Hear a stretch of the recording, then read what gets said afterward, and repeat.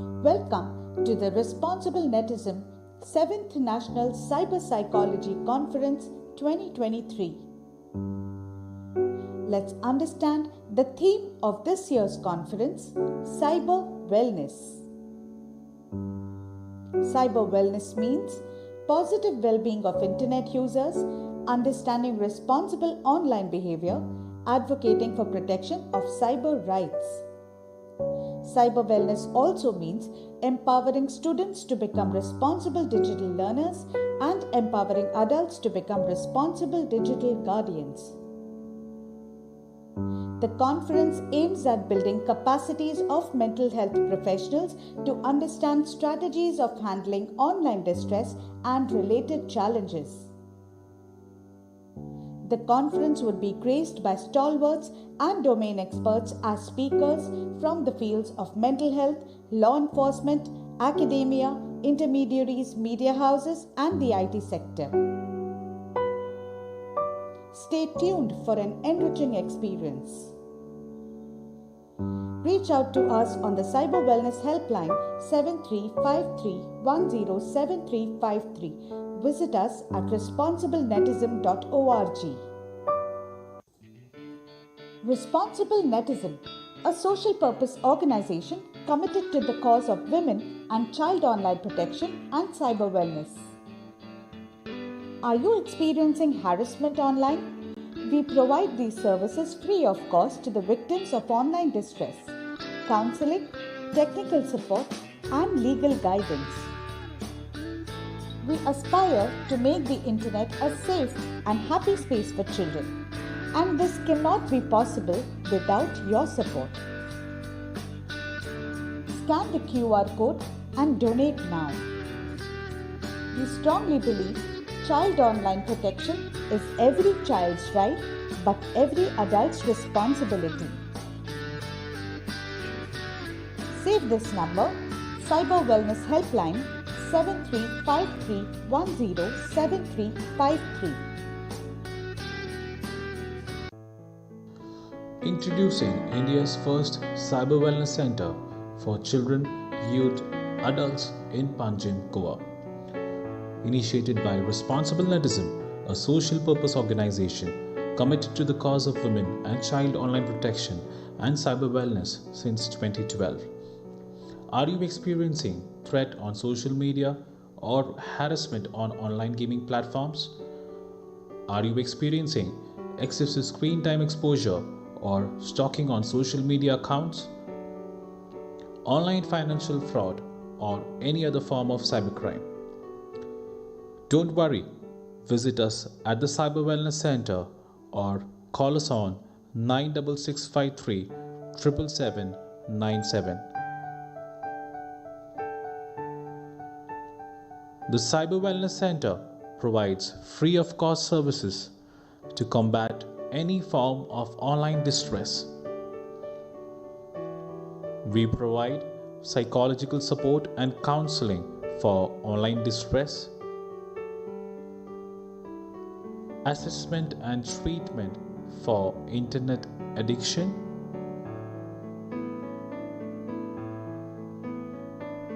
technical solutions related to cyber threats, making children and adults responsible netizens, education and training on cyber wellness. Visit the Cyber Wellness Center in Panjim. Call us on 966 53 77797. For more details, visit us at responsiblenetism.org. You can also reach out to us on our Cyber Wellness Helpline 7353107353. Responsible नेटिज्म प्रस्तुत 7वां राष्ट्रीय cyber मनोविज्ञान conference 2023 में आप सबका स्वागत है। आइए इस साल की कॉन्फ्रेंस की थीम साइबर वेलनेस को समझते हैं। साइबर वेलनेस का मतलब इंटरनेट यूजर्स के सकारात्मक मानसिक स्वास्थ्य को बनाए रखना, ऑनलाइन व्यवहारों को जिम्मेदारी से कैसे निभाया जा सकता है ये समझना, साइबर अधिकारों के संरक्षण को बढ़ावा देना। एक जिम्मेदार डिजिटल छात्र बनने के विषय के बारे में जागरूकता लाना, जिम्मेदार डिजिटल माता पिता होने के लिए और वयस्कों में जागरूकता लाना। इस सम्मेलन का उद्देश्य ऑनलाइन संकट और संबंधित चुनौतियों से निपटने की रणनीतियों को समझने के लिए मानसिक स्वास्थ्य पेशेवरों की क्षमता का निर्माण करना है।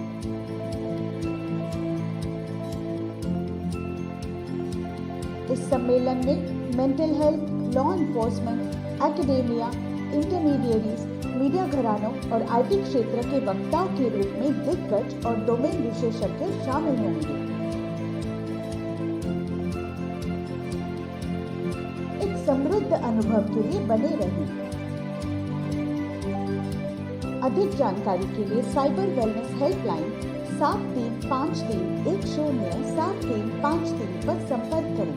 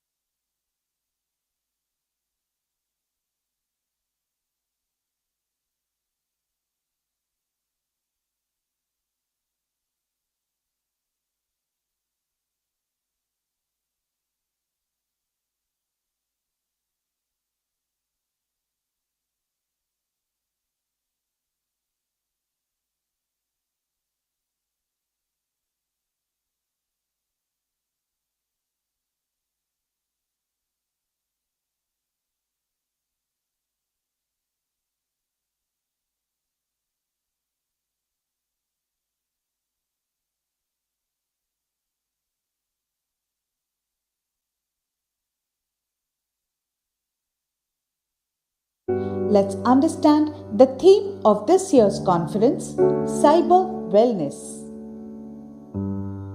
Cyber wellness means positive well-being of internet users, understanding responsible online behavior, advocating for protection of cyber rights.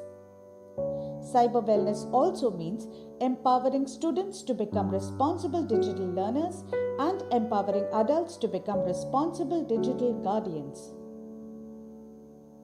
The conference aims at building capacities of mental health professionals to understand strategies of handling online distress and related challenges.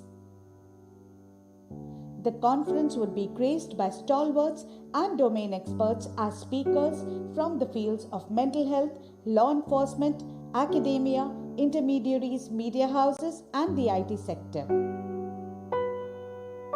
Stay tuned for an enriching experience. Reach out to us on the Cyber Wellness Helpline 7353107353. Visit us at responsiblenetism.org. Responsible Netism, a social purpose organization committed to the cause of women and child online protection and cyber wellness. Are you experiencing harassment online? We provide these services free of cost to the victims of online distress, counseling, technical support, and legal guidance. Hello. 1, 2, 3. Hello. Voice is clear? A safe and happy space for children. And this cannot be possible. Good morning, everyone. May I request you to please rise for the national anthem.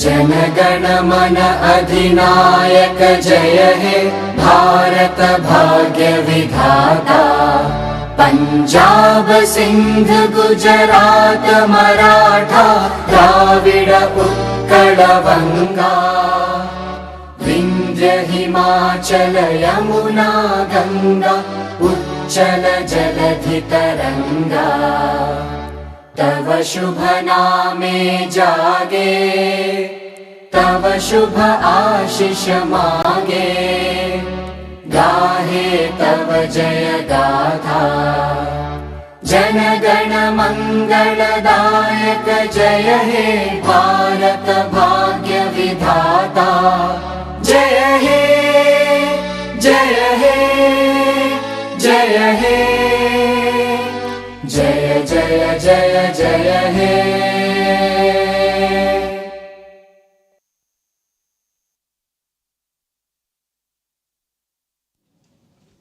Hello. Thank you so much, everyone. Okay. To begin with. कशे आसा गोंयकार? बरे आसा ना? Very good. This is an attempt from my side. म्हजें नांव प्रफुल्ल गाजरे. म्हाका गोंयचो मोग आसा. Am I good with the pronunciation part? Thank you so much. Excellent. Okay. Good morning once again, and I take the pleasure and honor to welcome you all to the Responsible Netism 7th National Cyber Psychology Conference 2023, which is themed on cyber wellness, ensuring mental well-being in cyberspace. Right? I'll just talk a little bit about responsible netism. It was a seed that was sown 10 years ago in 2012, has now grown into a tree that has provided its knowledge and support to millions of students across Maharashtra and Goa. If we come together and add more supporting hands, responsible netism can become a banyan tree of knowledge and support in the cyber wellness field very soon. Responsible Netism is a social purpose initiative that has been committed to the cause of child online protection in Maharashtra and Goa. The initiative advocates for cyber wellness to ensure children's mental well-being in cyberspace. Our theory of change is based on the following 4 strategies of intervention, which are education, training, advocacy, and research. There's a lot more to know about this initiative, so let us watch the progressive journey of responsible netism through this 10 years video of responsible netism.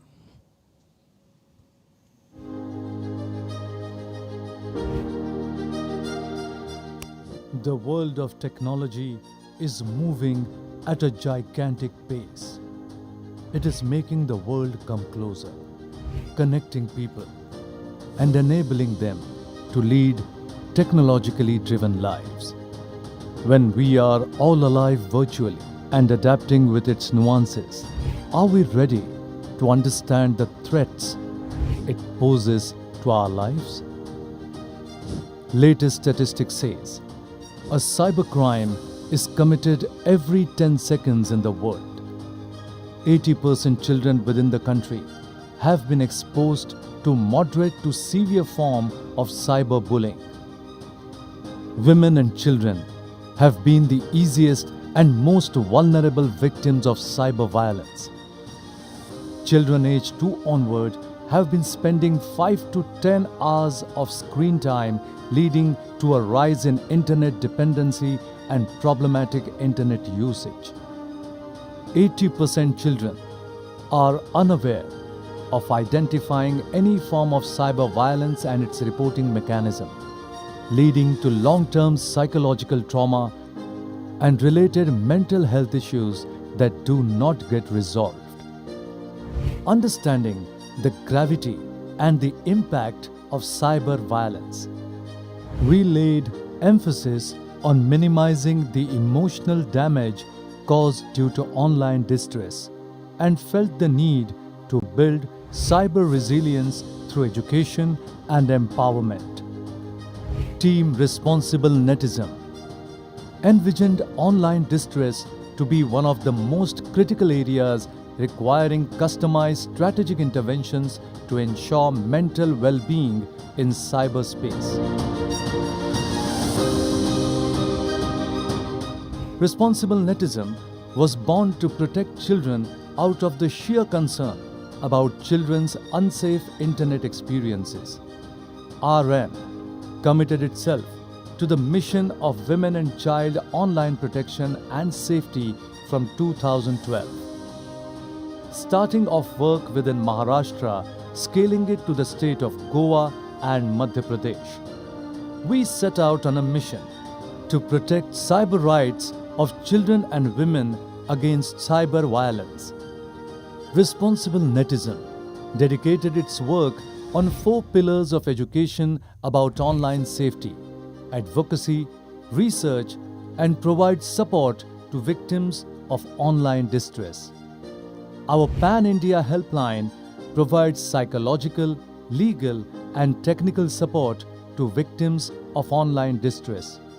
We take pride in having empowered over 15 lakh children, 10 lakh teachers and parents, sensitizing 3,200 educational institutions, and handling 45,000 cases since inception, and strongly advocate for cyber wellness to ensure mental well-being in cyberspace.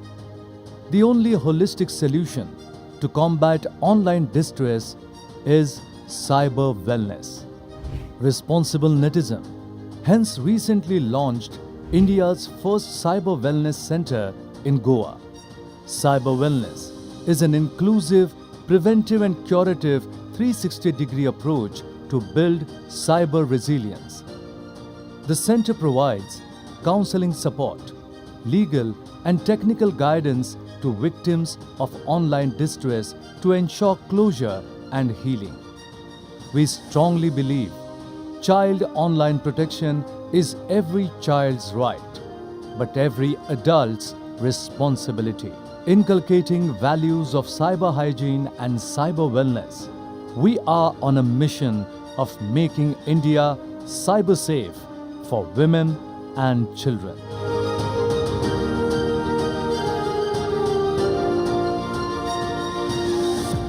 Hello. Hello. Thank you so much. This was the beautiful 10 years journey of responsible netism. In the recent past, we celebrated the 10th anniversary last year. Moving on, I would like to say a few words here before I call someone on the stage. She has to her credit more than 25 years of professional experience with eminent organizations such as CRY, Child Rights and You, PCGT, Public Concern for Governance and Trust, ILNFS, and Salam Bombay Foundation. Ladies and gentlemen, with a big round of applause, please welcome on stage Sonali Patankar, the founder and president of Responsible Netism.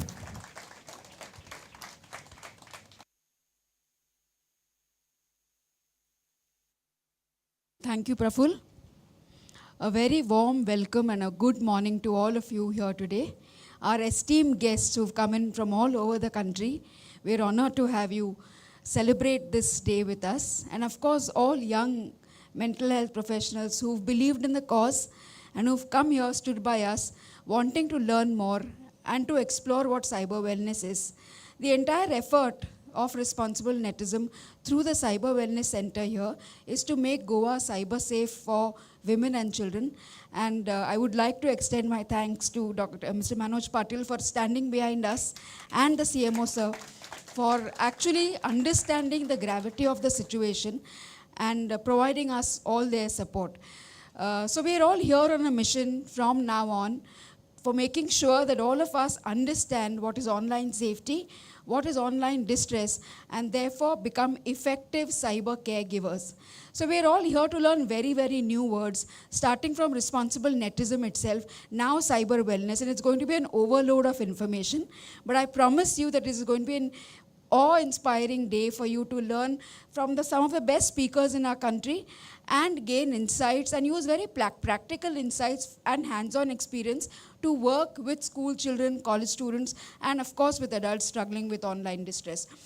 Wishing you all the best for the day today and wishing all of us the best to make Goa safe for all of us and a happy day to all of you. And thank you once again for being with us.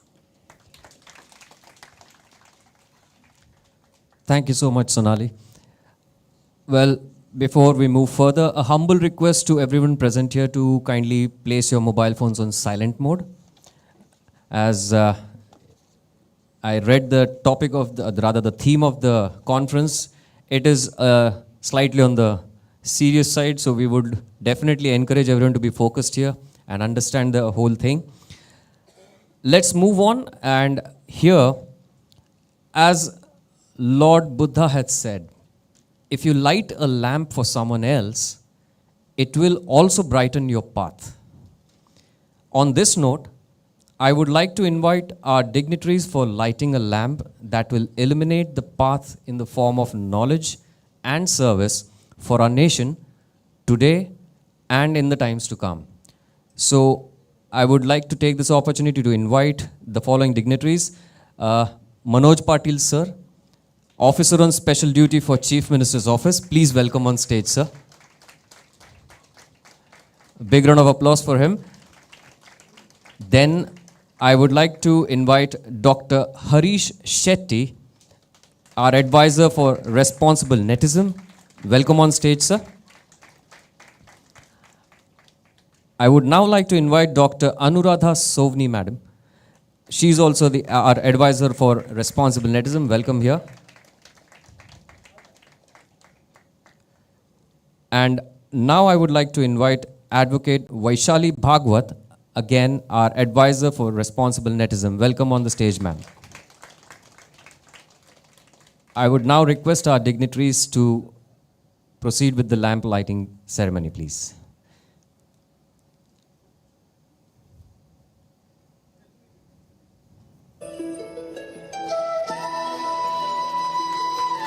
Yes, can we hear a big round of applause for all our dignitaries and this occasion?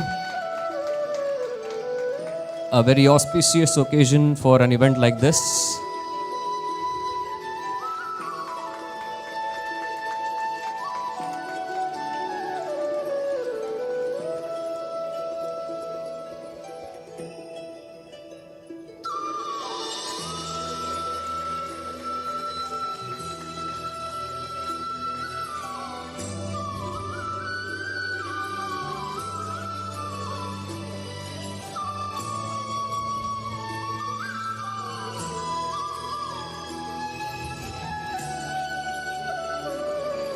Beautiful.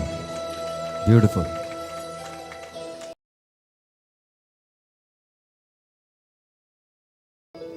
Once again, thank you to all the dignitaries. And now I take this opportunity to go ahead and felicitate our dignitaries on stage. Sir, can I request you to be on the stage for a few minutes? I would request Mr. Unmesh Joshi, co-founder Responsible Netism and Director of Projects for Ahan Foundation, to felicitate Manoj Patil, sir. Can we have a big round of applause here?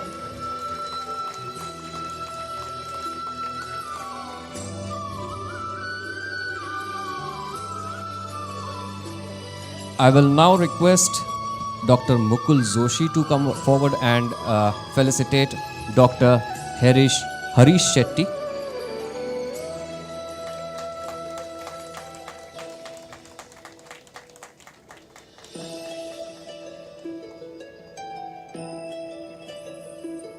Thank you so much. Now I request Mr. Utpal Madane to please come on stage and felicitate Dr. Anuradha Sovni ma'am. Can we hear a big round of applause, please?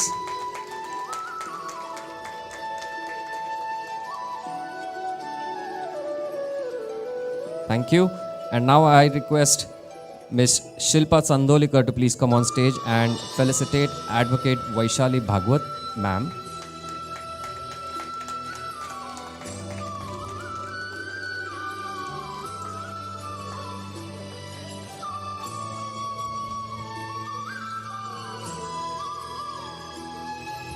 Thank you so much. And I now request all our dignitaries to please take your seat. Thank you so much for coming on stage and lighting the lamp. Can we hear a big round of applause once again?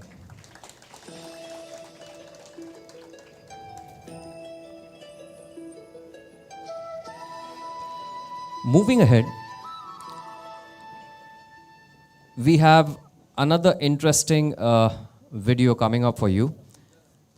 The growth of responsible netism has taken humongous effort put in by its founders and the highly energetic responsible netism team. This effort has multiplied its impact by organizing national conferences over the last 6 years, and I'm sure quite a few of you would have been present in the past with our team in this initiative. So now, let us watch a video on the 6 years journey of Responsible Netism National Cyber Psychology Conference as we assemble here for the 7th year. Can we play the video now?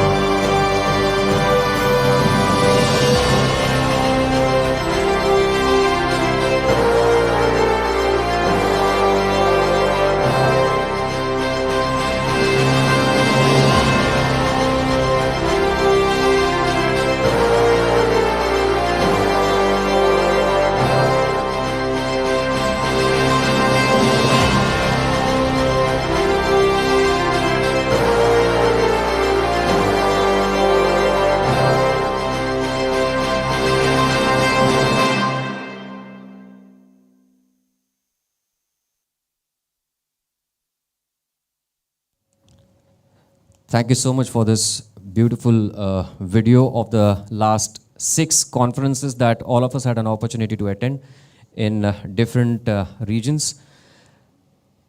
Now, there are a few people in this venue whom I would like to talk about and introduce you to them. There are a few in our society who help us to reach miles by providing their invaluable support and guidance through their knowledge and hand-holding.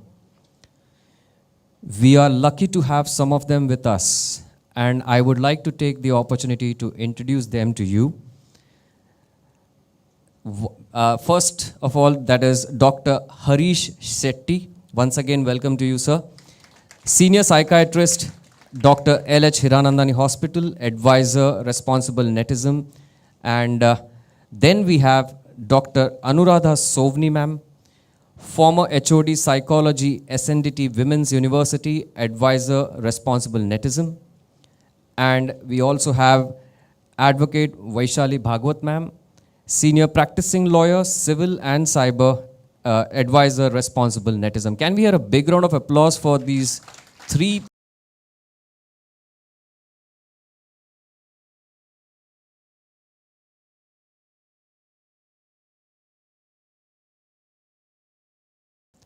I would like to make you watch another beautiful video, which is a very historic moment that happened in the recent past. Here, I would like to ask a question to all of you. I'm sure most of you are from Goa, so you would like to say something different than what I would have. What is it that comes to your mind when you say Goa? Kaju Feni, that's what Dr. Harish Shetty thinks. Anyone else? Kul Devta, Shanta Durga. I beg your pardon? Yes. What else? What else? Affectionate people. Wow, beautiful answer. I definitely agree with you. Anything else? Beaches. Who's that? Raise your hand, please. Yeah. Someone so young who could think of beaches now. Well, actually, everyone is young. But yes, for me also, Goa, matlab, beach. Nice, friendly environment, nice food, whatever, you can think of. And then fun and frolic. Awesome. And Goa is relatively a very young state. Am I correct in saying that? Like, how old would it be? Anyone? 61? When was the Goa state formed? 82? Okay. Yeah, well, your guess is as good as mine, It doesn't matter. Goa is still young. It really doesn't matter. And it will stay that way forever. Can we have a big round of applause for the state of Goa? Here, that is what happens when a state like this also scores one up compared to all the other states. Highest GDP, yeah. Thank you, sir. Thank you so much for... And the second most literate state. Wow. Another big round of applause for the state. Superb. Thank you so much, sir. So, the feather in cap which I would like to say here is Goa is the first state in India where the first ever Cyber Wellness Center of India was inaugurated last year on 31st of May by our Honorable Chief Minister, Dr. Pramod Sawant himself. Can we have a big round of applause for this achievement? So that's how this state is progressing by leaps and bounds. So let us now watch this video of that inauguration moment, the most historic moment in the history of Goa. Can we play the video, please?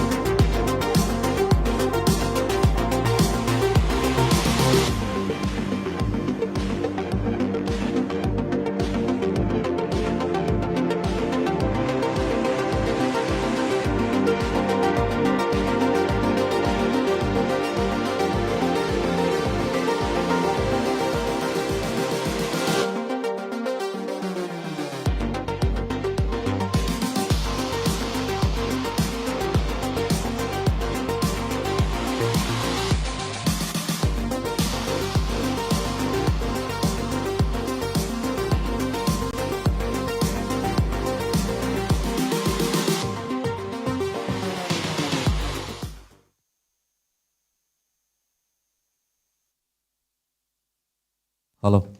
Thank you so much. Yes, this achievement of Goa definitely deserves a huge round of applause. And before we move ahead, I'll take a pause of a few minutes for the stage to be set up once again so that we can go ahead with the keynote address and the panel discussions. So we'll take a couple of minutes pause here. Can we set the stage, please?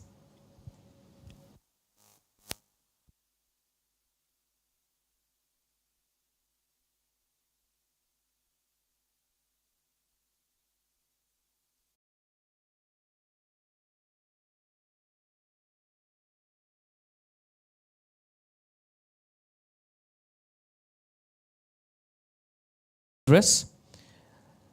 Cyber wellness is the well-being of internet users as we navigate cyberspace.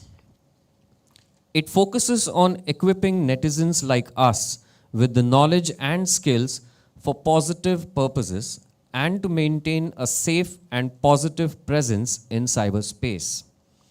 On this note, I would now like to invite Dr. Harish Shetty on stage, a senior psychiatrist at Dr. L.H. Hiranandani Hospital and our advisory member, a mental health warrior and an institution in himself. Dr. Harish Shetty has 37 years of relevant experience. Dr. Harish Shetty specializes in anger management, depression treatment, suicidal behavior, gastroenteritis treatment. Sir बहुत कुछ दिया है और पढ़ना चाहिए. 37 years कैसे मैं accommodate कर पाऊंगा? अहो तेच तर विशेष आहे तुमचं की तुम्ही एवढ्याच्यात एवढं साठलंय. Violent patient management and de-addiction. So here we have a Murti Lahan but a Kirti Mahan person. So can we have a big round of applause for Dr. Shetty, please? I think what a wonderful introduction, but your clapping is so boring. It's like the upma clap. Maza nahi aaya. I want an omelette bread clap. Just to add what he said, Goa is the first state that appointed counselors in schools by the government. First state in the country. Many of them would be here or they would have got married and left, but I wouldn't know. How many of you are here? The first state, very nice. We all met at the interview? Rukma, me and others, isn't it? Wonderful. So nice to be with you guys. Let us all stand up and say a prayer. Now you're all surprised. No, which prayer is this? But the surprise element is always good. All the women, please leave your bags down. The bag is something which you don't leave all the time. धरूनच बसतात तुम्ही. कोंकणीत उलोवपाक जाय, इंग्लिशात उलोवपाक जाय. English, na? Let's start. And you'll repeat the prayer after me. Every child is important. All children are equal. Every child is different. All children can learn. No child is born a criminal. Transformation is possible in every child. Thank you guys. What a lovely prayer, isn't it? You should actually pray in your schools all the time. And that really, please sit down, ma'am. Please sit down. And when I speak about cyber wellness, I'm not going to give you technological ways of handling cyberbullying. Ye app dalo, parental control kar. Nanti guys was the brightest. Creativity can come from anywhere. And honestly, simplest minds are the most profound. My dear friends, now how do you blend cyber wellness, cyber activity with your life? Now there are three ways of looking at it. Teachers are abrogating their work. Audio bago, video bago. Pythagoras is in the video. Horrible fellow, Pythagoras. And the other fellow, Archimedes, third-rate fellow. Instead of using pure soap in the tub, he wrote an equation. I mean, come on, it's too much. And that Newton, Newton, 1 apple, 3 laws. If 2 had fallen, he would have written 6 laws. Horrible guy. But the power of the teacher in the class can never be negated. And I do not want teachers to abdicate the responsibility to the social media for learning, though it's a great asset. Social media is not an addition, it's a blending. I am the social media is me. And the power of stories in a class, I still remember this incident. One girl was very upset because one of the boys was sending her a lot of messages which were not appropriate. And she said, I could only talk to the geography teacher. Why? Because the geography teacher would just get the globe in the class and create World War inside the classroom. That is the power of story. And if you lose the power of story and tell everything is on media so that you learn, that's not negotiating media. That's not negotiating cyber wellness. The power of sharing and the power of children. When will we start in our school, children teaching children?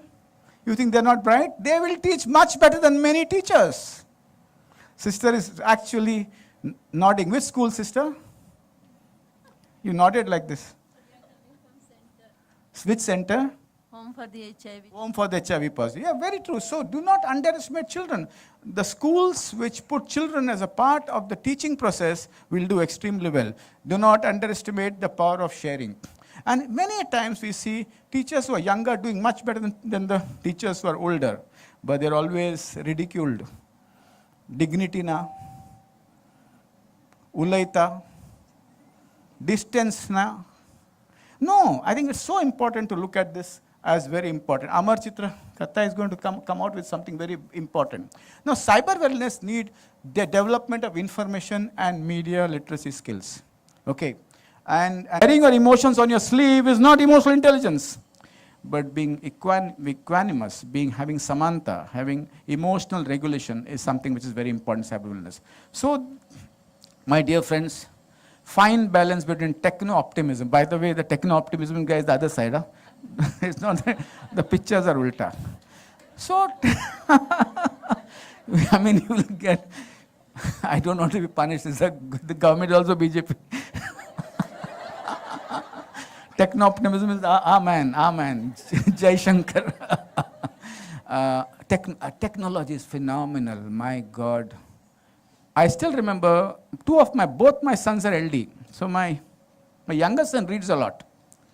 Elder son, he wouldn't read. So I asked my younger son, Arey Kanad, what should I do for my elder son to read and he will not go into all those things which he does all the time. He said, Daddy, you don't know, LD children can't read. They need audiobooks and that's much better. And that really clicked.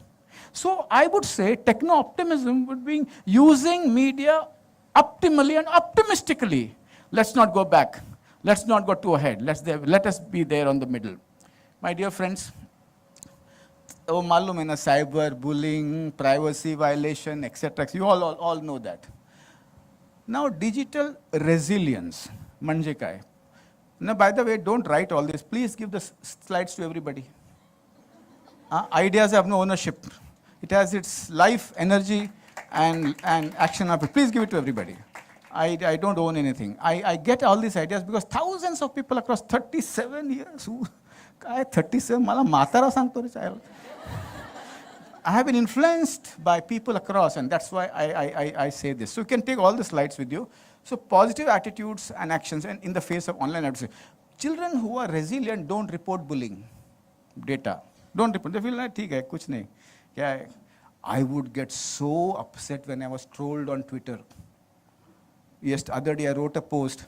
WHO said that alcohol, even in small doses, may create cancer. The latest. Earlier they said social drinking, 2 peg pine ka, 1 peg pine ka, 3 din mein 1 bar pine ka. All that is closed.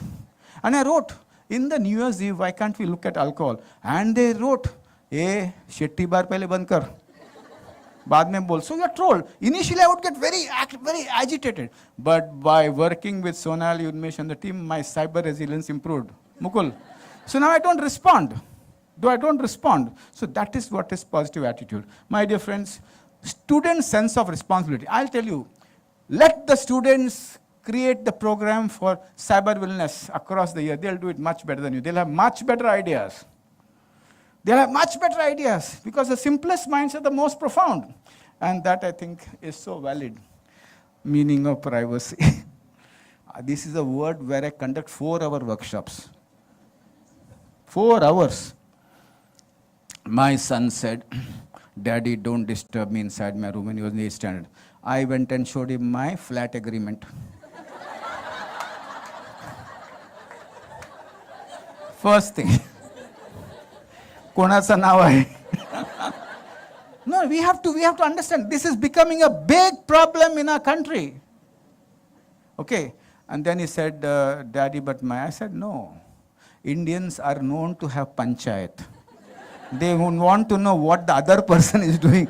And that's a very positive attitude. They identify disorders, they identify illnesses, they do a lot of other things. But it's so, I said, nothing doing.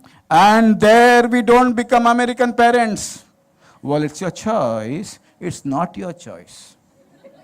You have to come and eat in the hall with everybody. He or she might rebel. No problem. No problem. We should not be upset of tears, little tears and little pain. Allowing the child to experience pain will improve wellness. Young mothers, now who's young we don't know because of the L'Oreal and Godrej, no? Honestly, we don't know, yeah. Priya, honestly. Purush, sagale baika, sagale ghalun taktat. Young mothers are so worried about 2 drops of tears falling. Radno do, yaar. Are rone do. So I told myself, you have to eat here. Few days he said, he ate less. Protest India, eat less, mother or child. Mala bhook nahi laga. But the point is, they came around. So privacy, this business of my room has to, even if you are rich enough to have a full bungalow, nothing, there are many activities you have to do inside your room.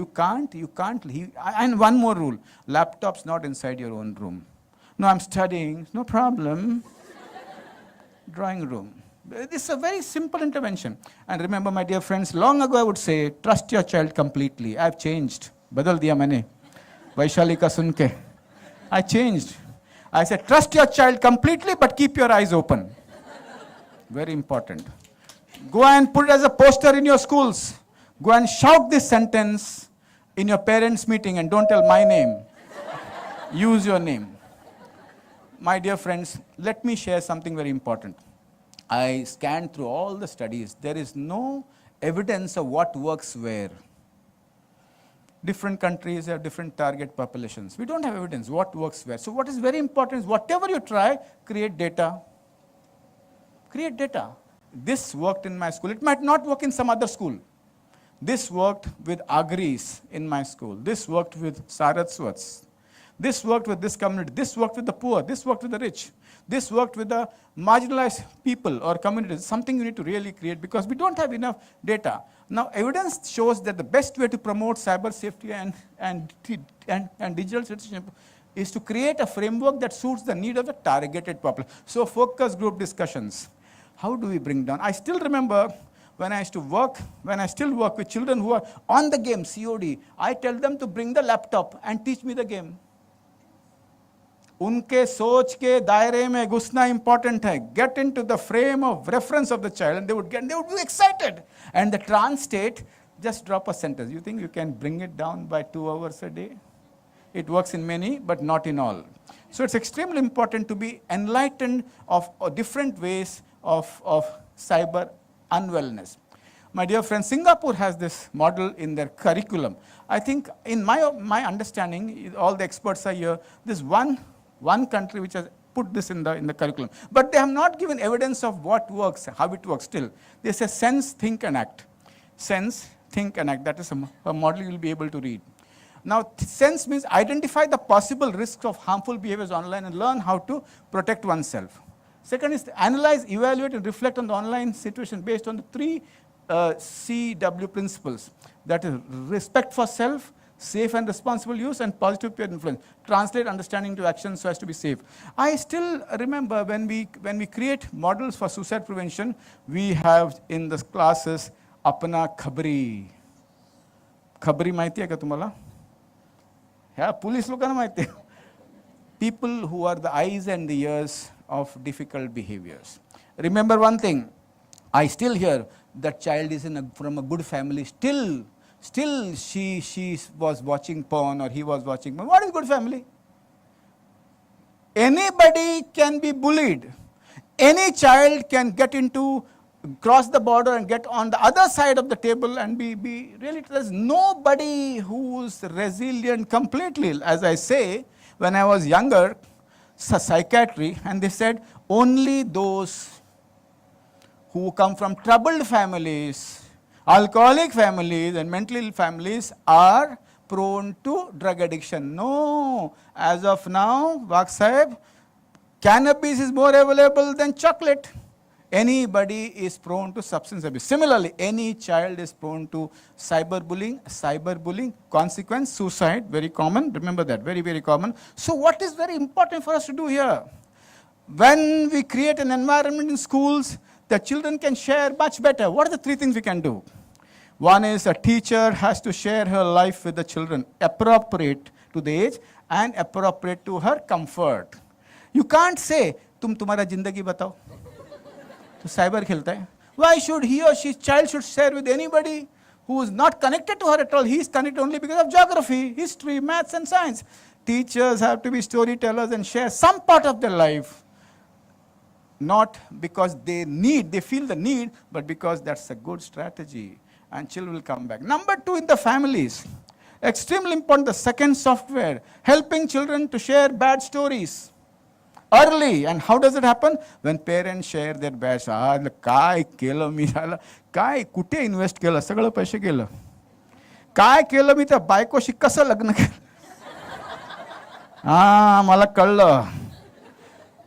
Sharing bad stories of the day in the office. Children say, "What, daddy, you did this, I also did this, my God, what happened?" They will come and share the issues, and that helps the children to reveal much earlier so that they can be corrected. And that is so important. The third thing which is very important is create a safe space inside the schools. Don't wait for him to be an adult. Safe space means jite apan emotionally nagada hoto. There can be never other word. See, laughing, isn't it true? And creating that space in those environments are important so that any issue which comes up will be handled. Some important people have come. Kaya na, fude ya na, oi, kya karta? Ya ite ya. Sir, come here. Are baap re, 5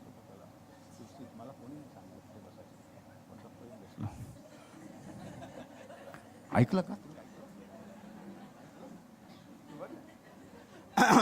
Now, even if I say that, या ना straight यायचं ना पुढे, मागे फिरायचं. Thank you, sir, for coming. Thank you. So what is so important is, I said democratic, I said dialogue. संवाद से समानता, संवाद से संगठन, संवाद से संघर्ष, संवाद से समरसता. But much more than that, sometimes power also plays an important role. When interns come to me, they all were on the phone. Huh? I am treating and they are on the phone. I said, Kanoon, Punjabi say Kanoon. No phones when I am treating. If you want to do something, go out and do. So state board kids are much better. You fire them, they listen. State board, simple children. Karpak na, band karak. Listen. ICSE board, IGCSE board, inspiration. ICSE board, inspiration. Project banao. Make a project of cyber wellness. They listen. IGCSE board, discussion. What do you think can really happen? But in India now, firm parenting also works. Sometimes you can't convert yourself to be a lollipop teacher. Lollipop teacher. You have to also sometimes be firm and really and really be like either not this guy, huh? Not this guy. He wants land in 19 countries. Sab jagah ye hai mera. My dear friends, cyberbullying causes suicides. There's a lot of evidence from the West. We don't have data. It causes suicides, and you really have to be sensitive. You can't say, "Arey, kyun itna react karta hai?" All the automatic thoughts which you get, why do you react like this? It's not right. This happens. I have been bullied. A big thing what counselors say, not in Goa. Not in Goa. I have also been bullied. See me. Teachers are worse. Makabag. I come from poor place. I was beaten. Why you do? No. It is dangerous. It is risky because children of today are brittle because their mothers have asked, "What will you eat tomorrow morning?" My mother said, "Whatever is made, you eat." Barabar na, sir. Barabar na. So they're brittle. When you give choice, you also give critical thinking, but you also make them not resilient. And sometimes that's important. So it's important that cyberbullying take it very seriously, because victims choose to die rather than face any consequences. My dear friends,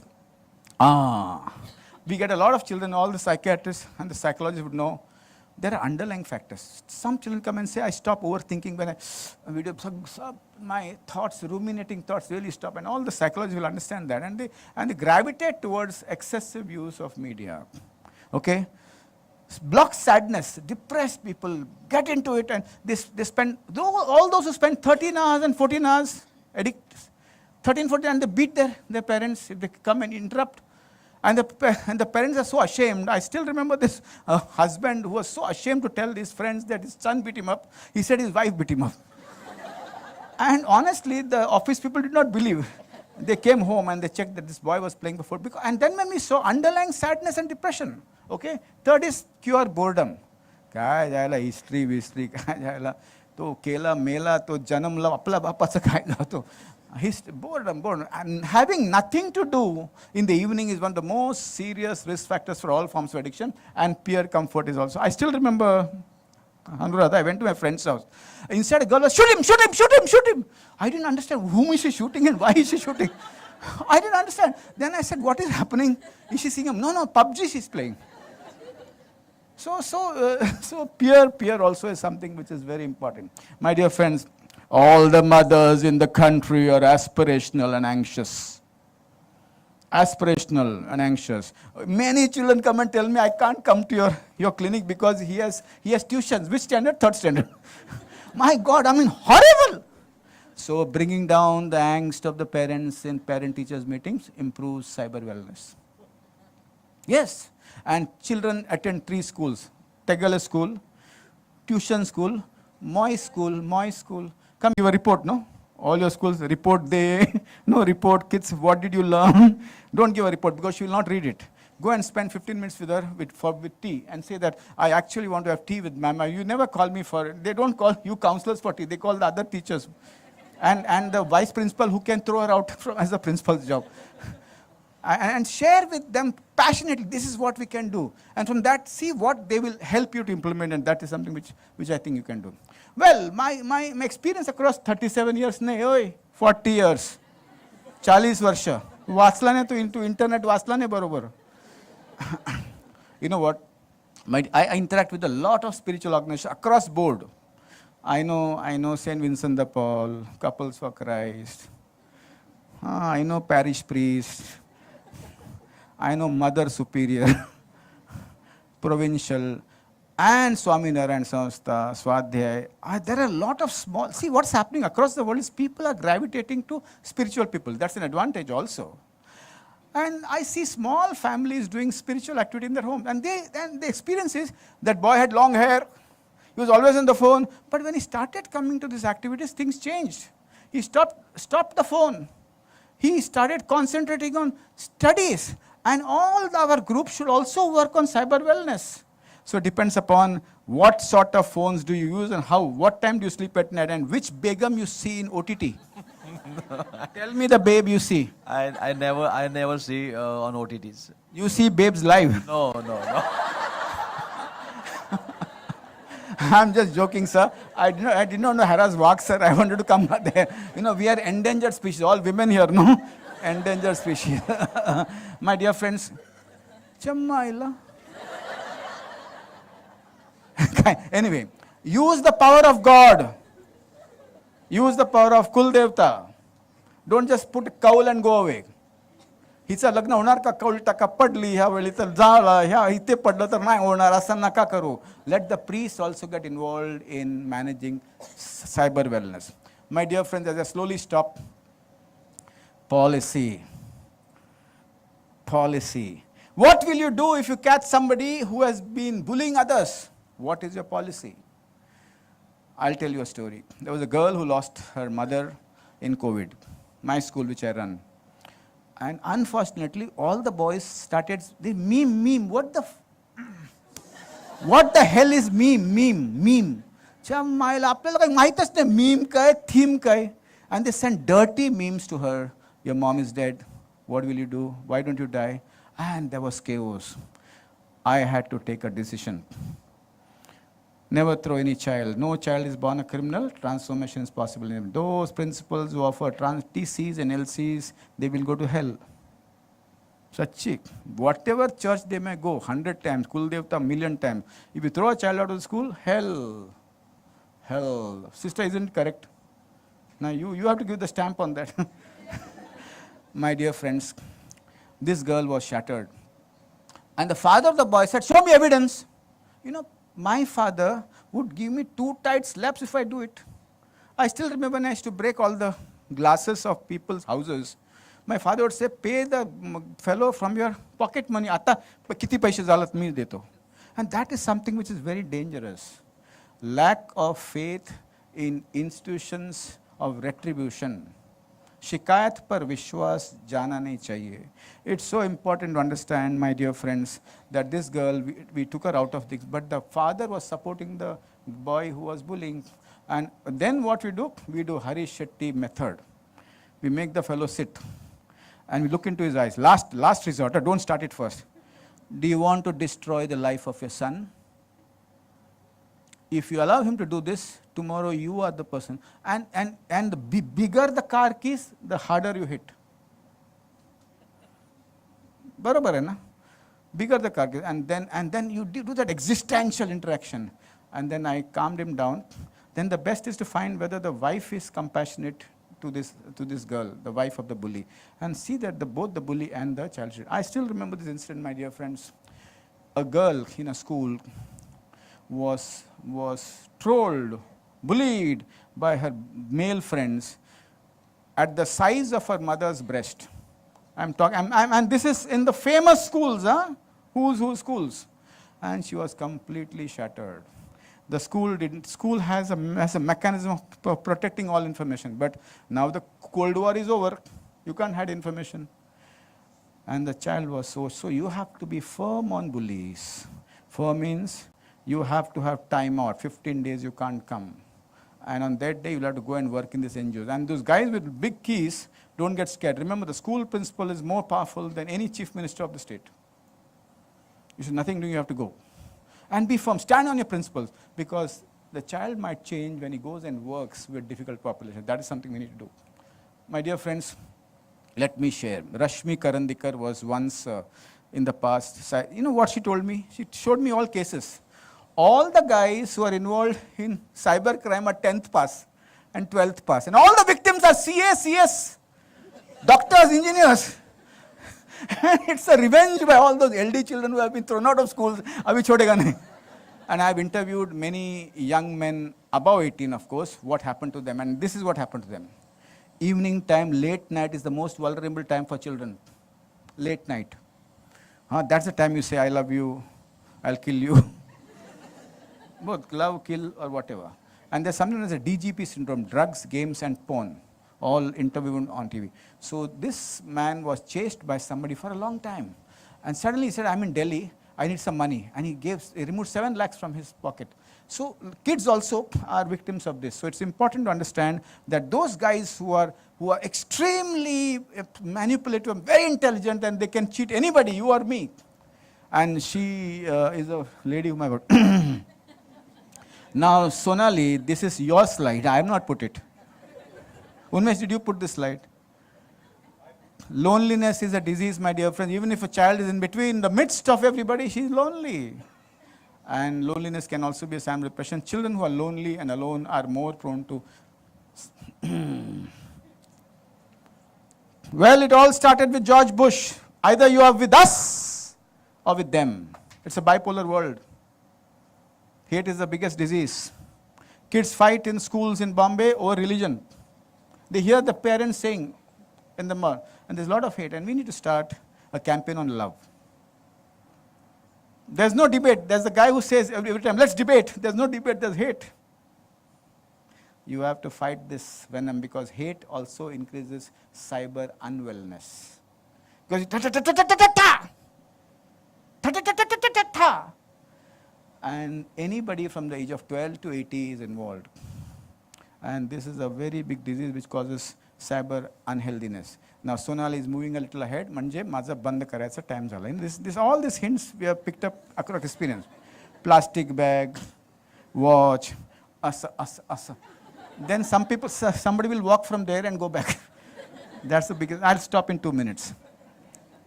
My dear friends, let me please help you to focus on it. This is not depression, this is not anxiety, this is not OCD. Improve the climate of love and samant equanimity in your school, mindfulness, equanimity. Those schools who do yoga are doing very well. Across the country when I travel, those schools which do some form of meditation, tasbih, rosary, yoga, Shambhavi Mahamudra, Sudarshan Kriya, those children are calm in the 10th standard. And don't ask, do you want to do yoga? Do you ask, do you want to learn geography? You teach, no? Do it. Don't be ashamed, it's cool to do yoga. How many of you do yoga? Why are you doing this? If you're doing, put your hands up full. Very nice. Anyway, so it's important to have meditative practice in schools. My dear friends, we have to fight this. You have to fight. My sister, B.K. Shivani, a good friend of mine, made a very beautiful argument with me the other day when we met. She said, Harish, 7 billion people have been thinking negative across the last 3 years, across COVID. And I see a lot of children in angst, depression, suicidal across the last 6 to 8 months. Very high number. Very high number. I've admitted 8 to 10 kids in the last 3 months. Admitted. We don't admit children. And she said there's a lot of negativity, and the best way is to change the environment in schools and colleges by speaking about love. Go against the tide, and this is something we need to do. My dear friends,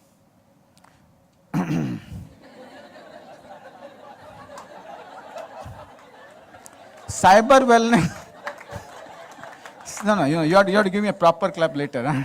Don't pataw me with little clapping. Huh? काय म्हणते तुम्हाला shock झालं असं सगळं ऐकून.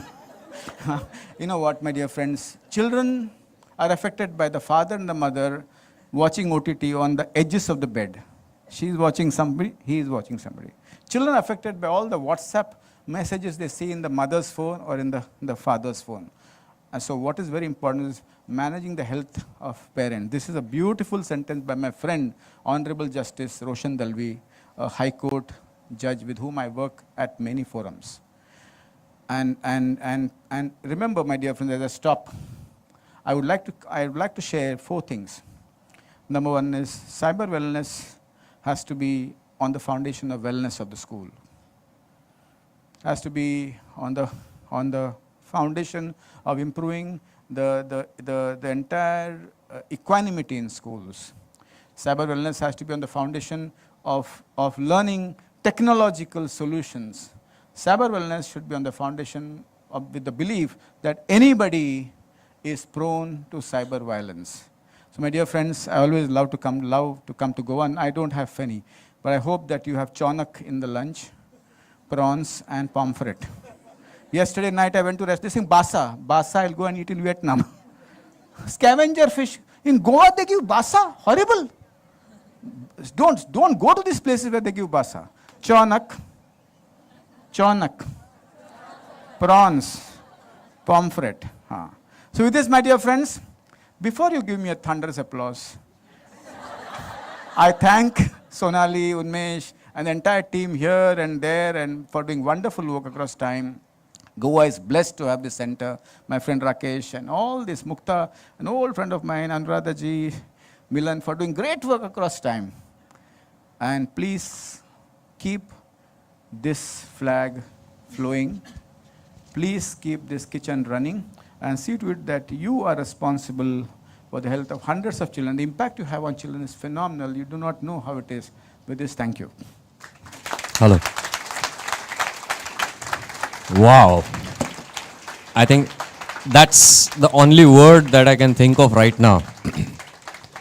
But I would definitely like to say, either you have to be blessed to hear and someone's like him to speak, or you have to be lucky to get a person like him to guide you. Do I need to tell you what we want at this moment right now? He said communication, and he also spoke something about the power. So let us display this in one single action. Communication through claps and power through the noise of your claps. Can I hear that once again for him? Thank you, sir. Awesome. Thank you so much. Thank you so much. Brilliant. Okay. We have a lot of things for our audience here. We have a little bit of trivia to just to, tickle your memory compartment or department, whatever you may want to call it. I have a few questions which I will throw at you and you will want to just quickly answer that. First question. What has been the percentage of rise in cybercrimes during the pandemic? Anyone? Anyone? You have your phones in your hand, right? Yeah. Although they are silent, you can still access the net. Please try that. Okay? I give you 30 seconds for that. कौन से network provider का net ज़्यादा fast है वो भी पता चलेगा. हाँ जी. Yes, yes, yes.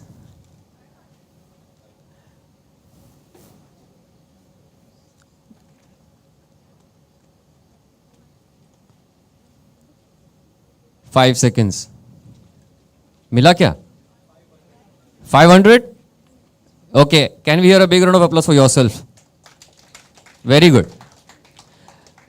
What is the current age group engaging in cybercrimes in India?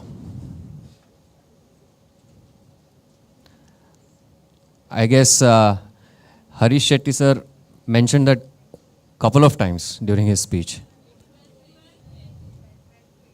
Okay. Anyone else? Okay, very close. Very close. It's 17 to 24. So that's the answer. What is the legal age to be on social media platforms? Awesome. Instant. And what is the legal age to use WhatsApp in India? We have someone from WhatsApp today. Anyone? Someone said that. Yes. 16 is the age. Okay, a big round of applause for yourself once again. And also, I would like you guys to quickly check your kit that we have provided you when you registered or when you came inside this venue. What all things do you notice in that? क्या-क्या है अंदर? एक placard होगा, emoji वाला placard होगा. तो क्या हम हरीश शेट्टी सर के सेशन के लिए उस प्लकार्ड का इस्तेमाल कर सकते हैं? क्या हम देख सकते हैं आपको वो सेशन कैसा लगा? वो can man, this is amazing. Please ensure you're holding the right side up, by the way. I can see a few reds. That is surprising to me. Please check your side that you're holding. Yeah, please be sure sir is turning and seeing around. Be careful. Awesome. What a beautiful sight. बहुत हरियाली है यहाँ पे. Amazing. Great. I mean, every time we hear him speak, every conference that we watch him speak, it's a beautiful experience that we can live throughout our life. It's a wonderful experience. So thank you once again, sir. Awesome. Okay, a few more announcements that I would like to make before we commence with our panel discussions. We have arranged something very interesting for you people here. When you were outside, when you came, when you finished your registration on the desk and then you walked in, what all things did you observe around yourself? I never give information in a straightforward manner. I always ask questions. Trainer by profession. What all did you observe when you entered? Interview में ऐसे कई सवाल आते हैं नहीं? Come on. क्या-क्या देखा आपने? थोड़ा communication with power? Drums. Okay, that's inside. I'm asking what was outside. Photo? Perfect. I'm sorry? Hand. Okay, yes. So photo booth, yes, you are absolutely right. So I'll just quickly guide you as to what you want to use that for. Photo booth placed outside the wall, outside the hall, you can click your photo or selfie. However, it's not that simple that you just hold your camera and stand there and do that. All you need to do is to scan the QR code on of Responsible Netism's Instagram handle and then follow us before you can click. Okay? It's via the followers that you will reach that. Okay? You can upload your photo booth picture on your social media platform tagging Responsible Netism using the hashtag Cyber Wellness CONF 2023. I'll repeat. Cyber CYBER Wellness WELLNESS CONF, that stands for the conference, and 2023 for the year. Are we good? It's right on your screen. So use this hashtag to tag yourself. The next one is, it's a little to do with, we hear the IQ, the EQ, the MQ, the CQ, whatever, all the Qs, but we have another Q here, the TQ. Anyone, any guess? Yeah, technological quotient. Okay. So we have designed a crossword puzzle related to cyber safety. Please fill the puzzle printout provided in your participant kit and check your answers when we display them on the screen later.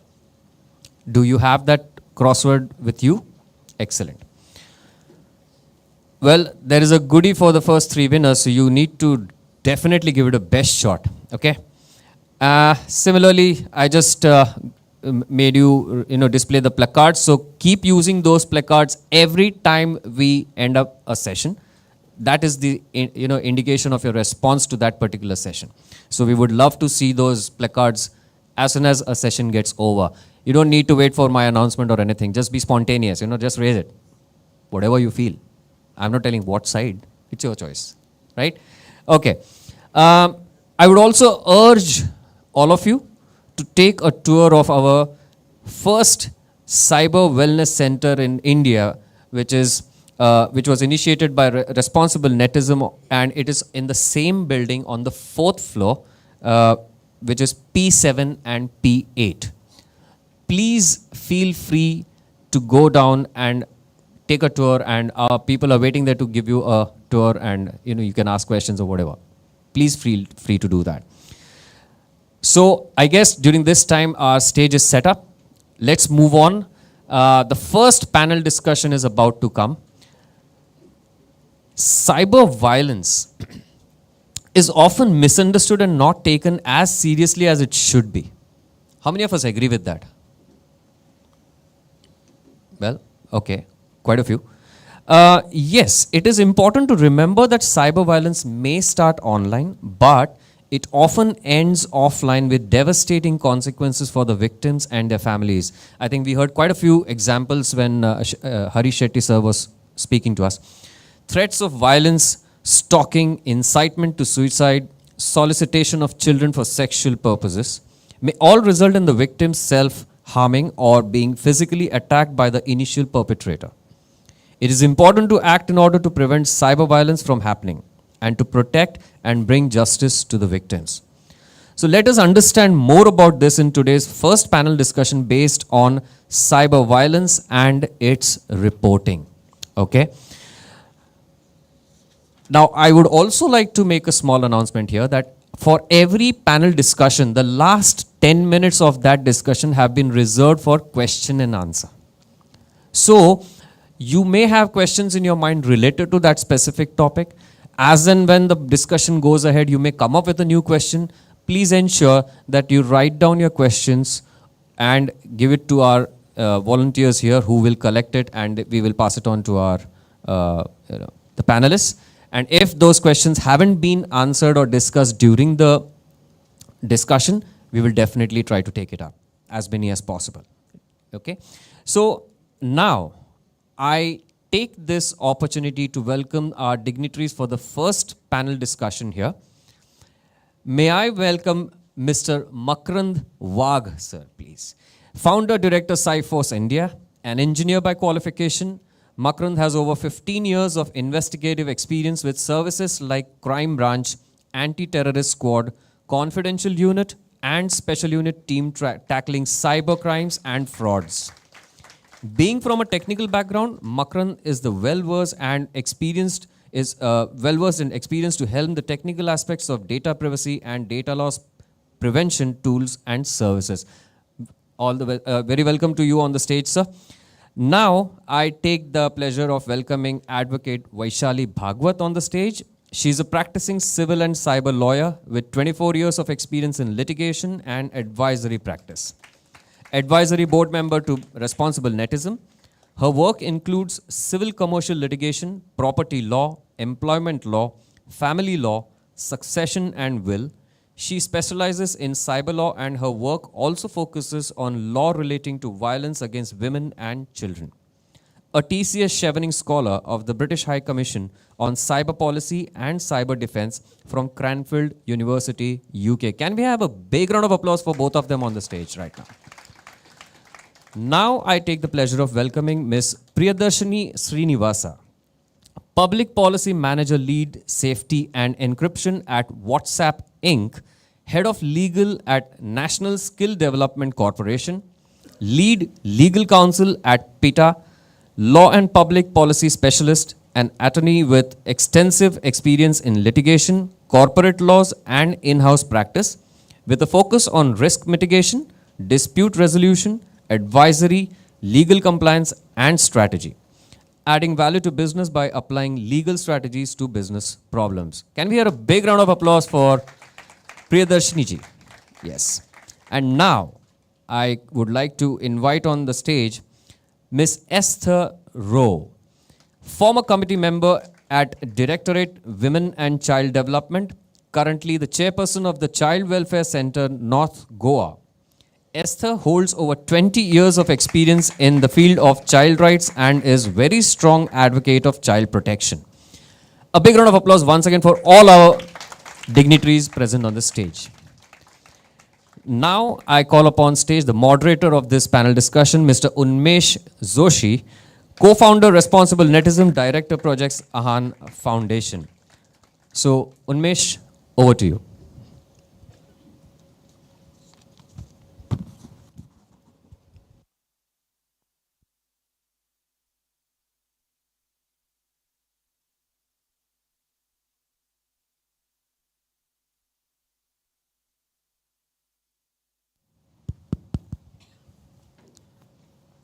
मेरा हालत आशीष नेहरा जैसा हो गया है अभी। Shetty sir Tendulkar batting करने के बाद में स्टेज पे आके बैटिंग कर रहे हैं, मुश्किल काम है।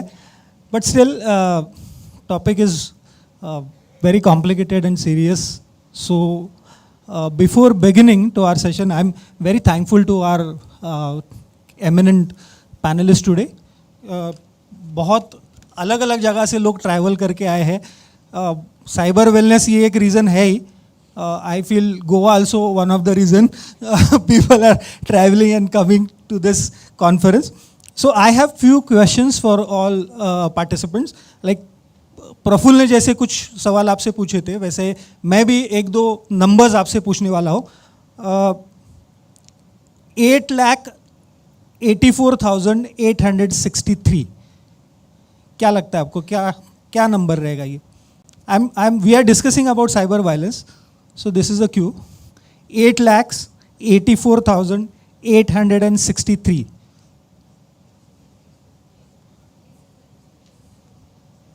These are the complaints registered on cybercrime.gov.in. That is a cyber helpline number and helpline portal by central government. 30,000. Next number is 30,000.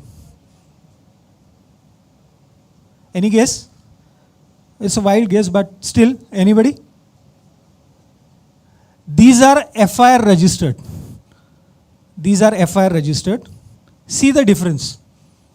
So, complaints are registered more than 8 lakhs. FIR registered only 30,000. So, only 4% FIRs are registered. And I don't know what is the conviction ratio. I don't have a correct number of conviction. So this is very critical. The crimes against children is increasing every year by 22 to 23%. Online crimes, I'm talking about online crimes, which are registered with the NCRB. So my next questions to all of you, ki आपके साथ में, किसी के साथ में cyber crime की cases हुई है क्या? मेरे साथ भी हुई है, दो I am working with responsible नेटिज्म.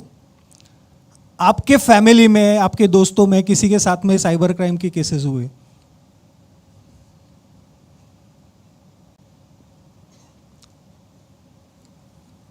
सो हमें पता है कि हमारे आजू बाजू में there are lot of cases happening everywhere.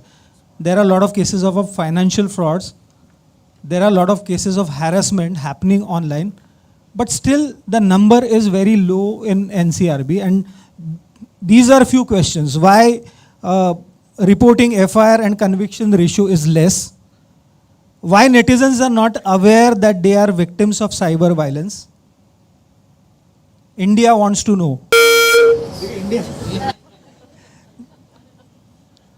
India wants to know. And that is why we are here today. उनके साथ हम कुछ one-on-one क्वेश्चन पूछने वाले हैं. कुछ क्वेश्चंस थोड़े डिफिकल्ट होंगे शायद पैनल्स के लिए, but still we want to find out the answers of these questions because since we are working from last 10 years and these are some questions which are very disturbing, like why the FIR ratio is low, why conviction ratio is low. This is very, very important. So let me begin with Vaishali ma'am. Ma'am, how do we define cyber violence?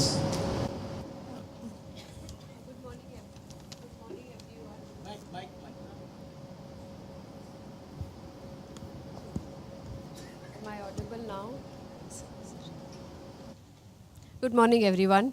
Let me try and give you an all-encompassing definition of first violence and then cyber violence, because I think that is the basis of not only this panel discussion, but the basis of the entire subject of cyber wellness, because that is where we start from. So if I have to give you a very textbook definition of violence, there are several legislations who've also looked at violence in a particular format. There will be perhaps 3 parts. One is the physical violence part, which we all are very conversant with. We think we are very conversant with that part. The other is the mental violence. Third category is also the financial violence that perpetrates at a very large scale. Perhaps the most comprehensive definition, if I have to look at it in Indian legislation context, is given under the Protection of Women Against Domestic Violence Act. That is the largest definition that we find of violence under, say, one legislation. But we also have different legislations like the Indian Penal Code or the Information Technology Act, the Sexual Harassment, Protection of Women Against the Sexual Harassment Act, Protection of Children from Sexual Offences Act, also have made attempts to describe what violence is. Now we have to add the word cyber to it, because the violence remains violence because it's a harm that is caused to an individual through a different medium, which is a cyber medium. Now the cyber medium is also taking different shapes and sizes. We started from Web 1.0, 2.0, now we are talking of the decentralized web, or we are talking of metaverse. So we also need to look at cyber violence from a completely different angle of what happens in a decentralized web format. I'll just add a little bit to this.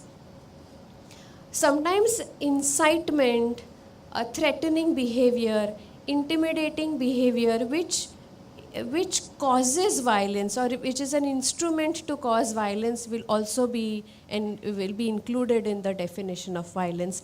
And I think last but not the least, there is a lot of normalization of violent behavior in society, so where victims don't identify this as violence itself.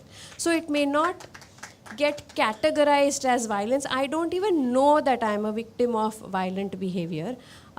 Not only I have accepted it as a victim, so I don't talk about it because there's nothing to talk about.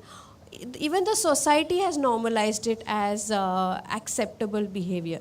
So then if I have to still take a higher view of what violence is, I think violence is anything that affects the fundamental rights that have been given to citizens, say freedom of speech and expression, Right to life, perhaps the largest of the right, and any individual who tries in any form to take away that right from me, I will categorize as violence. Thank you very much.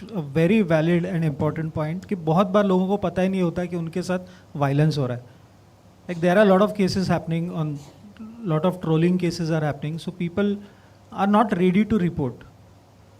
So ignoring at a certain level is, it's okay, but you have a tool of reporting, so we can report.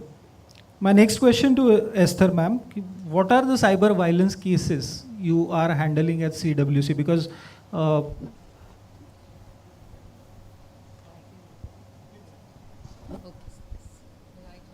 would be, hello, yeah.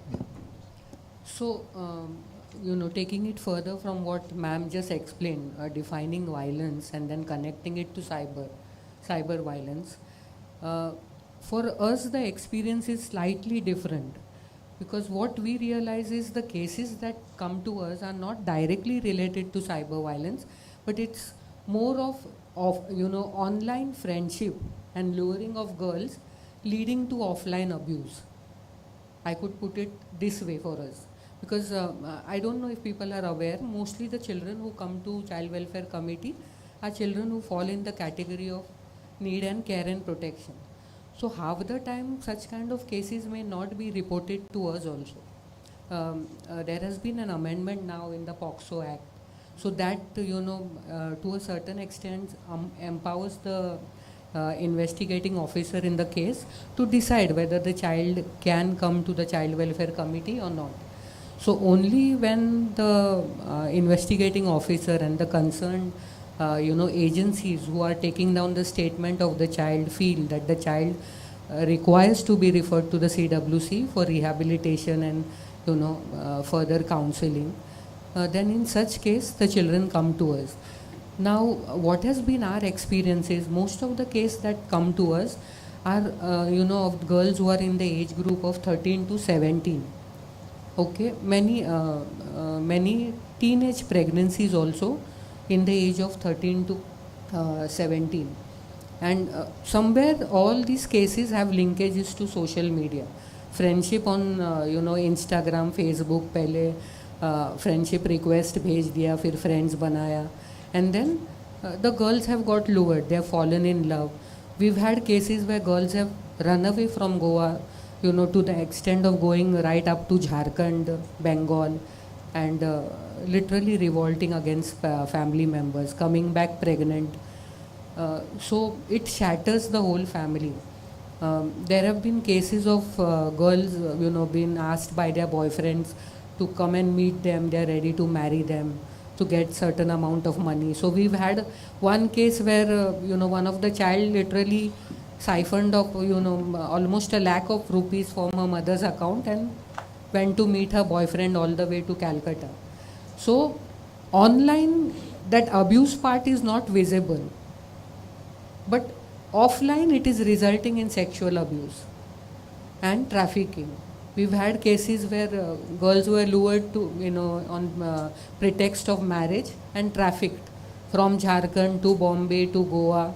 We've had cases like that. We've had cases in Goa where children are, chatting on social media, then falling in love, deciding to go and stay in the boy's house and getting pregnant and landing up in our offices. It's a very delicate age for, and the impact is very different at different communities. The impact is felt more strongly in the migrant community because many a time the parents of these children are daily wagers. They are not there to monitor the child's activity on the phone, and the kind of stress that has created in them because of this COVID time, online education and all, has also aggravated the matter and somewhere strained relationship between both parents and children. So one side the parents are not able to understand children, here the children feel that the parents are not understanding us. So these are the kind of issues that have come to us, and but it's all related to sexual Either it is trafficking or it is sexual abuse. That's the kind of case what we get. And I'm only speaking of North Goa. I'm not very clear on what is the statistics on South Goa, because I'm actually handling cases for North Goa. So in an average, I think we get almost 2 cases per month. Of course, our state is small and we have only 2 districts. But in an average, we get 2 cases that are reported to us. We don't know how many goes to the police, which don't come to us. So, mobile social media is like cyber is a part of each and every case. So, social media platforms are also used for a lot of violence happening, and most of the time it is happening on the social media platforms. So, today with us, Priya ma'am is with us, world's biggest platform provider. What meta policies regarding the cyber violence? What are the policies regarding the cyber violence? Do they have zero violence, zero tolerance policies? And great question, but before that, I'm going to thank you all for bringing me here, first of all. Thank you to Responsible Netizen for putting this together. It's incredible. I came in not knowing what to expect. I knew what to expect in Goa, but at the conference I wasn't sure. You got me away from the Delhi cold and the freezing winter and pollution. But besides that, I'm just glad to be here because there is, like Dr. Shetty said, there is technological optimism. I'm a pathological optimist. And I think your question of what are the safety features in Meta, I think as a company, we carry that value of optimism with us. To start, I'll give you a little bit of background. Give me a couple of minutes to just dive into that. While we talk about social media is actually a technology platform. It's an architectural backbone of technology. That's what we bring. We bring the platform. We also are cognizant of the fact that our platforms have millions and millions of users. You and me, we all use WhatsApp, and many of us use Facebook and Instagram. WhatsApp, for instance, everything from your good morning message to, if you live in Gurgaon, then your Jai Mata Di messages in the morning, to communication with a business. I got my boarding pass on WhatsApp. So every form of communication. In India, of course, we have one of the largest platforms, over 400 million users just in India on the WhatsApp platform. It's multilingual, it goes across literacy levels, it's able to penetrate to the last mile for users who are not otherwise on other platforms. You may not have physical infrastructure, but you have digital infrastructure in so many parts of India, and the pandemic showed that. When there was no oxygen in hospitals, we had groups on WhatsApp who were aggregating themselves to provide services, whether it was on Facebook and raising money and providing services and coming together. So I think as Meta, what we brought to the world was bringing together of communities. That's fundamentally what the purpose of the platform was, to aggregate people, to bring us together. And in many ways to kind of mirror offline behavior online. So what happens on a social media platform is a reflection of what's happening in society. So if you are on a social media platform, on any platform, the distinction is that you have the ability to be anonymous. You have the ability to be pseudonymous. And it's that ability to get away from who you are in a real world situation versus a digital world situation, which gives you that anonymity to be less guarded in so many ways and experiment with behaviors which are not of your offline behaviors, right? So the distinction really to play with is how we behave offline and how we behave online. So as a platform, what we bring is really platformized solutions, productized solutions. How can our platform, which is essentially a technology layer, that's all we are, it is an algorithmic aggregation of technology which gives you how you can connect with your peers, people you want to interact with beyond your immediate circles, right? So WhatsApp is an intimate space. It's meant to be private communication with people who are possibly your group, it could be your drawing room, it could be the peers that you work with, your families, your networks. Social media is larger. It grows your boundaries, brings the world together, brings communities together. Today you can connect with, post World Cup, you can write to Messi on his link on his Instagram page and congratulate him. It shrunk the world significantly. During the pandemic, we saw it brought education online. We are a platform. We only give the technology layer. What we bring to it as users is a different layer of problem, right? So the responsibility of the user and the responsibility of the platform have to walk together. They have to kind of merge at some point, where the platformized solutions, the productized solutions that we bring from our companies to allow that layer of safety within the product. And Meta takes it very seriously. For us, and Meta is representative of 3 platforms. We bring WhatsApp, Instagram, and Facebook to users, fairly large platforms, as you all know. It is built into the product, and the product principles that we work with is simplicity, innovation, and safety. So privacy of our users, safety of our users is paramount. It's paramount to business. Forget about the value that we bring, but even from a business standpoint, it is fundamental to keep the product safe, so that as users, our users are safe. My children use all the platforms. So not only as employees, but also as fundamentally as human beings, the shift that has happened from the offline world to the online world, we are very cognizant of those, of the shift that's happened digitally, and it's an irreversible shift in so many ways. We aren't going back to the days when they weren't a social media platform. So we take those responsibilities, as you know, at a platformized level very seriously, but we are also cognizant that what comes online is a reflection of what's happening offline. So there has to be a marriage between the two streams that are going on. One, the way technology has advanced and how people have found newer and newer ways to express themselves online. And we very strongly believe in freedom of expression, very strongly believe in not having censorship, but at the same time there have to be reasonable boundaries of the way you express yourself, which is one, safe for its users and within reasonable boundaries of human interaction. I agree. It's a reflection of our life in our social media platform. At the same time, whatever happens in the social media platform is reflecting in our lives also. So one important thing which we feel is like Instagram and Facebook, these are open platforms where if you face harassment or trolling, everybody knows about it. But when it happens in a closed platforms like WhatsApp, many a times it is difficult to find out that victim is facing these type of cases. So in next round of question, my question is regarding that. So we'll move to Makaran ji. Makarand जी, आपने बहुत सारे online और offline violence के cases handle किए. So what is the major difference in the types of cases which are more severe, like offline violence के cases होते या online violence के केसेस ज़्यादा सीवियर होते? What do you think?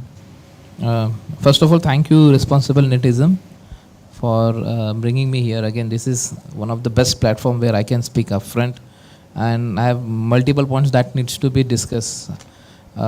First of all, to begin with, Shetty sir, thank you very much for this wonderful keynote speech. I have attended hundreds of, more than 1,000 seminars, but this is the best keynote speech I have ever seen. So you have started this match with first overs. You have hit 6 sixes. So I know this seminar will be very good. Umesh, I have handled both sides, online as well as offline. But to begin with, I have to add one more point in that. Nowadays, in each crime, digital evidence is involved. So no matter what you think, this technology is connected to everything. And this technology is so flexible. I can narrate few cases which are very weird, where we have gone through one case where some narcotics was delivered through a book on a platform where the student has purchased that book, and That book was painted with some narcotics, the chemical on that. So in this type of investigation, there will not be any interception that is possible, because social media platform is being used to deliver this type of things. Second, the dark web, now it has become one of the biggest threat and biggest problem to investigate. So considering online and offline, both problems are very, very problematic. But if this technology is connected to offline crimes also, this has become actually practically impossible to reach to the criminals. On this platform, we have seen multiple anti-racial activities, organized criminal syndicates. They are using this platform very efficiently, and if dark web is involved, then it is really tough to monitor and to backtrace this type of criminals. Considering the violence, we have done many of the cases. We have dealt with this. We have investigated, and there are multiple blocks in the investigation. Many of the times, police become the punching bag, that we have reported the crime and why that case is not being solved, and we are facing this problem. 8 दिन हो गया, 10 दिन हो गया, 2 महीना हो गया. Sir, everybody is asking question. I am asking question. 1,20,000. What is this figure? Just last week, Hindustan Times, they have published one article. 1,20,000 is the pendency of the cases in one state forensic science lab, where devices are submitted by police and they are waiting for the reports. So now, till the time we don't get the report, police don't get report, how they can get forward? Because for police, it's a neutral. If somebody is submitting the case or is filing the case, it has to be neutrally investigated. I have seen in many of the cases, this technology is being used for fabricating the evidence for fake crime, where many of the people want to take revenge on the opponent. So police can't jump to the conclusion. Investigating agency can't jump to the conclusion. But there are multiple things that are become biggest hurdles, and these things needs to be properly dealt. And again, many of the things, for example, if you consider IT related case, the investigating officer is PI, police inspector rank officer. It must be police inspector rank officer. And if you think the age of that person is around, if somebody become inspector, it may be 52 or 54 in between. Now, if that person, you go back to his college or education year, that time computer was not available. Okay. Now, second thing, do we have proper induction? This platform, I'm going to talk openly. Do any agency or all agency has proper technical trainings during the induction trainings? No. There are no proper technical educations for the officers during the induction of the training. Are there any refresher courses? No. There are no proper refresher courses where technology becomes so flexible. Now, the co-panelist is Priya Madam. And again, if you think the app-based communication, which is eventually encrypted considering the value of the customer, that is the biggest hurdle for the investigating agency. We are not getting the data in any case because encryption is there. And again, that encryption is dynamic.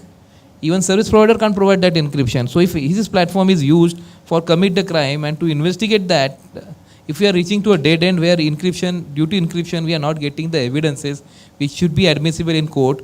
So these are the problems which everybody is facing, not India, all world police is facing, all world investigating agencies are facing. So your question was, which is the most tough? I think both sides are most toughest, and this technology has been efficiently used in offline cases also. So now, no matter what, these both cases are become the biggest problem for investigating agencies. Thank you. So our observation is online violence cases are becoming more lethal now because it is affecting a lot of things. It's only not related to personal, it is related to society, it is connected to country also. So a lot of things are happening with the online platforms. So second round, we move to our second round of question. Vaishali ma'am, what is the applicable laws which are available in a country against the cyber violence cases? So again, I'll go. How come when it comes to me, it's not working? So I'll go back again to some definitions of cyber violence, and Esther ma'am, I think very rightly pointed out that the medium is used to commit an offense either on the medium or offline. So you can see the consequences either on the medium itself. For example, financial fraud, where the entire ecosystem works towards whether money is lost just using the online platforms. The consequences of cyberbullying, as Shetty sir also pointed out, most of the times does lead to suicide, which is like physical, the ultimate physical harm of death. So when you look at legislations, obviously all sorts of legislations come into play where you deal with online harms. So you have Information Technology Act, which will deal with a lot of these issues, and you will also have traditional legislations like the Indian Penal Code, which will look at offenses, or which will look at crimes in the traditional format, where only the medium is used to commit a crime where the consequences are in the traditional format. Most of the words that we use when we talk of cyber violence is sextortion, revenge porn, trolling, cyber defamation. There are also a lot of harms that are getting caused because of threats that are posed by online gaming.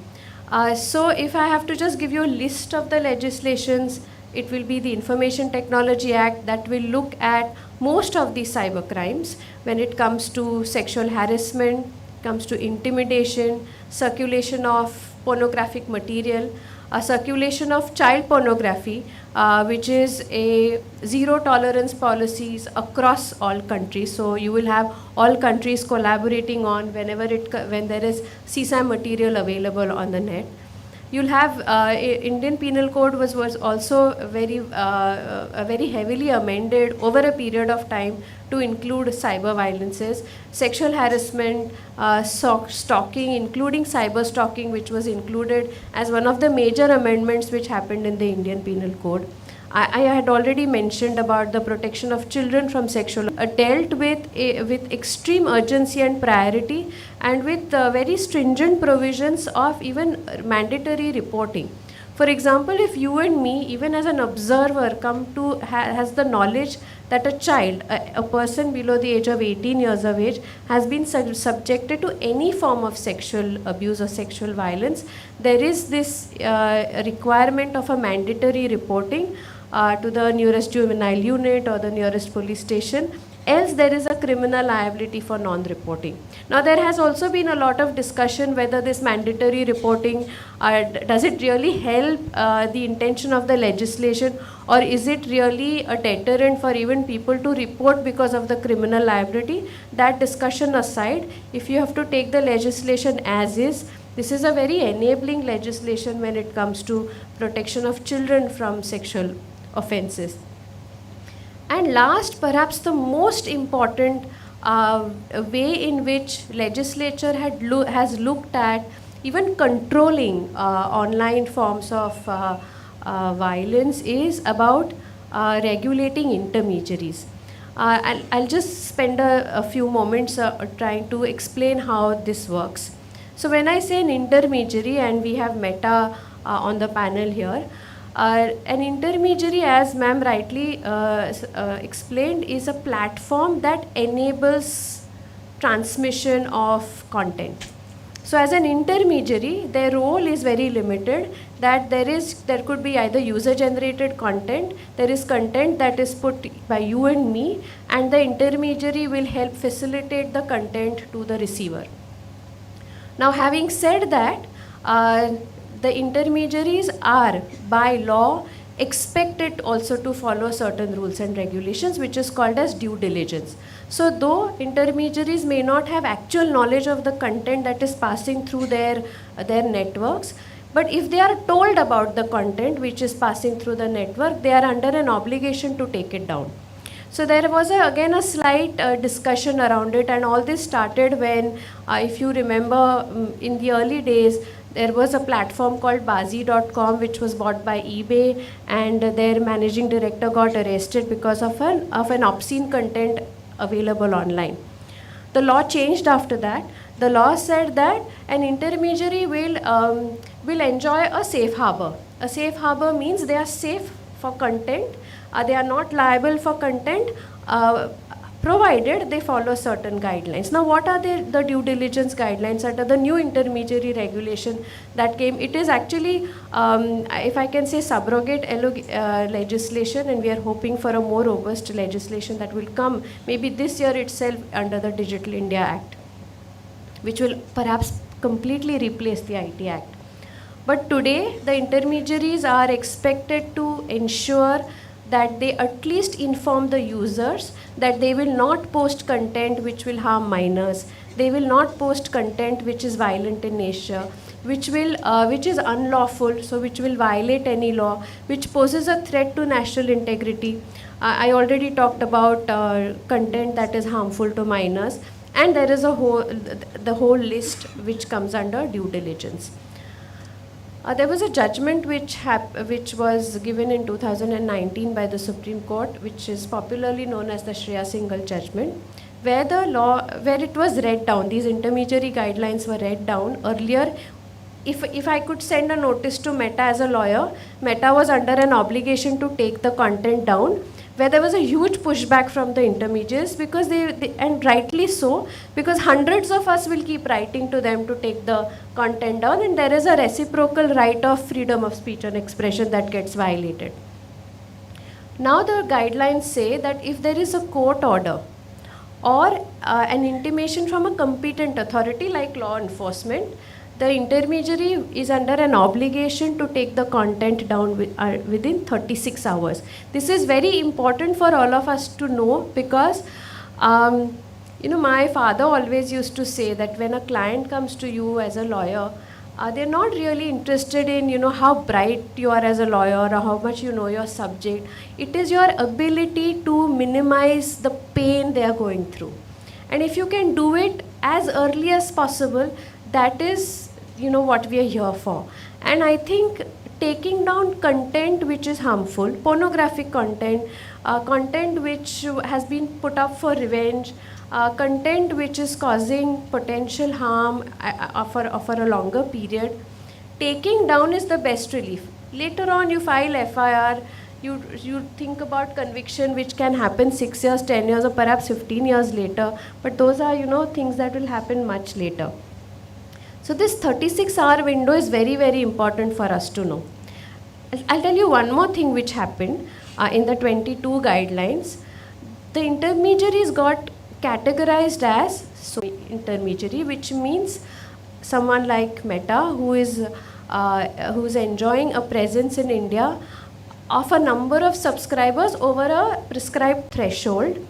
Such significant social media intermediaries have to, and of course Meta has complied with all that have to appoint a grievance redressal officer, a nodal officer, so that I know whom to talk to when a condition like this arises. And they are under an obligation to even monitor the content. May not be applicable to WhatsApp because of end-to-end encryption, but monitor content by automated tools when it comes to child sexual abuse material, so CSAM material, and make an endeavor, lovely word, make an endeavor to take down the content within 24 hours if a CSAM material is available. And for a messaging service, because most of the times, we are just thinking very traditionally when it comes to cyber crime. So that's why I'm giving this perhaps additional information, that going to the police station, yes, you have to do that.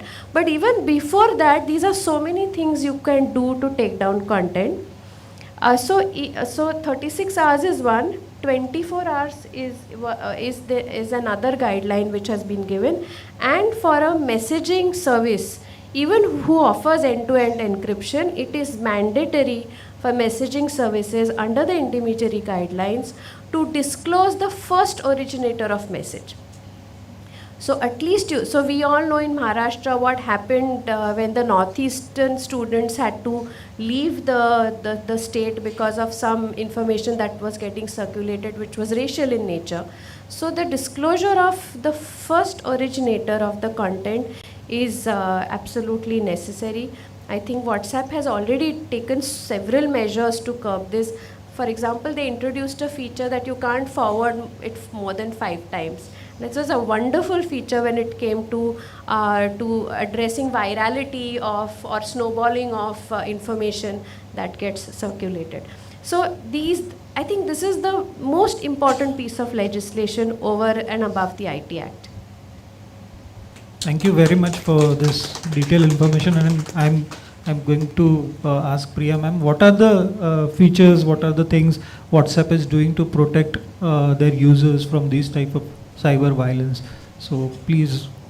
Yeah. No, so like Ms. Bhagwat said, WhatsApp is end-to-end encrypted, and we see that on our WhatsApp banner, right? When you open your WhatsApp interface, on the main screen, you will see your chat is end-to-end protected, it is encrypted. I do want to take just a moment to make a distinction between WhatsApp and any other social media platform. There are social media platforms and then there are messaging platforms. Messaging platforms are not intended to do what social media platforms do. Social media is more for you to broadcast, to put yourself out to the world and interact. Messaging platforms are intimate, private, personal. They are meant to be protected that way. They are meant to encourage a safe space for you to communicate. What WhatsApp does is it adds a layer of privacy and protection with encryption. And WhatsApp's not the only platform which is end-to-end encrypted. It follows what's called as the Signal protocol, which also is followed by Signal, the app. And the Signal protocol essentially is, when they say is end-to-end encrypted, you have to understand that the communication happens between a sender and a receiver. So if Unmesh and I are communicating on WhatsApp, if he sends me a message, it is intended for me only. It's only intended for my WhatsApp number to be the recipient of that message. He is the sender and I am the recipient. And nothing in between in transit can intercept that. So the Indian government, I don't know who's here from the government, is famously fond of interception. It is embedded in law. We have the Indian Telegram Act, very archaic, but it provides for interception as if that were a solution to solve crimes. It isn't, it hasn't, and it's not going to, and the law is undergoing change for that. But the idea is that encryption protects the privacy of the user in communication between sender A and receiver B, and what it does, it allows you to be able to send a message from the sender to the recipient where it will only be decrypted on your device, on your intended device. So it's a unique key which is generated from the sender. When Unmesh sends me a message saying, hi, that's an encrypted message. It's cryptographically encrypted and can get decrypted only when it reaches my device. So that's what encryption does. I mean, very quickly, there are more layers to it, technological layers to it. But in short, that's traditionally how the Signal protocol, as we call it on the encryption side, protects the sender-receiver messaging. And so the encryption is that technological layer which adds privacy to any communication between a sender and a receiver, distinct from social media. Hence, therefore, it's only a messaging platform intended to be that. Two, like I said, it's private, which means that it does not allow you any discoverability. You cannot go into a WhatsApp platform and discover other participants. You cannot go and randomly find contact numbers that are not in your contact list. You can also avoid unwanted contact. These are platformized solutions, like I referred to earlier. These are productized solutions that we have provided. So safety is a fundamental principle for us at WhatsApp. And we take several measures, like Ms. Bhagat just mentioned, forwarding limits, for instance.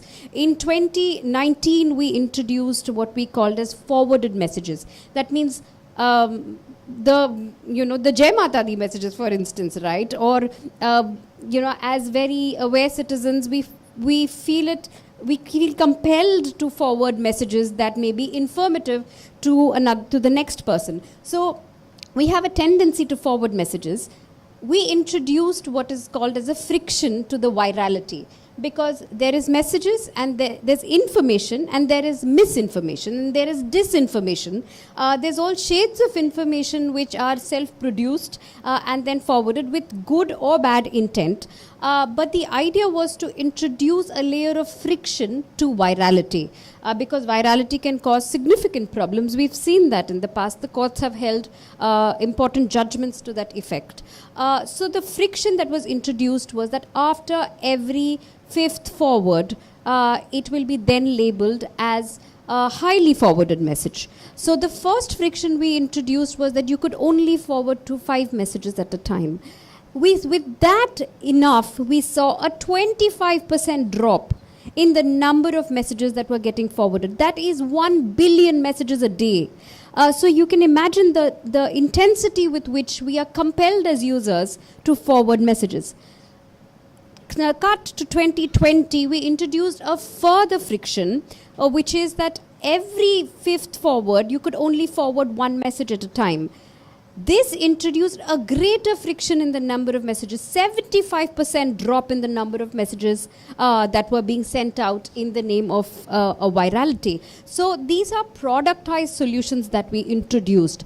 Now this is forward. So we follow the principle of prevention, detection and enforcement, right? So the prevention layer is at our end, where we introduce platform solutions, where the platform in its architecture allows for users to be safe. Discoverability, for instance, admin controls. If you're part of a group, the admin on the group has the ability to be able to put in rules for the group to interact with each other. Who can message, who cannot message. Sometimes the message can only be controlled by the admins of the group when it's intended to be a one-way communication between the administrator of the group to the audiences.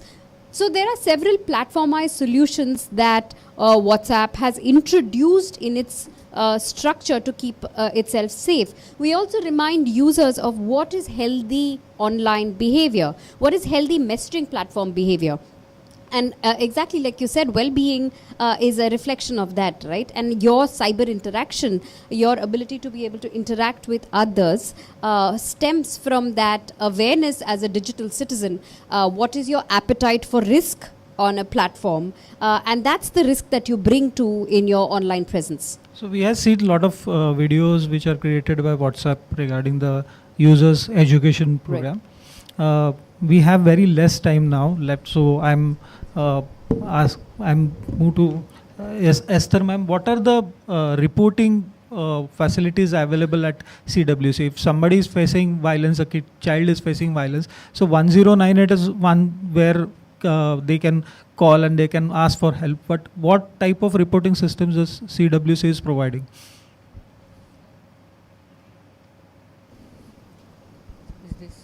So at the moment, what happens is most of the cases that are being reported to CWCs are going through the route of 1098. Then we have a women's police station in Goa.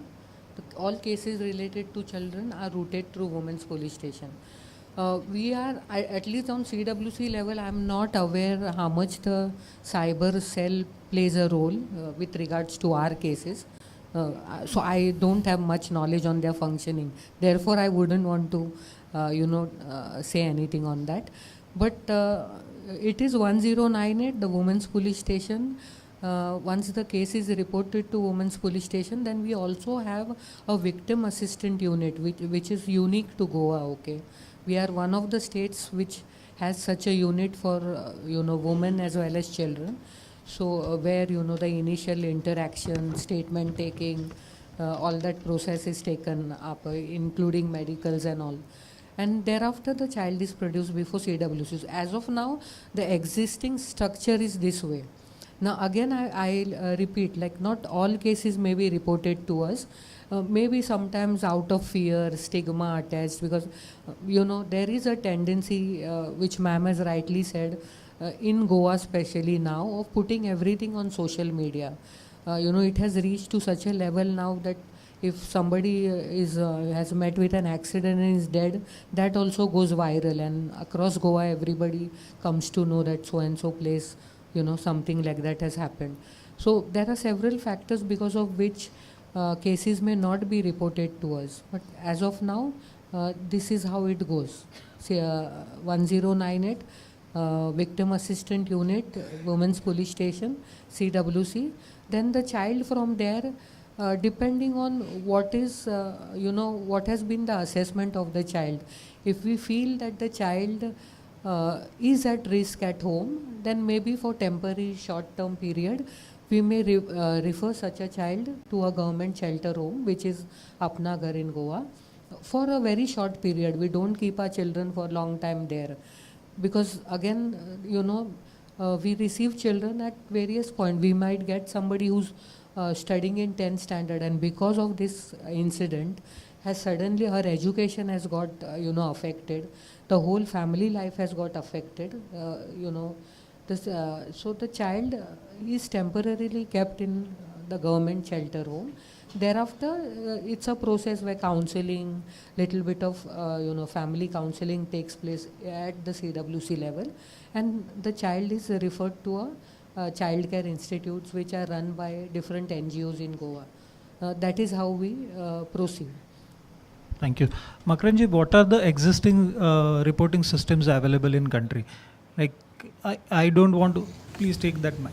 That one. It's working? Yeah. Actually, the first thing which is available, that you can just go to police station and file the complaint, and which is the missing part we have seen, because from the both side, whenever somebody approaches police station or any agency to reporting the complaint, you should be there with proper evidences. If evidences are not missing, evidences are not available, it's missing, agencies will not be able to file that complaint. Actually, if, consider hypothetically, if somebody is going to police station and want to file complaint against some individual, from police point of view, it's honorable citizen of the country, so you should have that much substantial evidence with you. Second, preservation of the evidence should be there, and you should go there with proper evidences so that they will file the complaint. Second, as you mentioned earlier, that the portals are there where you can just log in and file the complaints. Third thing, just I want to add one thing which is out of this question, is the pendency with the police. Again, we can discuss one common crime, which is financial violation. So you get call from somebody, or somebody misguided you and you deposit money to some account, and then question arises that actually we received call from a certain phone number, okay, and we have deposited money to a certain bank account. So these both things are there where it has been hosted or facilitated by some service providers. So it can be MSP or it can be banks. So whenever we investigate that thing, we reach to a dead end where the MSP's card has been issued with the fake KYC. So if the KYCs are strong, then the number can be back traceable. You will reach to the beneficiary, but he will not be actually beneficiary. Document wise is the beneficiary. So we have done few cases where we went to Jamtar and we arrested few people. They were some rickshawalas. They have given that details, about 5,000 rupees. They're all government documents, and somebody else has taken the SIM card, and simultaneously on same document they have opened the bank account. So this, if this all things can complement, if could work properly, then the investigation and the conviction rate will be very much higher. Second thing, no agency, and I personally support any illegal interception, but if you consider from the investigators' point of view, I'm again repeating to that if this platform, which are personal communication platform, which are encrypted and encryptions are not available, being used by any illegal activity syndicates, then it will be very, very tough for the agencies to investigate that thing. So, yeah, thank you very much.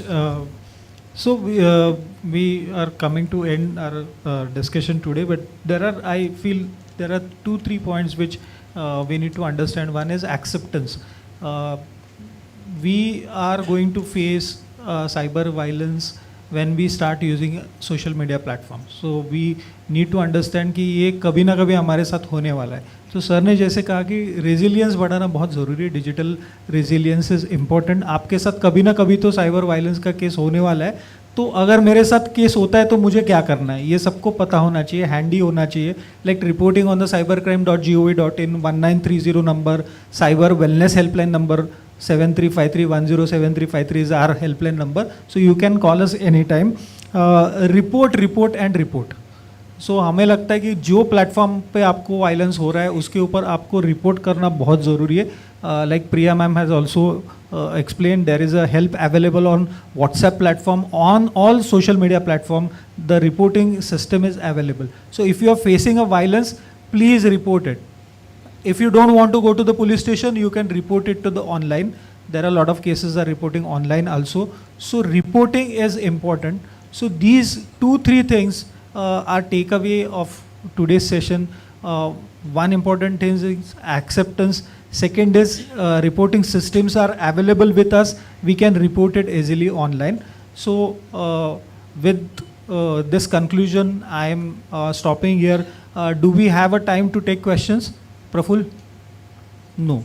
So I will suggest you, whatever questions you have, these people are with us. We have a lunch break. If you can ask, if you have few questions to ask these people, or you can post it on, you can send it to Responsible Netism. We are there to help you. We will answer your all the questions. And specifically, if these questions are with the speakers, we can send it to the speakers, and you will get the answers. All the viewers who are viewing this online, they can also post their questions online. I am very thankful to today's speakers. I'm sorry I'm not able to give you much time to discuss because we had given 4 or 5 questions to them. But still, thank you very much.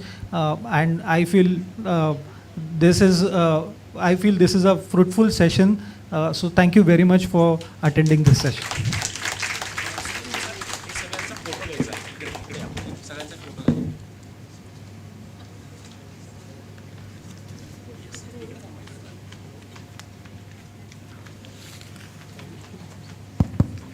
Hello. Thank you so much to all the panelists for making this entire session such an engrossing one. Yes, as Unmesh said, he fell short of some time, but the very essence of this whole session was the kind of questions that were put up. They themselves were so engrossing that they had to speak that volume. I think that's what this whole entire session was all about. So fantastic information being shared here. A big round of applause for all the panelists. And I now request Unmesh to felicitate our panelists. First, I would request him to felicitate Vaishali Bhagwat ma'am, please.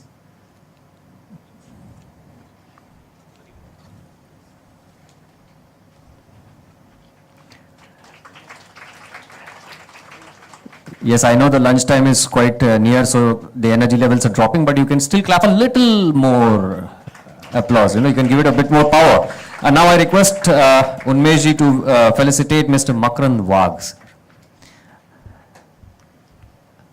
He also got a platform to voice it out today. Very, very fruitful discussions here. And now I request Unmesh ji to felicitate Ms. Priyadarshini Srinivasa ji. Thank you so much, Ms. Priyadarshini ji, for sharing your inputs and giving us the perspective of what the company has in their mind when they come up with a platform like this. Thank you so much. And now finally, I request Unmesh ji to felicitate Ms. Esther Rowe.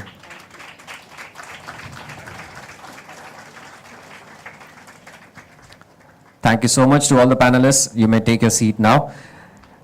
From here on, as we see that because of the quality of questions, the amount of, the volume of information that is being shared while they are answering the questions, we sometimes, go a little overboard or sometimes a little over the timelines that we have, but that is essential because you cannot just cut short when the time limits are over. It's something, the quality that and the exact message needs to be communicated. So these things are part and parcel, and as a result, we try to negotiate with the time factor by adjusting a few minutes here and there. Keeping that in mind, we have postponed our lunch time a little further ahead by around 10 to 15 minutes, so please bear with us. However, be ready to enjoy the next engrossing session, which is, before that, I will just like to say that our online audience who is with us watching this live on the YouTube streaming, please make sure that you are responding to this particular session by your emojis, and our offline, the people who are here, remember I told you, you have something in your hand which you can use to indicate your response for the session, and may I see that quickly? You have only 10 seconds. Let me see how quick you are. They are actually quick. That means we can delay the lunch by another 10 minutes, I guess. Just joking. So let's move on to the next session. Psychological distress is a state of emotional suffering associated with stressors and demands that are difficult to cope with in daily life. So let us welcome our dignitaries for the next panel discussion on the topic of psychological impacts of online distress.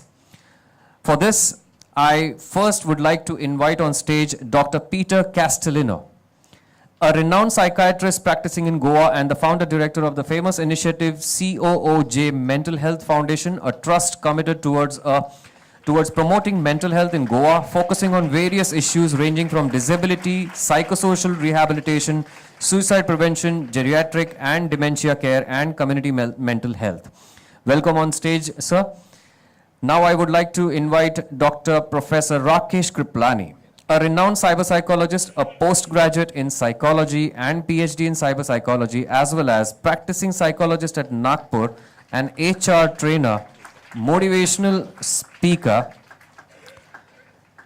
and social contributor, represented Asia and India at the World Health Innovation Summit for COVID-19 in India, complying the Sustainable Development Goals of United Nations from Nagpur. A big round of applause for him too. Welcome on stage, sir. And our third panelist for this session is Dr. Anuradha Sovni. Please welcome on the stage, ma'am.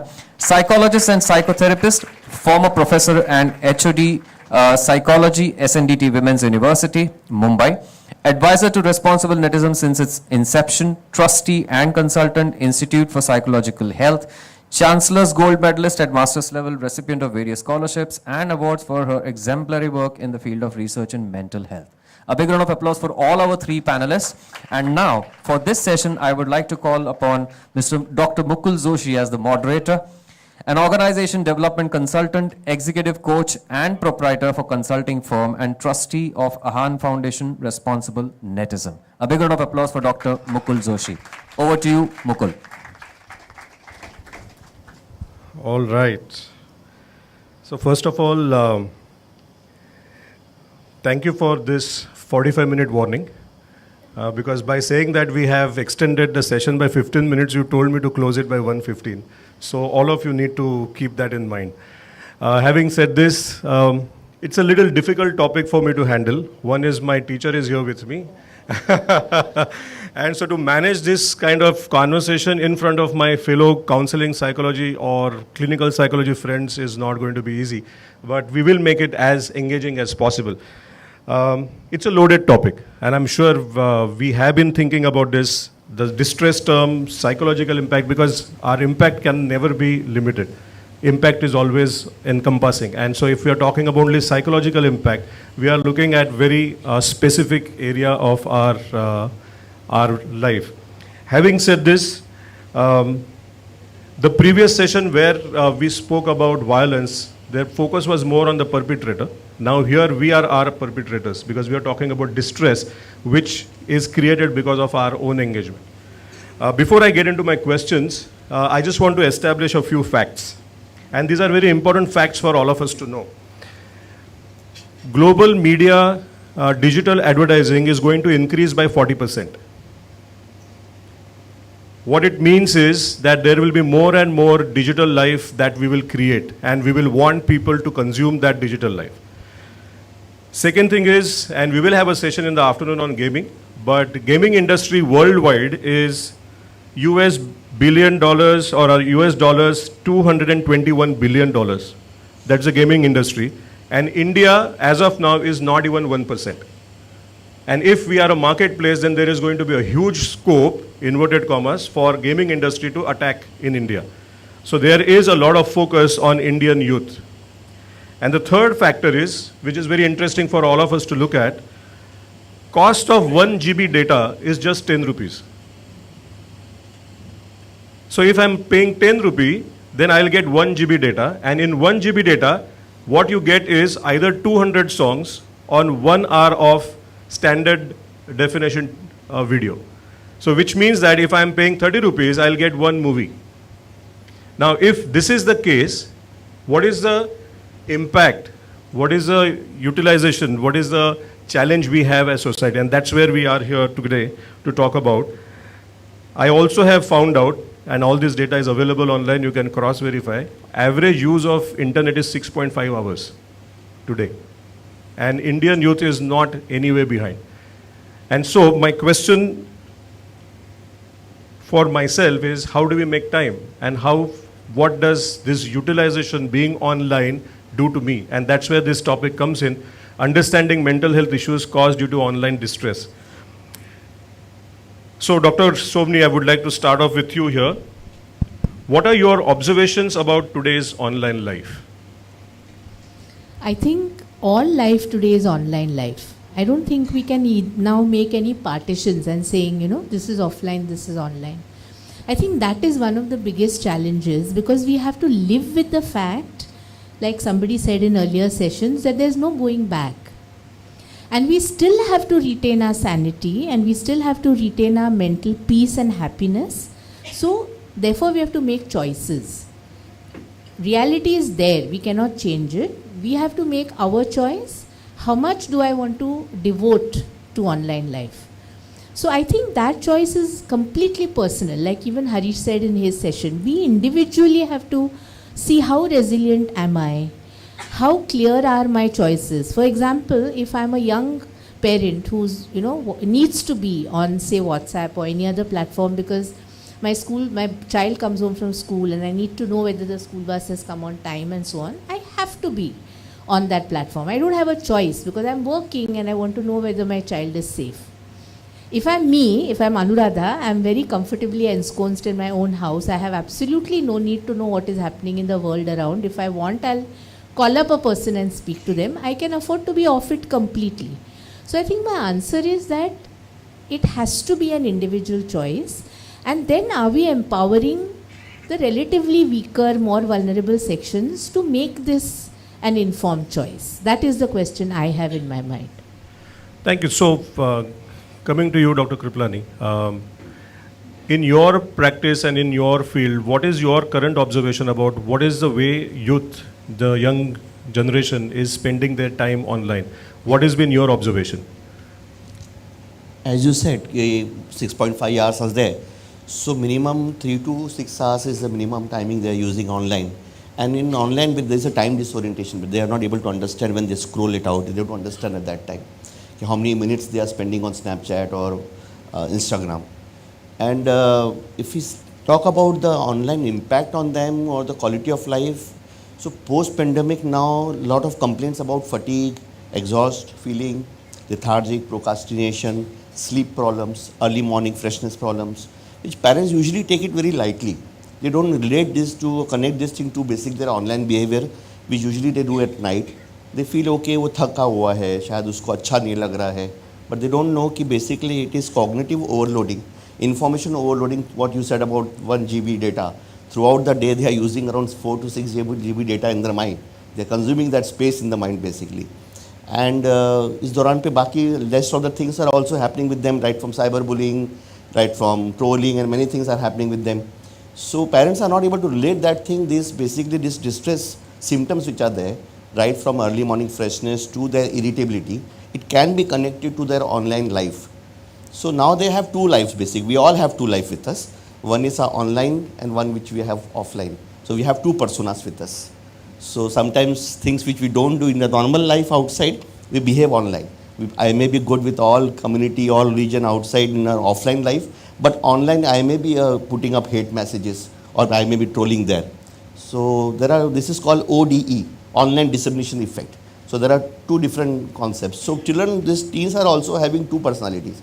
Offline, they may be good in school, a mama's boy, a very shy boy at home, but in Instagram, he has a very sexy name there, and parents cannot understand that this is his ID, with 4 to 5 IDs, with lot of vulgar photographs in that.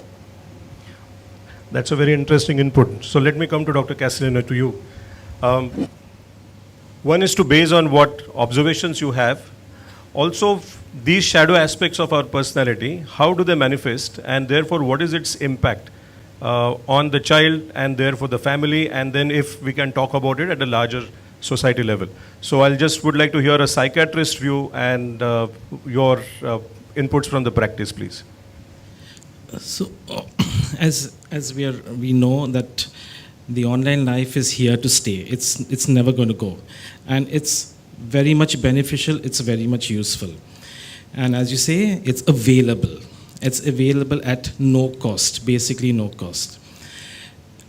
So, taking the few inputs from my previous speakers, it is we need to learn how to use this wisely so that it does not affect us. And the thing is, it came in so rapidly that people really did not get time to know how to use and how to put in boundaries and restrictions to usage. One is that, and one is also what platform matched their need. Like, for instance, we've got various platforms. Now, for our generation, mostly we are still on Facebook.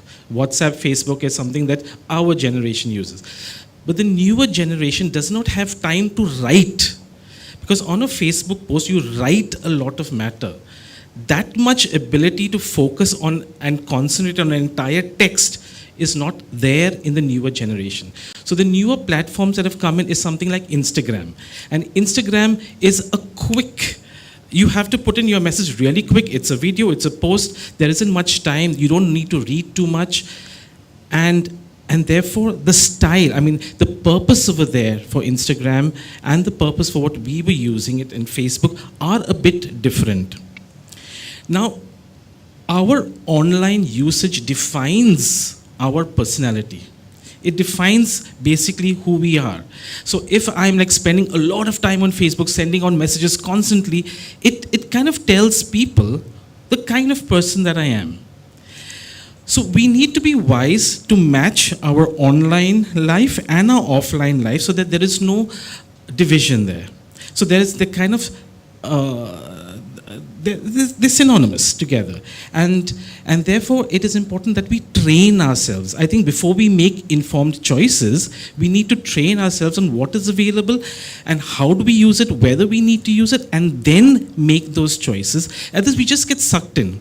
We just get sucked in by, okay, the availability, the time. I do it, you know, in between my work, I can just send in a few texts, I can send in Facebook messages. So I have not really defined how I want to use it, and therefore it can impact me negatively. And today, we are seeing a lot of kids, and forget kids, even older people coming with sleep problems. And the first question I ask them is, what time do you go to bed? And most people, I mean, we see text messages being sent at 2 in the morning, 3 in the morning, 4 in the morning, they get up at 5, they're sending text messages. People aren't sleeping well. And that is one of the biggest issues today that we are facing because of sleep deprivation and then the anxiety thoughts that go through the night. We're seeing a lot of issues coming out in the morning. And therefore the wisdom to know how to use the online platforms and what will match our need, I think that is something that we need to really take forward. Wow.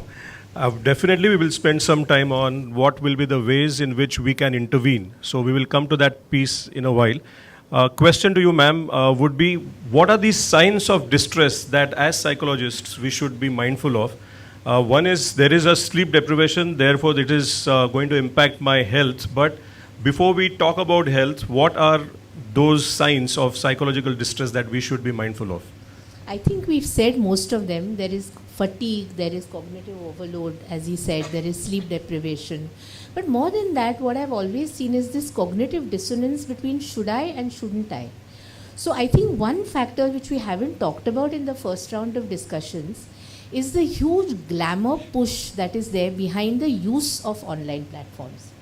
It was not there for our generation, So it was not as if like you are an in-person, a cool person only if you are online. Therefore, today I can afford to be offline and I don't care a hoot if people think I'm quite silly that I'm not on WhatsApp or whatever. They just find me strange at the most, which is fine. I like being strange. For Gen Z, it's not okay to be strange because if my friends are there, they'll say, "Kya yaar, tu nahi hai, ispe kyun? Matlab, join na, usme kya hai?" I want to just alert us to one pointer which rose from very interesting points made by both my friends here. See, look at Gen Z and look at the under 10s. And Harish highlighted the under 10s also. They are a very smart generation. The generation Alpha, we call them. I'm going to talk about them very often in the next couple of months on various platforms. See, they are not glamorized. Have you seen under 10s be glamorized? You have seen them misuse. And we are all being extremely careful that they don't get too much screen time, and responsible netism is raising awareness. But per se, if you compare Gen Z and you compare Alpha, there's a difference in how glamorized they are. So the under 10s have been born into this world and they say, हाँ ये तो होता है, मतलब there is an online life, they're not glamorized. So therefore, Mukul, I'm saying that the biggest pointer to me is this glamour push that says, but I have to be online, how can I not be online? That anxiety, the FOMO as you guys call it, right? That is, I think, the biggest. So distress can be all these diagnostic pointers which later in sessions also will be told to you. That is all fine. Sleep deprivation, fatigue, cognitive overload, poor academic performance, irritability, secrecy, not revealing to your parents what is happening in your personal life, and putting up a false face in front of the public whereas actually you're very distressed inside. All these are signals.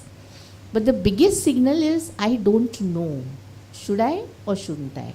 That distress, if you see in any child, if a teacher sees in the child in the class, if the parent sees in a child in your home, if a friend sees in your friend, if a sibling sees in your younger or older sibling, please draw attention to it, because this I don't know is a very scary place to be. I know at my age now, I know that my biggest comfort lies in the fact that I know what I want. And I really don't care what people think. But that's not possible, no, for young people. It's much harder. So I think look out for that. That is what I want to push for. So what is one point that is coming out in all three of your points is the way people are thinking today. One is about making choice, other is about becoming aware, third is about not knowing. Now, how does it get manifested, Dr. Castellum, that when people don't know or people don't know how to make a choice, how does it get manifested in today's generation? Is there any difference, or the challenges continue to be the same over the years? See, it's like when you don't know, you're confused. And when you're confused, you do absolutely the things that you don't want to do. And that's where it affects yourself, it affects your life, it affects your relationships. And in fact, today, it's very interesting you brought this up, because just today morning, I had a person who was like in his mid-50s and came and said, "Doc, please help me to know who I am." And I said, wow. Because even at his mid-50s, he's still confused. He's confused by the very core of who he is. And I think it's so important that we all know what are our strengths, what are our weaknesses, what are those things we can change about ourselves, and what are those things we just have to accept. I think once we have these four areas, there is that solidity that comes in our personality, and that brings out confidence. And then if I have to say no to certain things, I can easily do it. But if I don't, the confusion comes in, and that's where you have the whole gamut of problems coming through. So I think the first thing is to know. And to know is very empowering, it is very liberating. And I think everyone here, like as much as we go to a gym to kind of work on our physical health, we need to go to people, or we need to just have that process of self-discovery to know what works for us and what is right for us. And this is at a very grassroots, at a very base level, because on this base, everything else in your life gets layered and built up. Yeah. Wonderful. I think as we are progressing technologically, we have to go down to our basic existential aspects of our life. So thank you for bringing that out. Dr. Kriplani, one question for you. You spoke about ODE. Yeah, so if you can just elaborate a little bit around that. And is today's generation, especially the alpha that ma'am is talking about, is that generation going to experience ODE more, or because they are getting used to it, they will have a new normal? OD is basically not only related to Gen Z or Alpha, it's been connected to all the 4-5 generations. So usually when it comes to cyber wellness or when we do workshops in schools for parenting and other, I always used to say that you should actually understand the 4-5 generations available at home. Baby boomers, the X generation, the millennials, the Gen Z and the Alpha. And they have all different type of communication. They have a different internet language, normal language. So the problem is that no one is able to understand each other's language.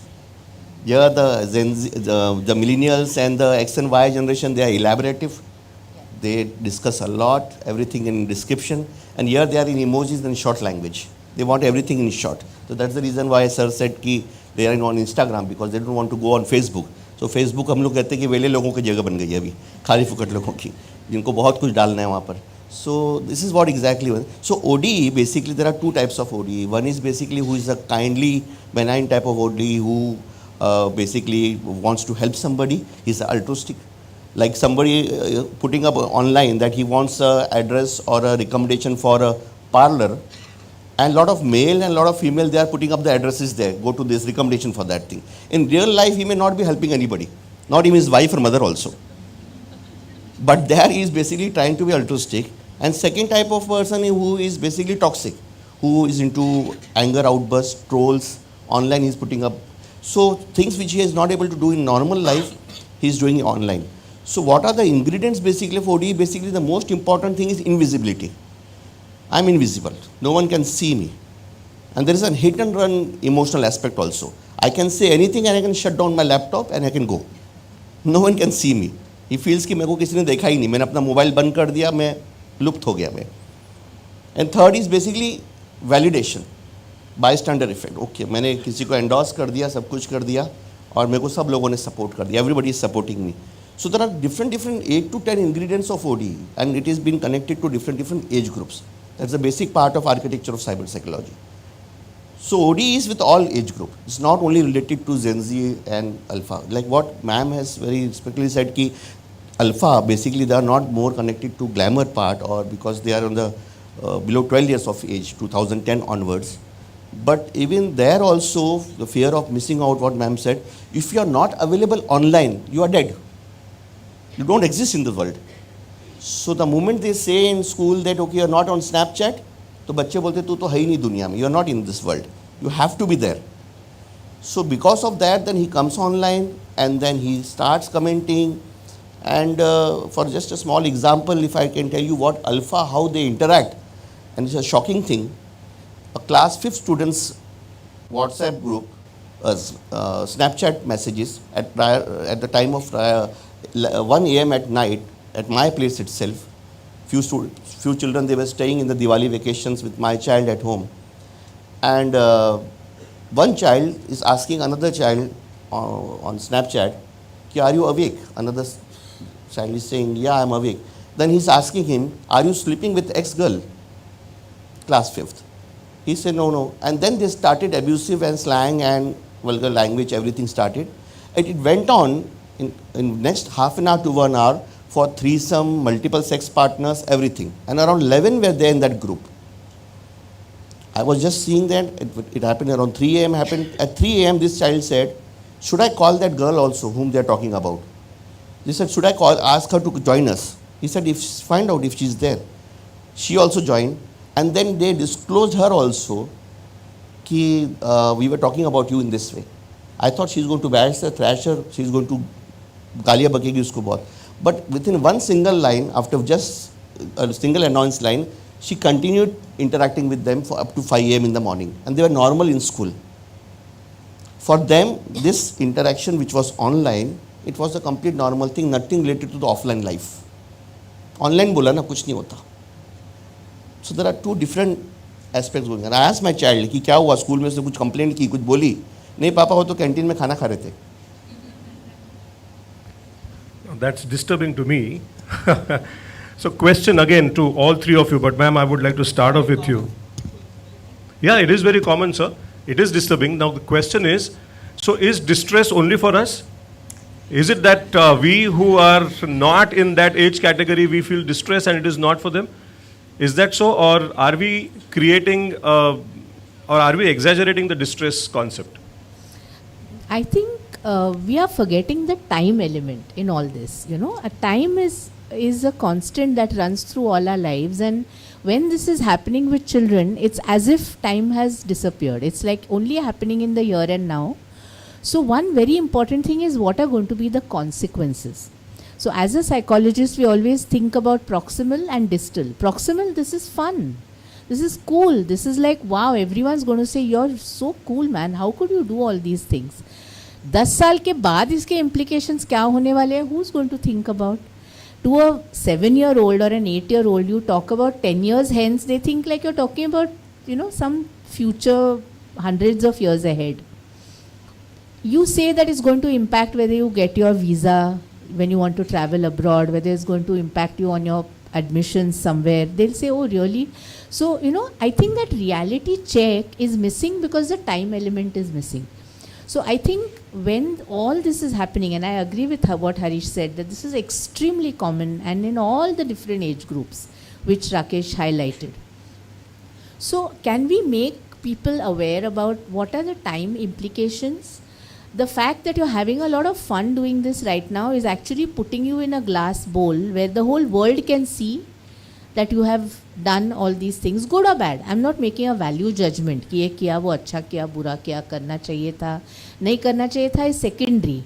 But सबको मालूम पड़ने वाला है कभी ना कभी. Should that not guide whether you want to? Which was the difference between online and offline for me? कि offline में आप क्लास में जाके एक लड़की को गुलाब दे रहे हो तो दुनिया देखती है ना, ऑनलाइन करो तो नहीं देखती है. तो but the realization that I am a goldfish in a glass bowl where the whole world can know what I have done is something which is a consequence. So that idea that what is proximal pleasure can lead to distal distress, that is a concept which I think needs to be discussed very often and very openly with young people and older people. Even geriatric, there are so many targets, you know, victims. They are not sometimes thinking what is going to be the distal implications. So you're giving me a message that don't lose hope so quickly. This is distressful. Yeah. Dr. Castellino, what do you have to say to this? What is your observation? Is temporality going to blind our young generation? Because the impact is so far ahead into the future, is it going to blind them? See, impact is there. Impact is there for every action of us. There is an impact, there is a consequence. But it's just as ma'am said, when do you begin to see it? We do see it, and even among the children, some of them would see it earlier, some of them would see it a little bit later. It also depends on your personality.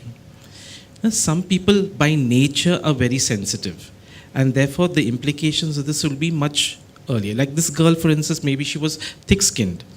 Maybe maybe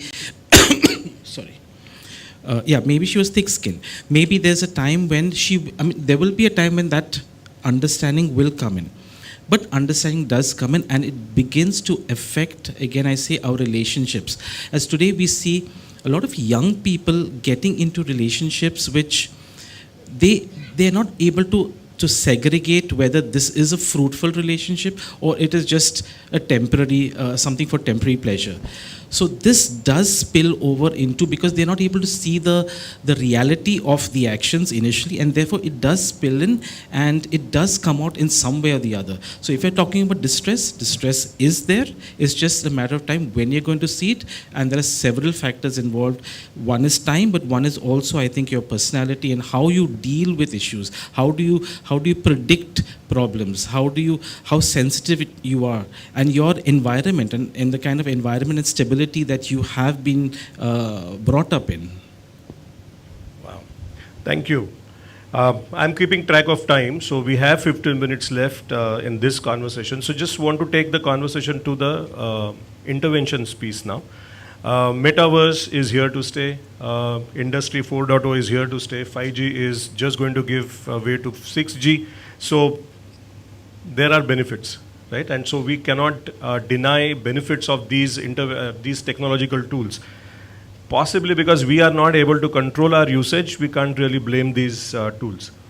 Having said this, there are young minds, there are challenges with maintaining boundaries, and there are challenges because of the time distanced impact. There are challenges that are coming in. But as a psychologist, one of my concerns is this making us more desensitized? So one, what is your answer to that, ma'am? And secondly, what is a way to deal with this? So I would want this question to be answered by all three. Ma'am, let's start with you. Yeah, first of all, desensitized, I would not only focus on that, because one also has to acknowledge that this whole new world which has opened up is so darn fascinating. You know, it is just not, we cannot only focus on the distress aspect. You have to look at artificial intelligence. You have to look at the whole distal ways of reaching out and service provision, helping people, AR, VR, virtual reality. All these different things are opening up new universes, which is so exciting for the young generation. So I think it's not enough to just, be very safe and say, okay, this is all very bad and we should stay away, because I can see the fascination that is there in them, in their minds for all this, and it's all genuine. Therefore, again, I'm highlighting the importance of more conversation between generations, because very often it's the youngsters who do know more. They know far more about the implications of social media, implications of virtual reality, implications of a virtual world. So if there are more discussions, then both will inform each other. That is one tip I think we need to take away. So more information is always good. Distress has to be handled. Prevention is paramount. So that's why I really laud the work of Responsible Netism, and I have been with them all these years for this one reason, that I know I can't do this alone.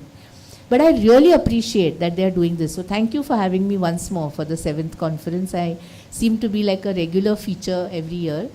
But that's because we all do need to join hands, and we do need to make it preventive rather than corrective. So I think the main two messages I want to give is, one, prevention is better than cure, definitely. And two, conversations are a must between generations, between different levels of power of people, and acknowledging that it is the youth that holds the power.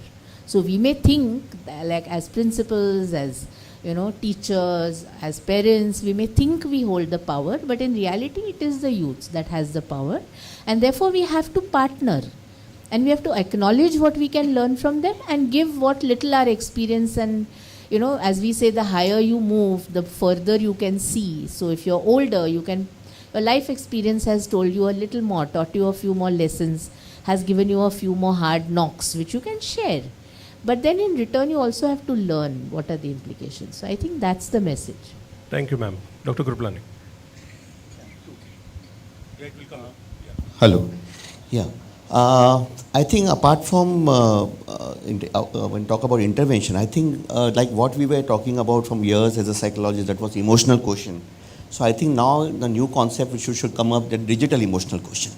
They should understand the resilience part, what Hari sir said, and various topics which are discussed. So school or parenting or the community or the organization like responsibility, they should come up with a course or content which contains basically how, to what extent net democracy is there. Because children, they feel that they are democratic online. They can do anything online.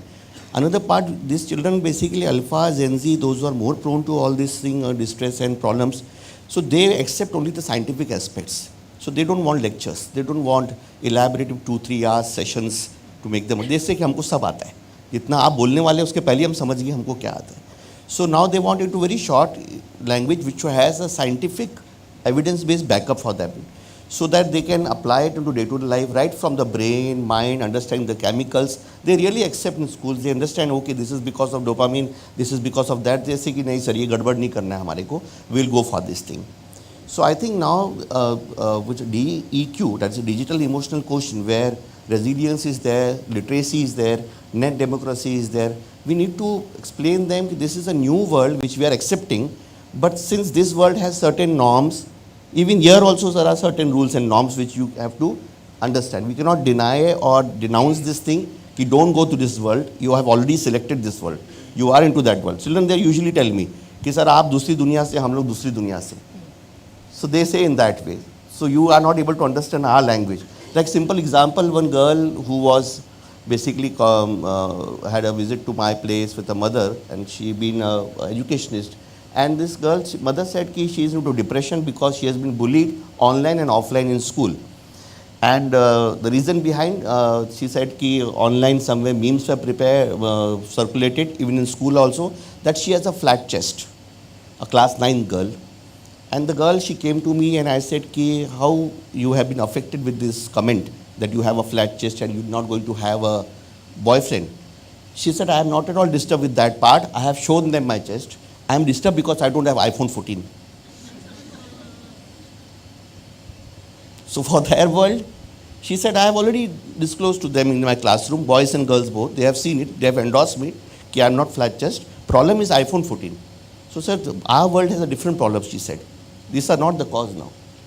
So sometimes you have to see now they have accepted, like what ma'am said in the morning, for violence or something, many of them, they have accepted this thing. This is what exactly it is there. And they don't consider them to be as a violence or bullying. But I'll just interrupt. I have a little problem with the way all of us, see, we are empowered to be here on this stage, no? Like we get called and then we are the experts and we talk. But how many, I mean, really, if you look into it, no, there are far more addicts to social media amongst adults than amongst children. Yes. So these are cases which come to us because they are referred to us. But I've, like for example, if I'm taking a refresher course for teachers and I'm talking about cyber safety and all the various norms, etc. for children, they all come after the session and say, ma'am, it's okay about dealing with children, but what about us? है ना? तो आज अगर मैं आपको बोलूँ कि अभी आपके किसी भी फ़ोन पे कोई भी मैसेज नहीं आने वाला है, it's all jammed in this hall, all of you are going to take out your phone because you are damn scared. Like really, is she saying, is it true? Who knows? These are very techno-savvy people. क्या भी होगा?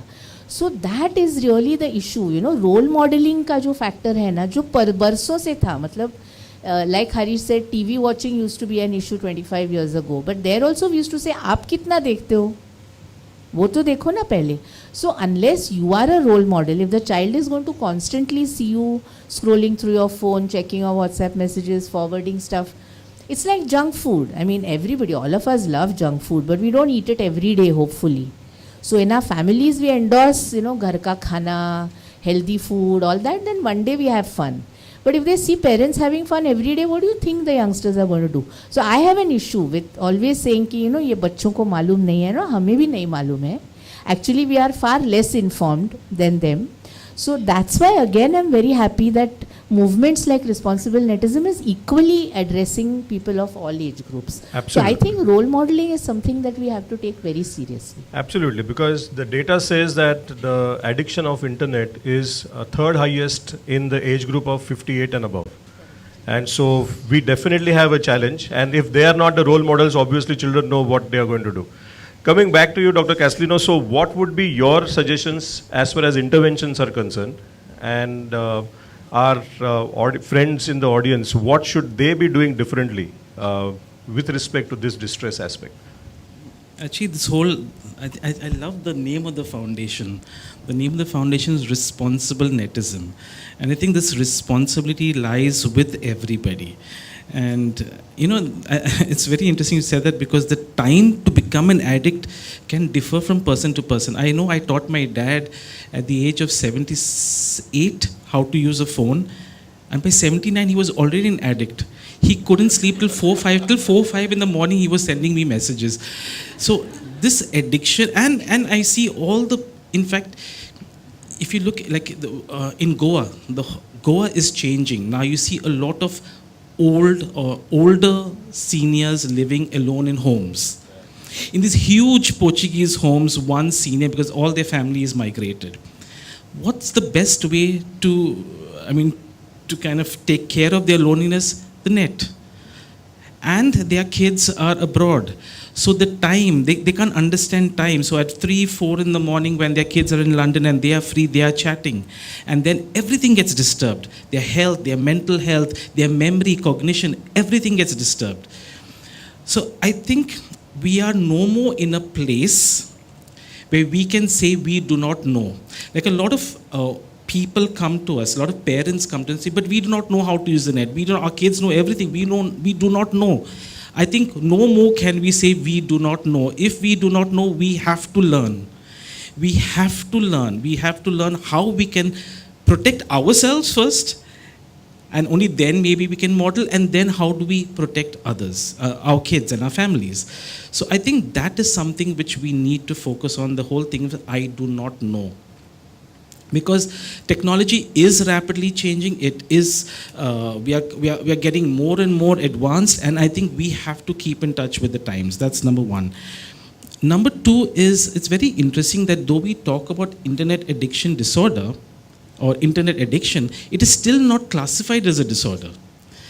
And if you see why it is not classified, the whole concept, because as much as there is the addiction aspect to it, and it is there, but there is still the usage.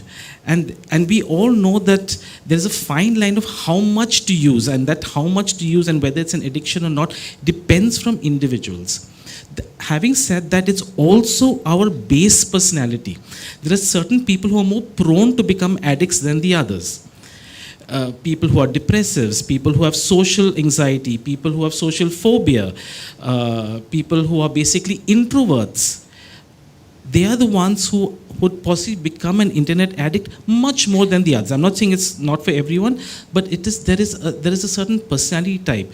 So it's also important when we're trying to reduce distress to go to the roots and see what is the kind of personalities we're dealing with. And then maybe we'll understand that they are engaging in these activities because it's comfortable to them and they can do it at any time and they do not feel threatened by it. I think the third one, which I think it's already discussed, but I again reiterate, is having a good offline life. Something that would engage you.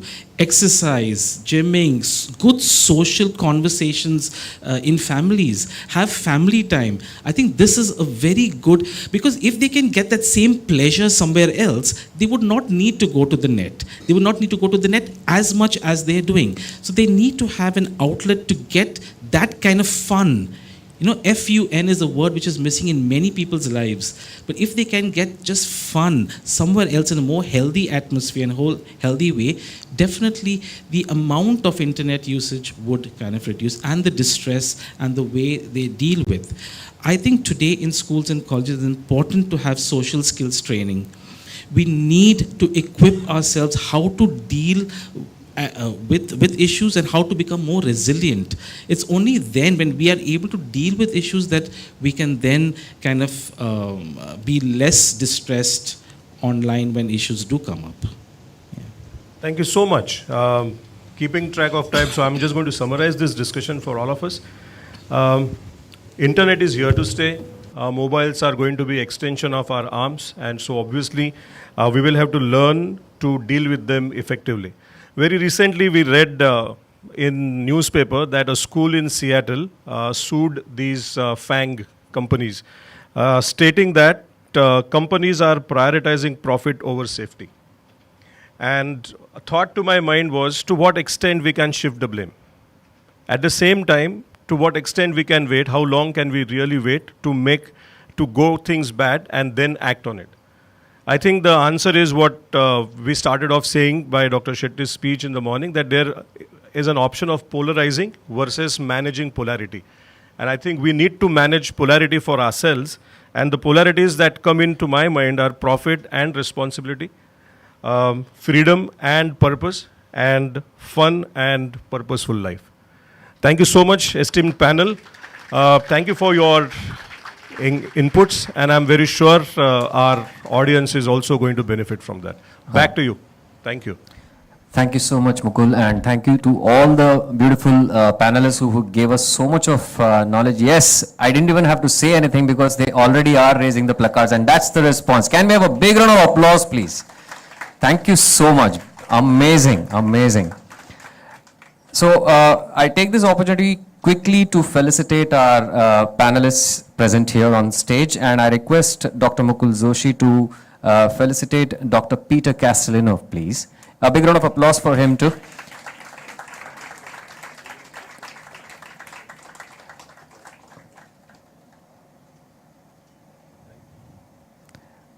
And I now request Dr.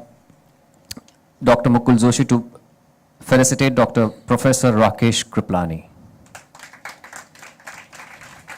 DK.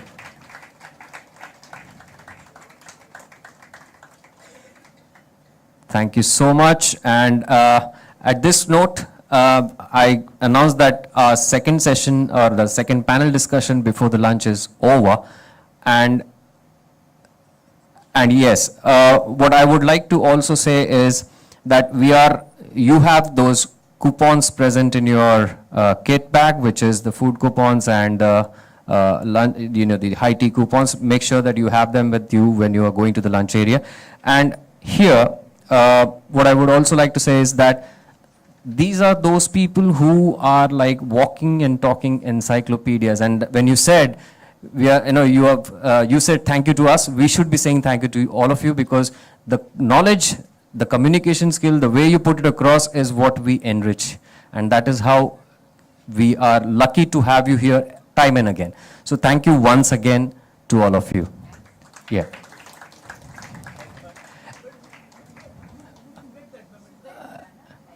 She's done.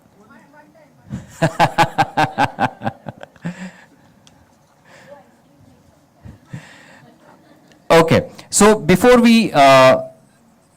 I let you step out of this hall for the lunch, a quick trivia for you once again. What is the average screen time of the netizens globally per day? Amazing. Do you think internet addiction is a clinical disorder? Yes, no, maybe so. Okay, but has it been officially announced? Great, amazing, good listening skills, I should say. And can you name a few types of internet dependencies? I think a lot of them were mentioned while the discussions was taking place. Harish Shetty sir had done it very animatedly, with a lot of action also, and sounds through his vocal cords, like with the ta-ta-ta-ta-ta-ta and all that stuff. What is that? Gaming, of course. What else? Shopping. Who was that? Amazing. Well, very well. Yes, definitely. These are, to name a few, we can say, but I won't like to hold you back anymore. I can already see, the drooping shoulders and like the smile, just like, okay, yaar, ye khada hai, bol raha hai, kuch to yaar smile karna zaruri hai. But nahi, you have been amazing. So let's take a lunch break and we shall assemble back in about 45 to 50 minutes. 35 minutes. Wow. Okay, we start at 2 p.m. sharp. Okay. Okay, the lunch, as I said, is right opposite to this hall. There is another hall where we have made the arrangements. Please enjoy your meal.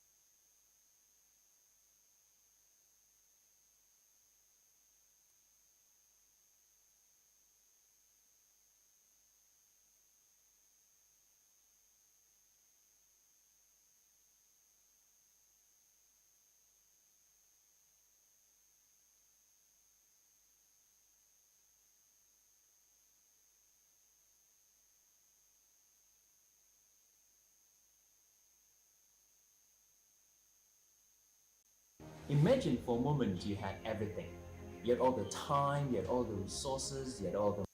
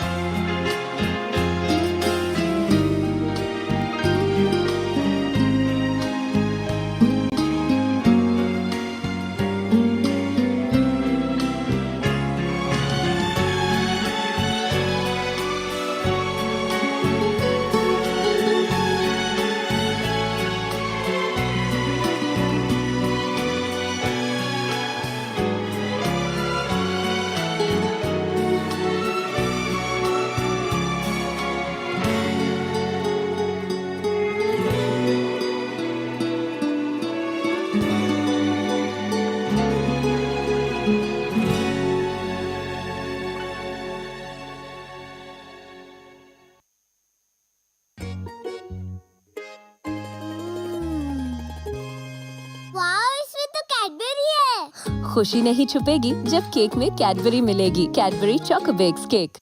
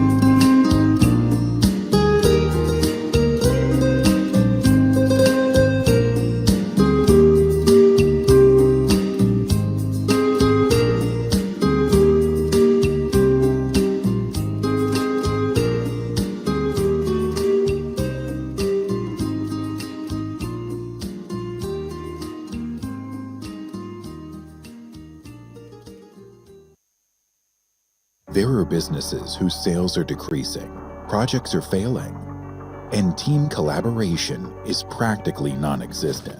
And then there are businesses that use Bitrix 24, an online workspace that features over 35 tools for successful sales, marketing, project management, and collaboration. Get it now free.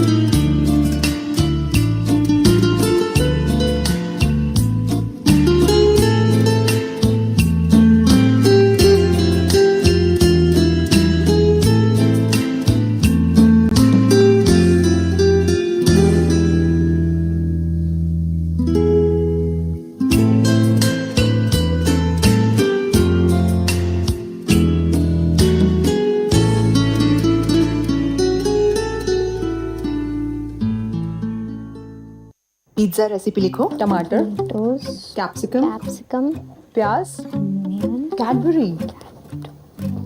क्या? बाहर cookie, अंदर Cadbury Chocobakes cookie.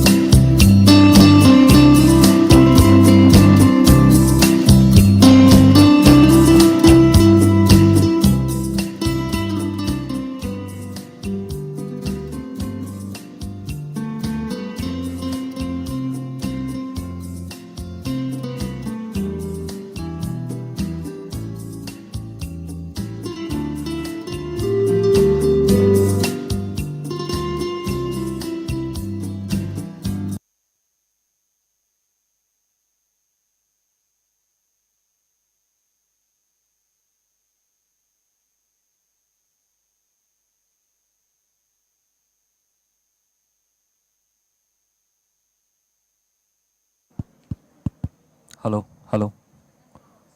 Hello, hello. Hello. Volume. Hello. Hello, hello. Hello. Hello. Volume इतनी है. Hello, hello. Can you increase the volume?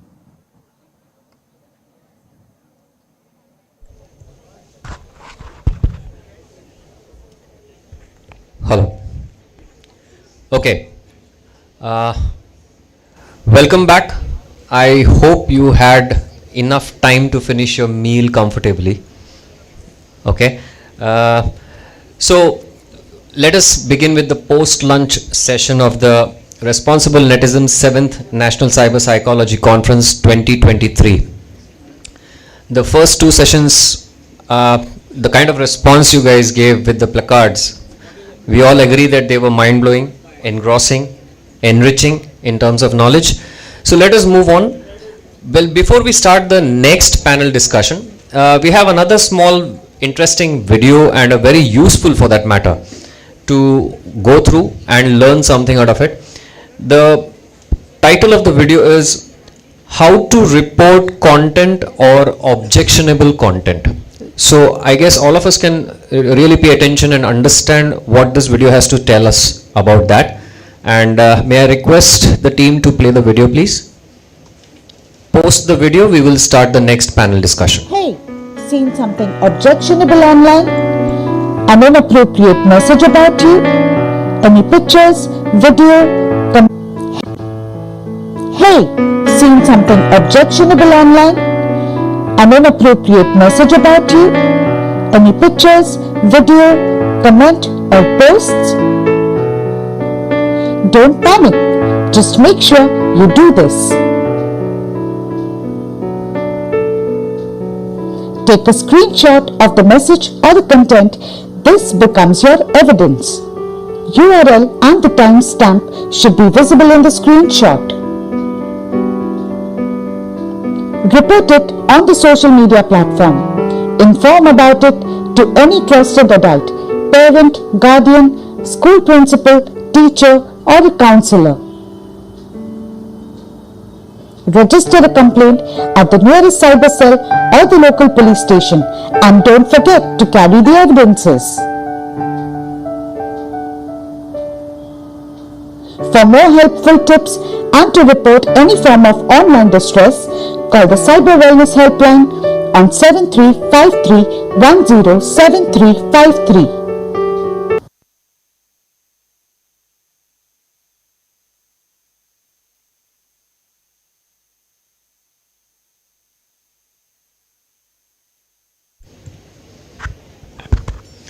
Okay, so I guess this video really helps us in understanding how to report content or an objectionable content. Now moving on to the next panel discussion, the first post-lunch. Before that, I would just like to read an excerpt from a recent article in the Economic Times Panache, which was dated on December 2, 2022. A recent report published by Local Circles, a community social media platform.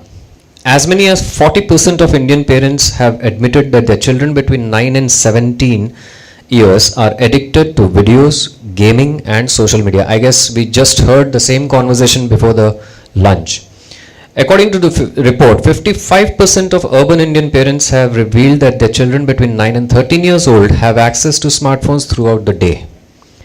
As many as 71% parents admitted that their children between 13 and 17 years have access to smartphones for all or most of the day. The report stated that dependency on social media and its excessive use led to poor sleep, stress, anxiety, depression, irritability, low self-esteem and difficulty to focus among the children. So ladies and gentlemen, we are actually talking about internet addiction. To know more about it from the experts through this panel discussion on understanding internet addiction, I would now like to invite on the stage Dr. Harish Shetty. Once again, can we hear a big round of applause for him? Welcome on the stage, sir, once again. And now I invite Dr. Milan Balakrishnan. Please come on, welcome on stage, sir. A psychiatrist and psychotherapist from Mumbai. He is someone who considers it his responsibility to destigmatize mental health and a strong advocate of child online protection. He is a passionate psychiatrist with a strong belief in the preventive model of psychiatry and feel that building resilience can help people avoid stress-related problems, and has worked extensively at the De-Addiction Center of Excellence at KEM Hospital. We are honored to have you here on the stage, sir. And now I would like to invite Ms. Mukta Puntambekar. Mukta Puntambekar ma'am can be easily defined as a next generation person with a combination of Gandhian principles and socialism which she has inherited from her parents. On completion of Masters in Clinical Psychology, Mukta joined Muktangan as a clinical psychologist. She is the director of Muktangan De-Addiction Center, one of the finest de-addiction centers in Pune, providing healing services to patients of substance and non-substance abuse. A big welcome, ma'am. And for this, I would like to invite Ms. Sonali Patankar as the moderator. She's the founder of Responsible Netism. Can we hear a big round of applause for all of them on the stage?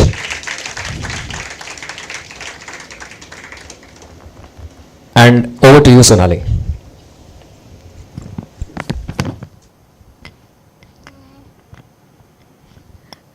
Hello.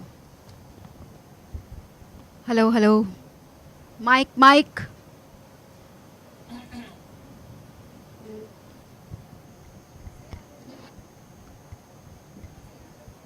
Hello.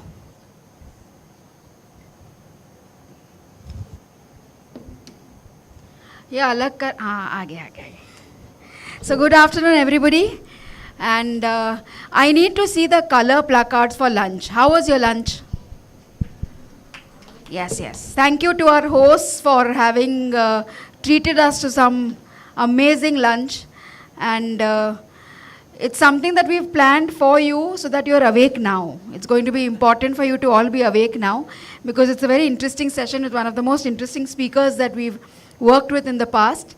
And I'm delighted to have all of them on the panel. Always very inspiring with their work, with their words and their thoughts. They've already been introduced, you've known them, and I'm directly going to go into the questions round because we have very little time for this session. The session is called Understanding Internet Addiction Disorder, or Understanding Internet Addiction. And my first question obviously goes to you, sir. How would you define Internet Addiction Disorder? And what is the gravity of the problem in our country? Addiction basically has to qualify two variables. Which are they? Quickly. Two things it has to. Tolerance and dependence. So what is dependence? If I do not use it, I get withdrawal symptoms. Tolerance, I need a higher dose to actually use it, and that I think is the defining condition. What is very important is that the magnitude of internet addiction is huge. Figures range from whatever, but based on how you ask them. Now, the 5 things which we need to really understand about internet addiction is, we can start from ourselves. Pick up the toothbrush before you pick up the phone in the morning. Tell your family, toothbrush. Let the phone be there for an hour, okay? Have a bedroom for all the phones in the family. They sleep together. Even if you don't sleep with your family, let the phones sleep with each other. Okay? And the second thing. The third thing, which is very, very important, is never gift a phone, give a phone. You will stand, people, I mean, you stood first, this is your iPhone, no, where's the iPhone 14? No, nothing. Don't gift a phone, give a phone. Do you gift chappals? Chappal aan le to ka. You never do that, no? Give a phone, don't ever gift a phone. Fourth is look at something which is very, very important, is that, as I've said that before, trust your child completely, but keep your eyes open. And the last thing, again, which is extremely important to understand the phone, is never give a phone when there's a crowd in the family. You khel. play. Don't disturb us. Outside the clinic of a doctor, you play. Let them be uncomfortable. Experiencing uncomfortableness is the sure way of getting a value. So extremely important. Keep being uncomfortable, being upset, being tearful is very important during the childhood. And these are the things which you do. It's a huge phenomenon. YouTube addiction is the most. And video dekhne ka. And people know how to hold the phones. I can identify who knows, who's the guy who watches a lot of YouTube. Guys who hold the phone properly. Guys who can actually click a selfie easily. Guys who protect the phone from everybody else. And guys who exchange the phone for new ones all the time. Sell this, buy this, sell this, buy this. I think it's a huge problem. And as Anuradha also said, and others also said, we need to start with ourselves. Remember one thing, my dear friends, the blue light destroys your sleep. And one important thing, people are sleeping less. Sleep deprivation is worse than insomnia. You are going to get diabetes at 28, 30, and people are going to die at 40, 45. Never play with your brain. Hindi में अच्छा लगता है, भेजे से खिलवाड़ मत करना, पलटवार करेगा. And these are the things which you need to be very careful about. What are the signs? I will talk later. Thank you, sir. So, very important for us to take away. Being uncomfortable normalizing that is very important, so that children can engage in something more constructive at that point in time. Extremely valuable thoughts, sir. Coming to Dr. Milan, so you've seen work in India and outside. Is the mic working? Yeah. So what is the global perspective of internet addiction disorder, and what are your thoughts on that? Right. So internet addiction disorder, like we know and like we've spoken, is something that is still under constant research. And I think also world over the research is happening, and we know it's in the DSM-5 as a sort of research criteria, so that we can then define internet addiction better.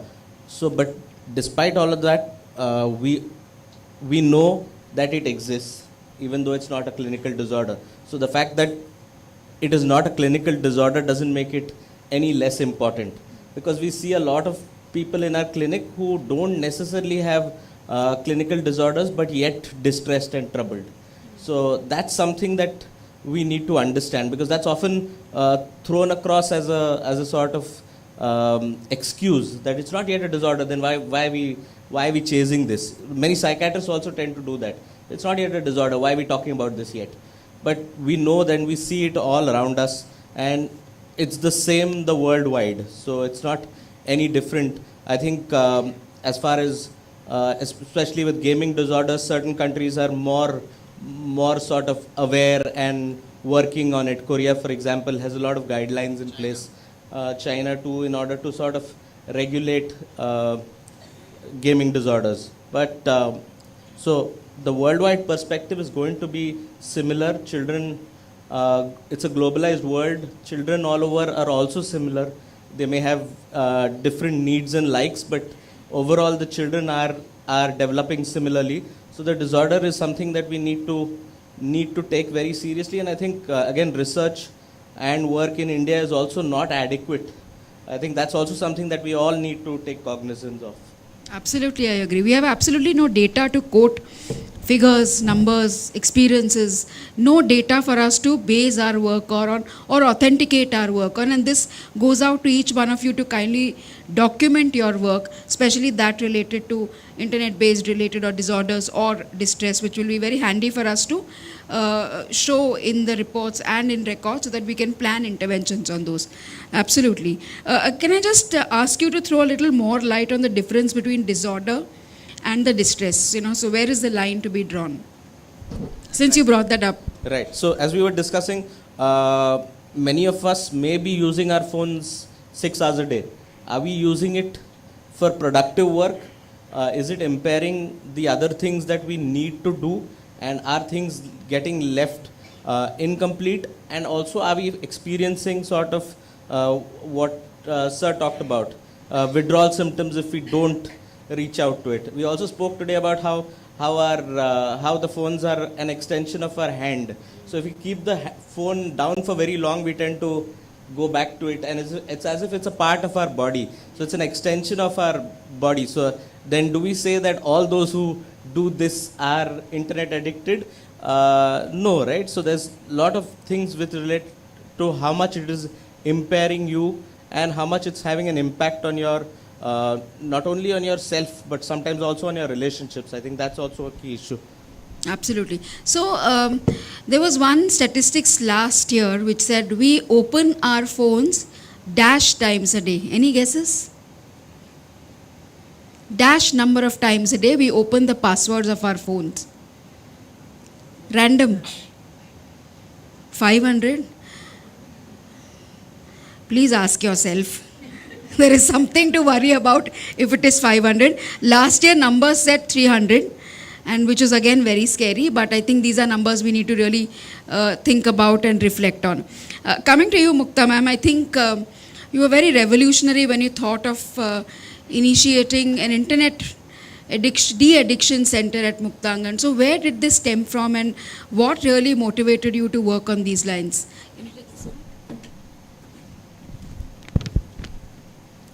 Good afternoon. Thank you for inviting me. And actually, I would like to congratulate team responsible Netism for organizing this conference and starting this cyber wellness center, which I would like to see later. So about our work in Muktangan. So my center, Muktangan Rehabilitation Center, it is in Pune, and it was started in 1986. It was started by my parents, Dr. Anil Outsat and Dr. Anita Outsat. And of course, we were working in substance addiction. We were getting cases of gambling, but very rarely we were getting, and we were treating those cases along with our other patients.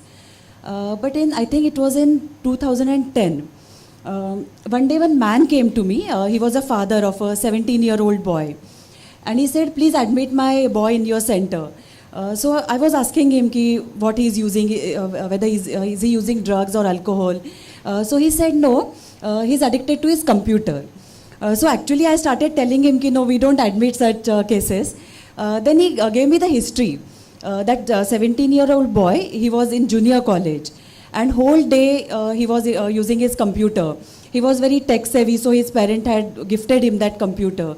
So he used to watch videos, he used to do some programs, games, so many things he was doing, and whole day he was into it. And parents were not aware that he is missing his college because of that. And when he missed his term end exam, they got a phone from school and they called parents there. So that time they were shocked. He's missing school, he's not even appeared for his exam. And then they came to know what this boy was doing. And initial reaction was anger. They started they banned the computer use. So boy was also very angry. He was restless. So there were a lot of fights in the family.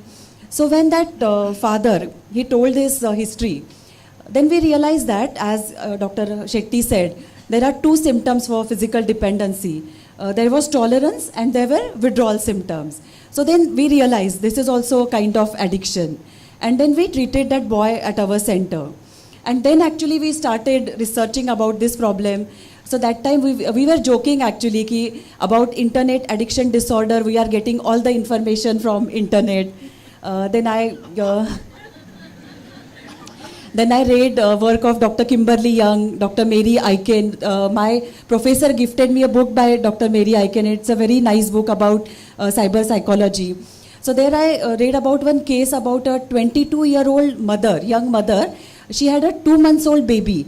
And this mother, Alexandra, she was playing this Farmville game. And when that baby was crying, she was so angry.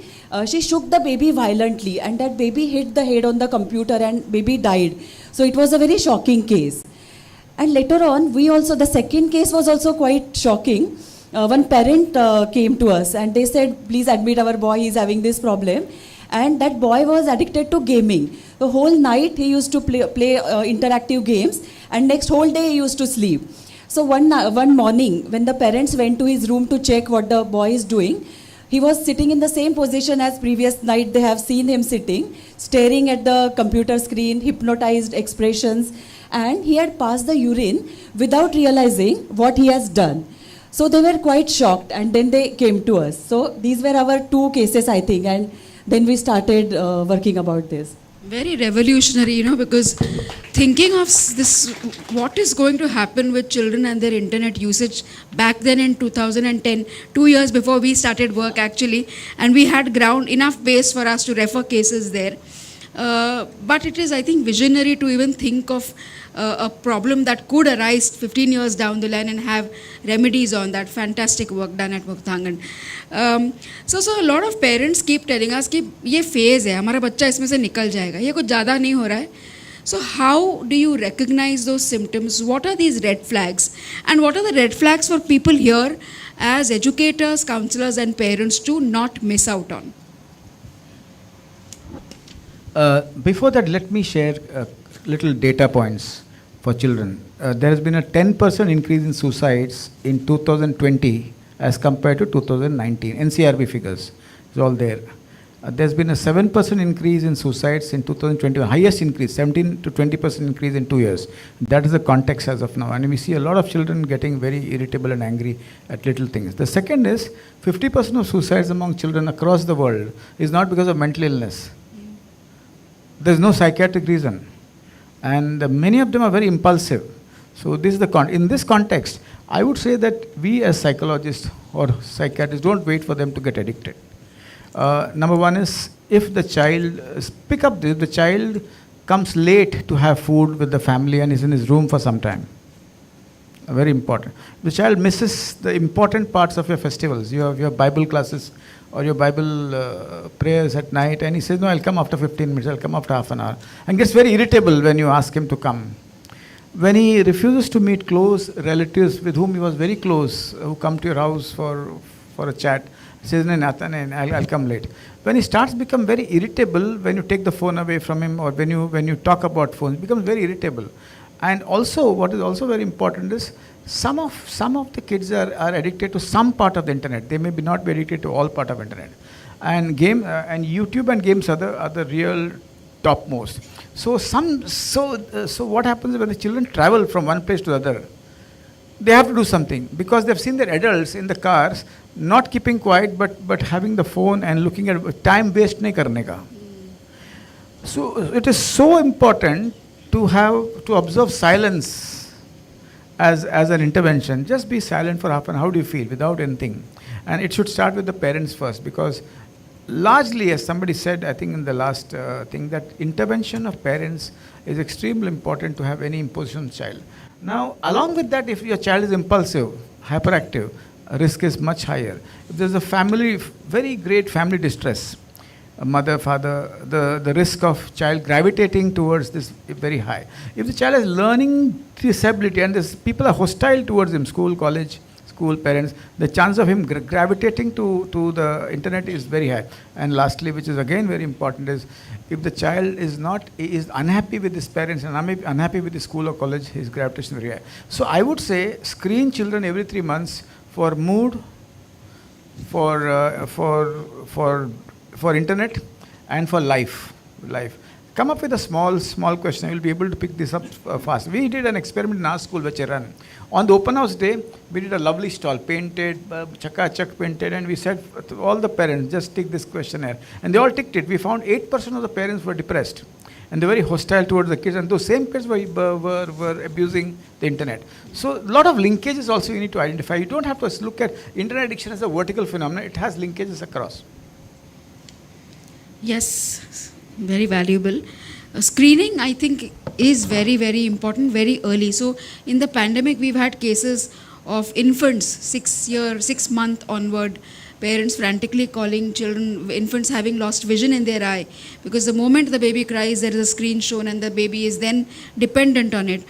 So we've realized that अगर बच्चों को mobile parents को देना आता है तो लेना भी आना चाहिए ना. Often lena hi nahi aata, and then it goes overboard and then they don't know really what to do. So screening is certainly very, very important, and timely screening is. Coming to you, Dr. Millen, I want to introduce a different topic altogether for everybody here and to all of us as well. I want you to explain to us what is the impact of design thinking in cyberspace on users. Right. So what we're referring to by design thinking is how the internet and things on the internet are made to keep us engaged, right? So they're designed in ways. At the break, I was talking to Ninad and Rahul about exactly this, right? Whether it's games, whether it's Instagram Reels, they're all meant and designed in a way that Reels, for example, are short, quick, so that you can go through them one after another and not realize how you said about how time, there's no sort of awareness of time at that time. So they're all designed directly in a planned manner or in an unplanned manner to keep engagement going. So internet is always going to be and will continue to be designed in that manner. And I don't think we can stop that. Because finally, like we also pointed that the internet is a reflection of society. So even in society, if you go to a lecture and it's boring, you're like, let me get out of here. So it is designed in a way that you want to keep people engaged. And so that is not going to change.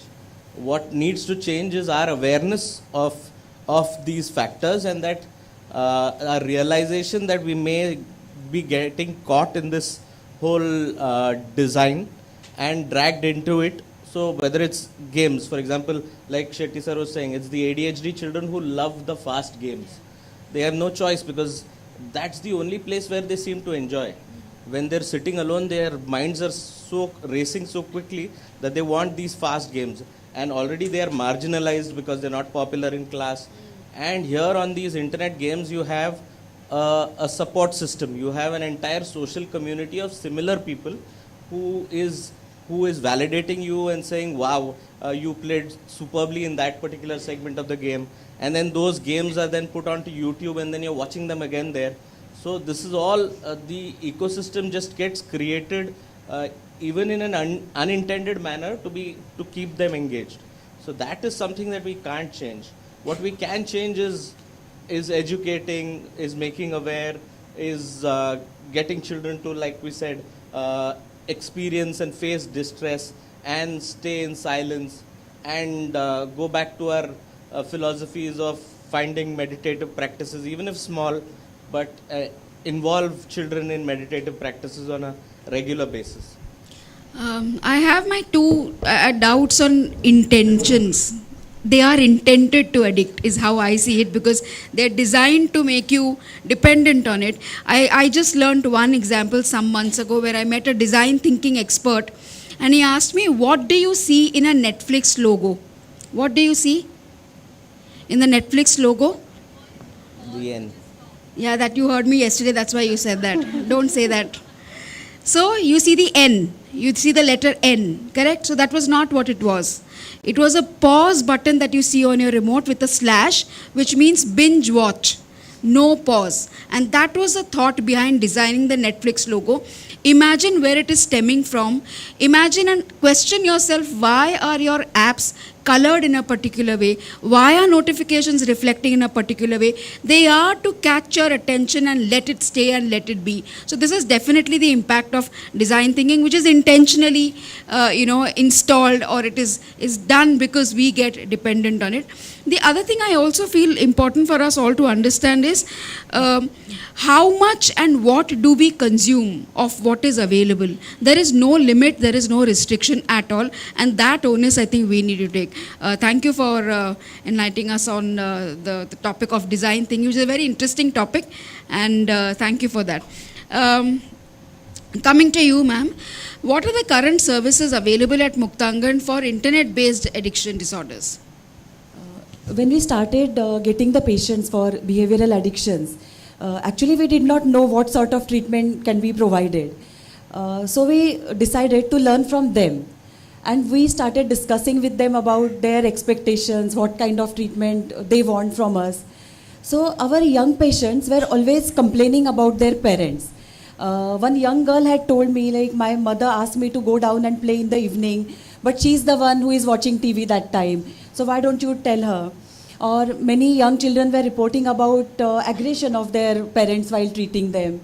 Or we have seen parents blame each other.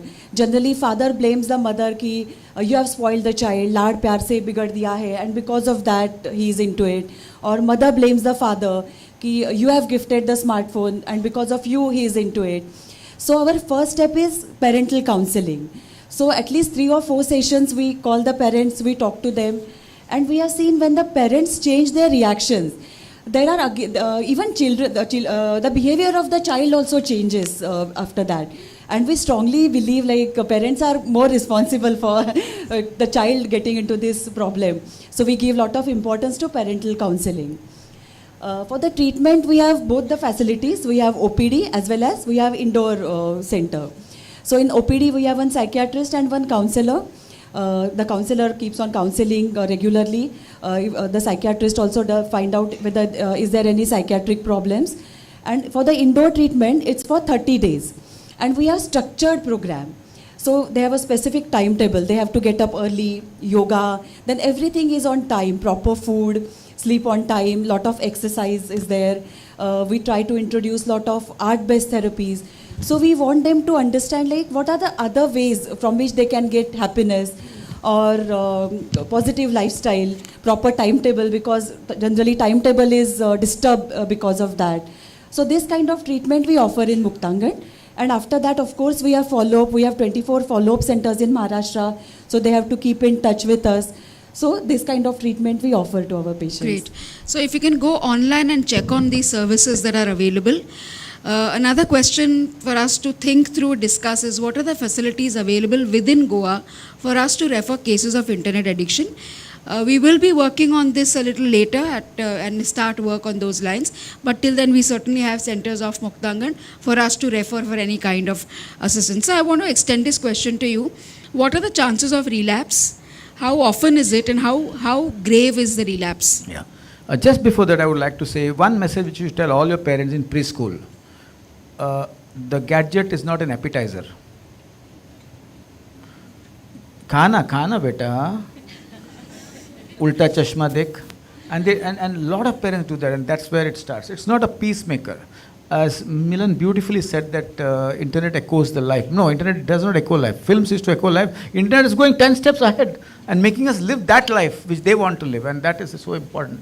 So would you engage or would you actually create boundaries? Engagement is important. If I were a counselor, I will make my own videos and ask them to see and come back and reflect and have a chat. Or I will recommend them to see some videos and ask them to come back and have a chat and discuss. Now parents, you know what is happening? It's easy to put a gun on the parent. Lafda hai parents mein yaar, CEO or the security guard.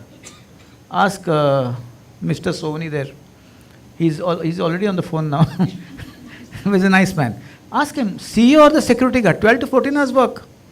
He comes tired. If he's a homemaker, she nags him, bolna mere se, bolna, baat karna. And he tries a little and he leaves. And she goes on the internet. So globalization causes disconnection and reconnection happens because of the phone. So that reconnection, if you want to break, which is very important. Pool parenting is also very important. Pool parenting. See what happens in a globalized world. We do not share our woes with others. Say, for example, if my daughter is intently on the phone all the time, my brother-in-law may have a very good impact on her because they have good rapport. And you may not use that resource out of shame. And kill shame, seek help. And what happens is you need to democratize the problem with people whom you trust. So pool parenting is when another parent has a much better impact on you and not you alone. Because in India, families are not small. Families are huge. Kaam wale bhi family member hai. Doodh wala bhi kabhi acha gyan deta hai. And I think that is something. I still remember this boy who refused to listen to anybody, but he listened to his 8th standard teacher, who had a tremendous impact on him. And so using parental resources, all counselors should know everything about YouTube, what is there, what is not there, and what you can recommend. There was one YouTuber who died recently out of cancer. He was in his early 20s. Who was that? Technoblade. Have you heard about him? No? So I think you need to know all that. And I learned how sitting with kids and asking me, kya ho raha hai YouTube mein? Sir, Technoblade Light. He was very nice, helping everybody at cancer. There's another guy, I forget his name. Boost, I think Boost or I don't know. Beast. Who said that, Beast, from the audience? Okay, very good.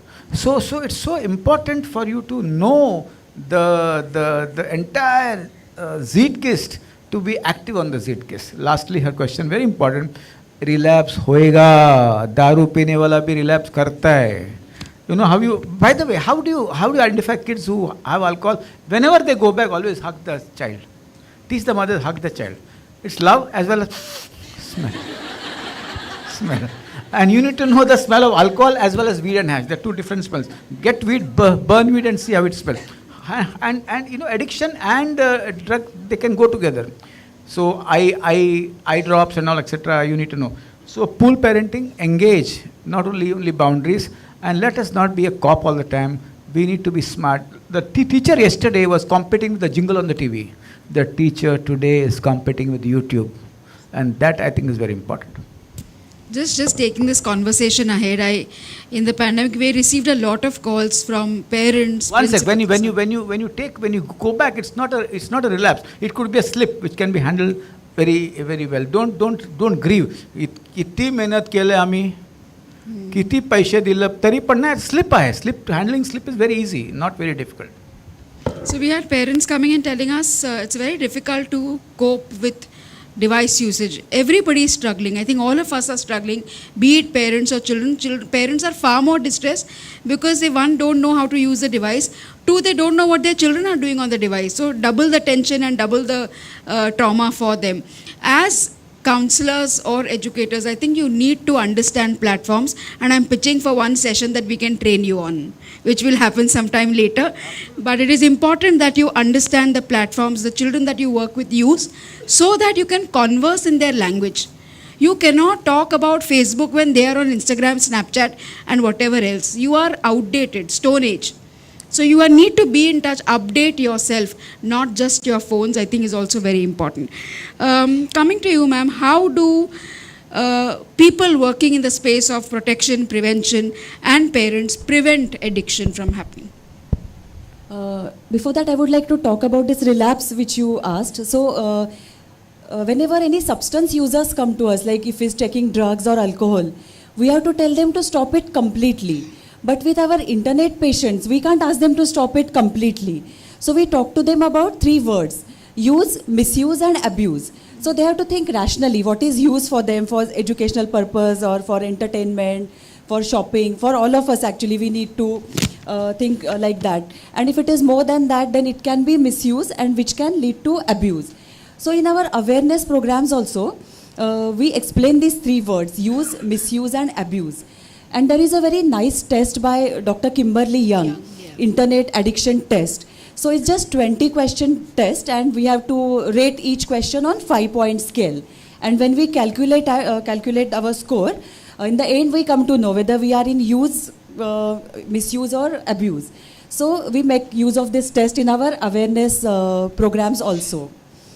When we go to schools or even corporates also invite us for talking about this problem.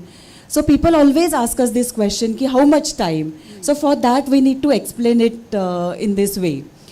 Sometimes when we talk to especially youngsters about it can be harmful. So they are not aware about the physical harm which is caused by the gadgets. So we try to explain it to them in our awareness program, how it affects our body, even brain, sleep. These things were discussed in the previous sessions, how it affects mentally, or even how it affects our communication. We have seen many youngsters who have thousands of friends on social media, but they don't have any physical friends, or they can't make eye contact with us. So we need to explain this to them. I like one very nice sentence by Albert Einstein, and it's something like, I fear the day when technology will surpass human interactions and there will be a generation of idiots. So when we see people really doing that, 2 people are on a date and they are staring at their mobile, so we really sometimes think there is a generation of idiots now. So this way we try to explain it to them. We have a small helpline for them, so if they have any questions, we generally tell them our number or email. Social media presence is also there. So we try to spread this message about why it is harmful, what else you can do, because generally kids ask us, like, this is our entertainment. In the evening, we don't have any playgrounds. So we suggest them different ways, how they can entertain themselves, how they can meet their friend, they can have their social circle. So we just don't tell them not to do this, but we tell them what else you can do and how you can avoid that. So this way we conduct our awareness programs, and especially for parents, we have so many suggestions, like don't give, as Dr. Shetty said, if the child is not eating, the parents show them the screen, so don't do that. We should give them enough time. Just yesterday we were eating in one restaurant and we saw their parents were eating and they had the screen was in front of the child. Even we suggest the parents to avoid sharing. When the child is born, each and everything is shared on social media, so child get used to it. Even child starts asking them, ki, please, I'm singing a song now, please shoot it and put it on social media. So we have lots of things for parents. In one parents meeting, one parent was telling me, like, my child doesn't want to talk to me, he doesn't share anything. So I asked that parent, do you have dinner time together? Do you eat dinner together? So they said, no, we don't eat together. So we always suggest, the dinner time should be a family time. Everybody should sit together. We can share. I think you are telling in the morning, like even parents can share with what was happening throughout the day. So child can also tell. So communication between children and parents is very important. It is for even for substance addiction as well as for behavioral addiction. Because if the parents are communicating properly with the child, they can understand whether child is getting curious about weed or any other substance, or if he is overusing his screen time. So these are the various suggestions we have for prevention. Great, great. You brought up one very important question. How much time is too little or too less? Milan, I want to ask you, how do you define how much is too little, how much is too much, or too little or too less?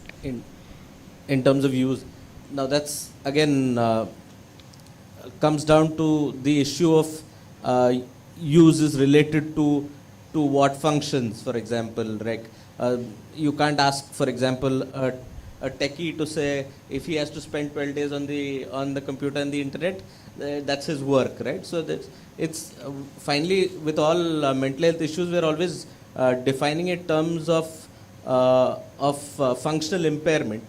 So impairment in terms of your work function, your social and relationship functions put together. So when you find, again, the question is, for example, are also based around how it has an impact on your life. So we possibly cannot fix a time.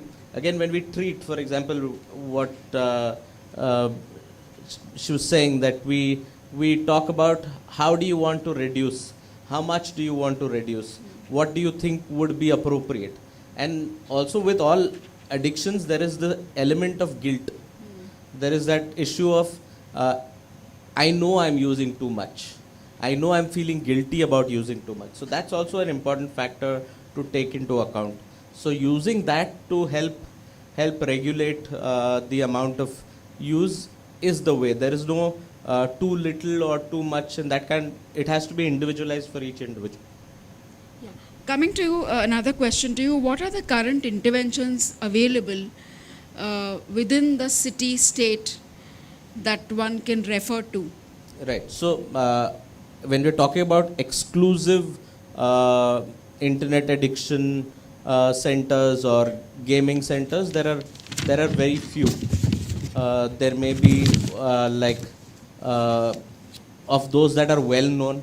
Now we know that Nimhans has a clinic called Shut. Shut, yeah. Then AIMS Delhi has a clinic. So in Calicut Medical College there's a clinic. But these are so few and far in between compared to the numbers that we're going to be seeing, which means that every mental health professional has to be a carer for internet addiction disorders, right? So I think it's important like you pointed out, that we all need to maintain data, even if of our limited cases that we may see, and to pool it and to have more and more discussions like this.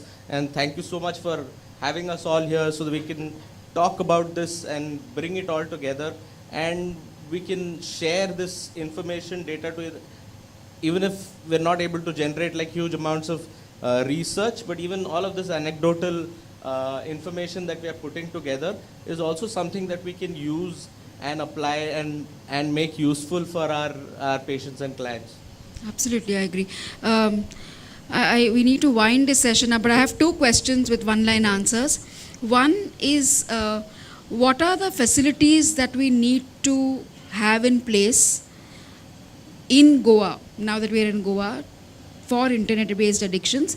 And the second question is your last takeaway for all people. Well, here. I think a friendly neighborhood psychologist is a good bet. But a capacity building of all mental professionals on internet addiction is very important. Certain campaigns are very important. Use your feet, not your fingers to play. Certain campaigns are very important. Fathers getting involved with children helps the children to be away from addiction, not moms alone, but moms are always involved. Talking to kids from office is a workshop we conduct. How to talk to your kids from office. It looks very simple, no? It's not so simple. Have you had your food? It's in the fridge. I can hear the TV. You have the phone with you? So how to talk to kids in the office, that's also a very important intervention. And the third intervention again is that don't think that this is a small problem, it's a big problem. It's a huge problem, and that this problem can really lead to a lot of other implications. Attempted suicide, so many others. So gather more knowledge, and also psychologists in Goa, I would say once a month you sit down and share your experiences. What worked in your school, what did not work in your school. That would be really phenomenal, and that is something I would like to share at the end. Wonderful, wonderful. Thank you, sir. Mukta ma'am. When we get like on our social media, or we post something and people like that, or person is playing a game and he kills someone, there is dopamine rush. So the person feels very happy. So we think there should be some positive substitute for getting this dopamine high or getting positive chemicals in your brain. I want to combine both the answers actually. So we should have lot of art-based therapy center or art centers, or we can introduce some creative hobbies to our children and for ourselves also for getting this happiness. And we should get ourselves involved in lot of physical activity. Because of physical activity, we get lot of happiness, happy chemicals are there in our brain. So I think in Goa, we can have both these things as well as having this intervention facilities. Wonderful. Thank you, ma'am. Dr. Miller? Yeah. As far as what can be done in Goa, I think sir and ma'am have put across a lot of useful things that you can do. Yes, so continuing on from this to and have this whole group meeting so that there can be a lot of exchange of ideas, and then they can be applied at an individual basis is something that we all need to do. And one point take home for internet addiction alone is that it is here to stay. We need to be, like we said, we need to be very, very alert and aware of what's happening regularly, right? And things are changing very dramatically and very fast. In the internet world, things are on testosterone, running really fast. And so conversing with children, like we spoke about, talking to them, being aware of what games they play. I think that's something that's very important. What they do on the internet, being connected to that. And this you can learn only by spending time with them. There is no other way to learn this. So right from the beginning, we realized that the best place to learn about addiction is from the patient. He can give you information that you have no clue about. So the newer substances that come into the market, we learn from our patients. The new games that are more and more addictive, we learn from our patients. So spending time with them and understanding them, understanding their needs. So like Mukta ma'am said, the other dopamine push that you can get from them, that also you need to find out from them. we may find that we want to push a certain modality of dopamine substitution, like we say. So नहीं तुम ये करो, जाओ और exercise करना शुरू कर दो, सब ठीक हो जाएगा. That doesn't work. We need to figure out from them what is it that they want, what is it that they would like to do, and only then that is going to happen. So that motivation has to be come from within. It has to be intrinsic, and then we are just guides. We are not here to direct them to do what they need to do. So they'll find their own path. We are just there to be mirrors and listen to them. 30 seconds. We need to identify sprain and fracture. Sprain, whether they need psychological interventions, fracture, whether they need psychiatric intervention. That's very important. You can't mix. You can't counsel somebody who's on the phone for 14 hours. The second most important thing is in Bombay, there's a couple, psychologists. I don't know their names now. You actually know them. They're a friend of in Vasai. They have reinvented all the old games which kids were playing. Most of the games are structured. Trupti and husband. Most of the games are structured. They've invented old games. Kitti, Langadi. How many? I think these guys don't know Langadi and all. You know? And bringing those games back in poor schools really would be a great bonus. So we need to do a million innovations, and these innovations will come from people. That may not come only from professionals. Wonderful. What insightful thoughts from all of you. Just closing the session with 3 takeaways for all of us. Capacity building, very, very important for all of us working at all levels, especially with children. I think I look at internet-based addiction as societal problem, so we need to work together. Not just you, us, anybody else. We're all in it together. We all need to find collective solutions, and we all need to stand by each other in these times. So I think this is a collective intervention, and we are there here. So please exploit us to the fullest and let us work together on this. And the third most important thing is awareness and providing alternatives within the system for devices that are used by children. Thank you, sir. Thank you, ma'am. And thank you, Dr. Millen, for being there, traveling all the way overnight and going back today. But I hope you've also enjoyed this session with us. Thank you all for being great listeners. If there are questions, we can't take them, but you can pass them on to... Another high quality engrossing session. So can we see the response instantly? You don't have time to think, you have to simply react. That's it. Oh wow, beautiful. Amazing. Thank you so much. So can we have a big, powerful round of applause? Beautiful session. A lot of amazing insights. And can I request Sonali to felicitate our panelists? May I first request her to felicitate Ms. Mukta Puntambegar, please. Can we have a big round of applause?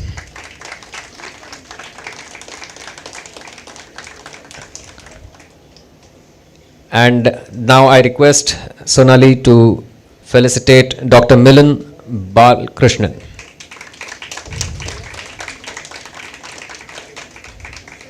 Thank you so much to all the panelists who gave this valuable time and their insights on this topic. And well, coming back to another small trivia for you guys before we have the next team of panelists on the stage. Okay, first question. Are you aware of any game rating portal? Game rating portal?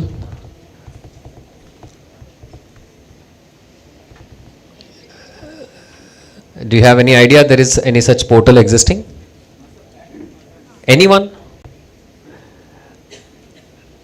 I give you 10 seconds to search. Yes. Who gave that answer? Who was that? Peggy? Wow, I can't see your face, but I can see your hand. Why are you hiding? Don't worry, Harish Shetty sir won't say anything now. Okay. www.esrb.org and peggy.org. These are the two references that you can note down. What is the legal age to play PUBG in India? Yeah, I mean, this even a 5-year-old can say nowadays. What are the number of cyber attacks in the healthcare industry in India in 2022? Number of cyber attacks in the healthcare industry. Anyone? Okay, it's around 1.3 million. Humongous. Well, let's move to the next panel discussion. Tech-enabled business uses existing tools, platforms, libraries, and frameworks to make a company or a solution it provides more effective and efficient. Tech-enabled businesses are greatly valued over businesses that are not, particularly in today's digital or online-driven economy. This leads us to our next panel discussion on adapting with the tech-enabled future.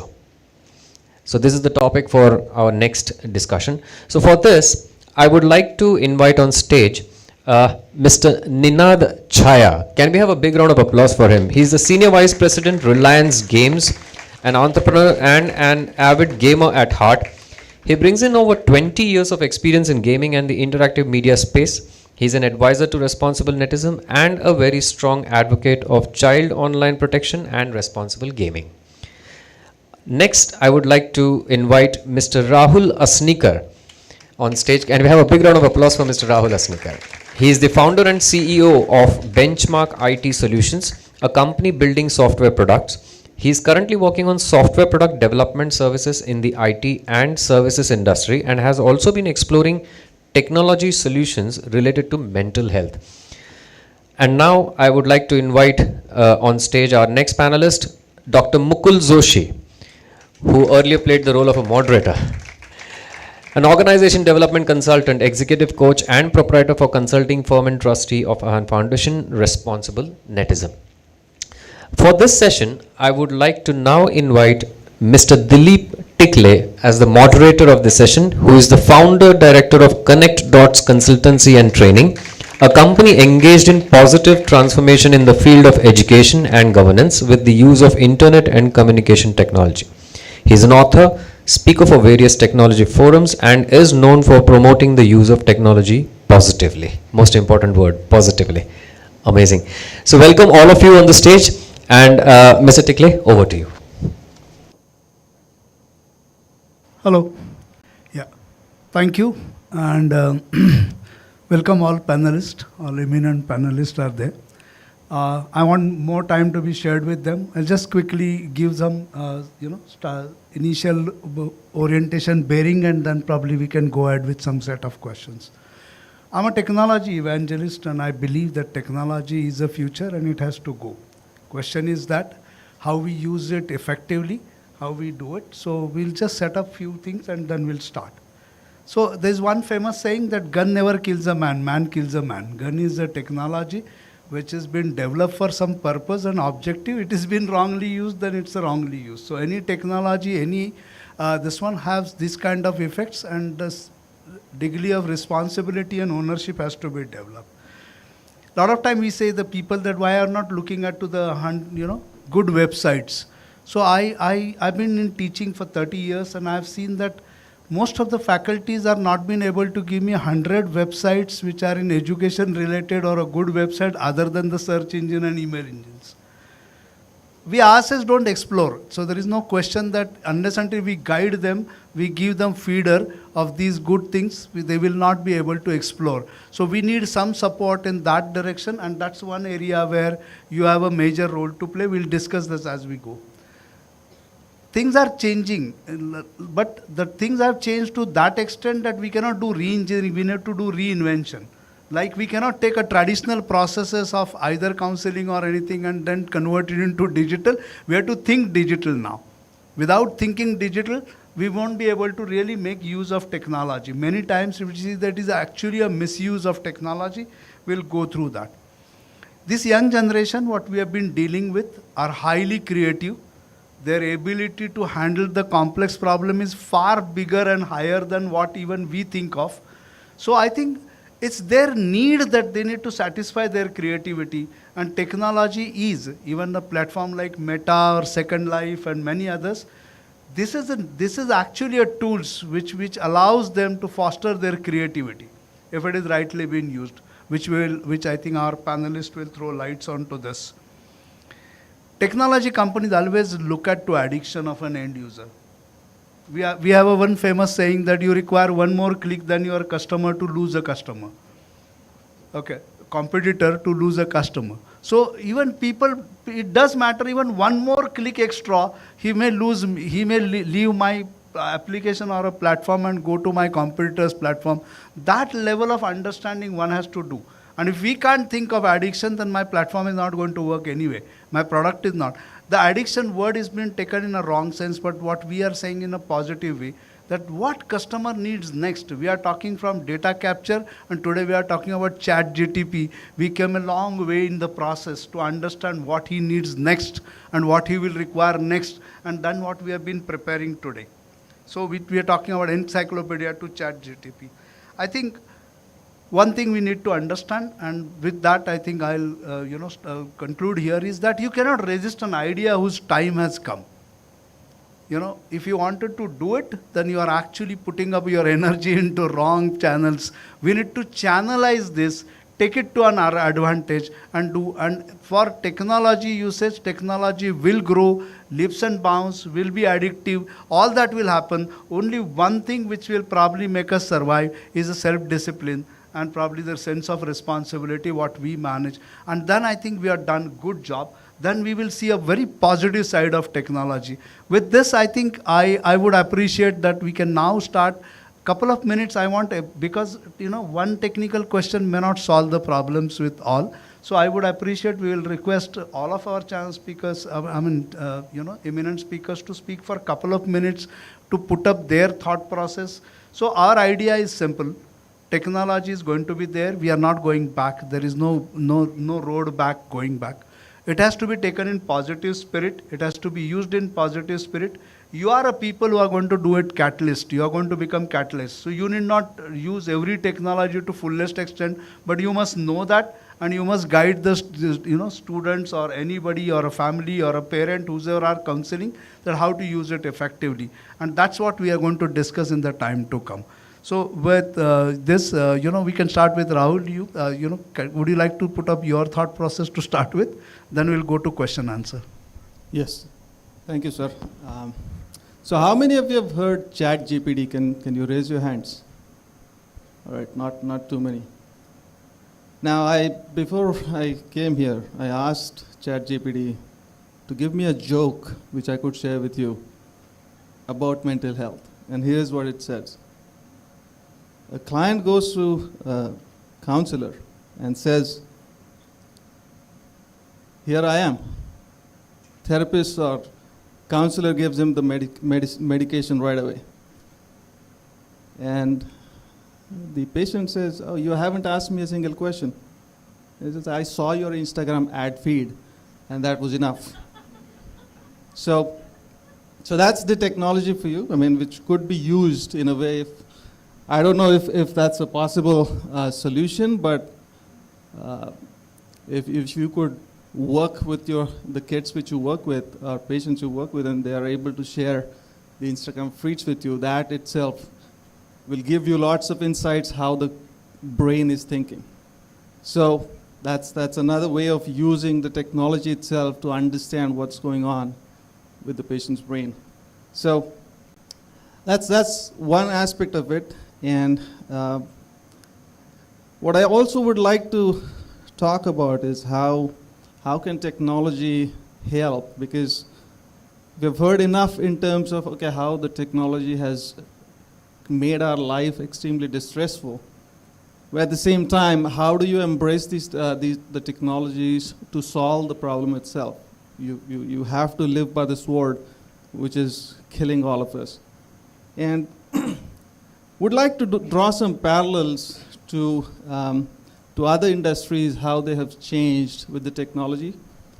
Now, there was a quote which was coined by a venture capitalist which said, software is eating the world.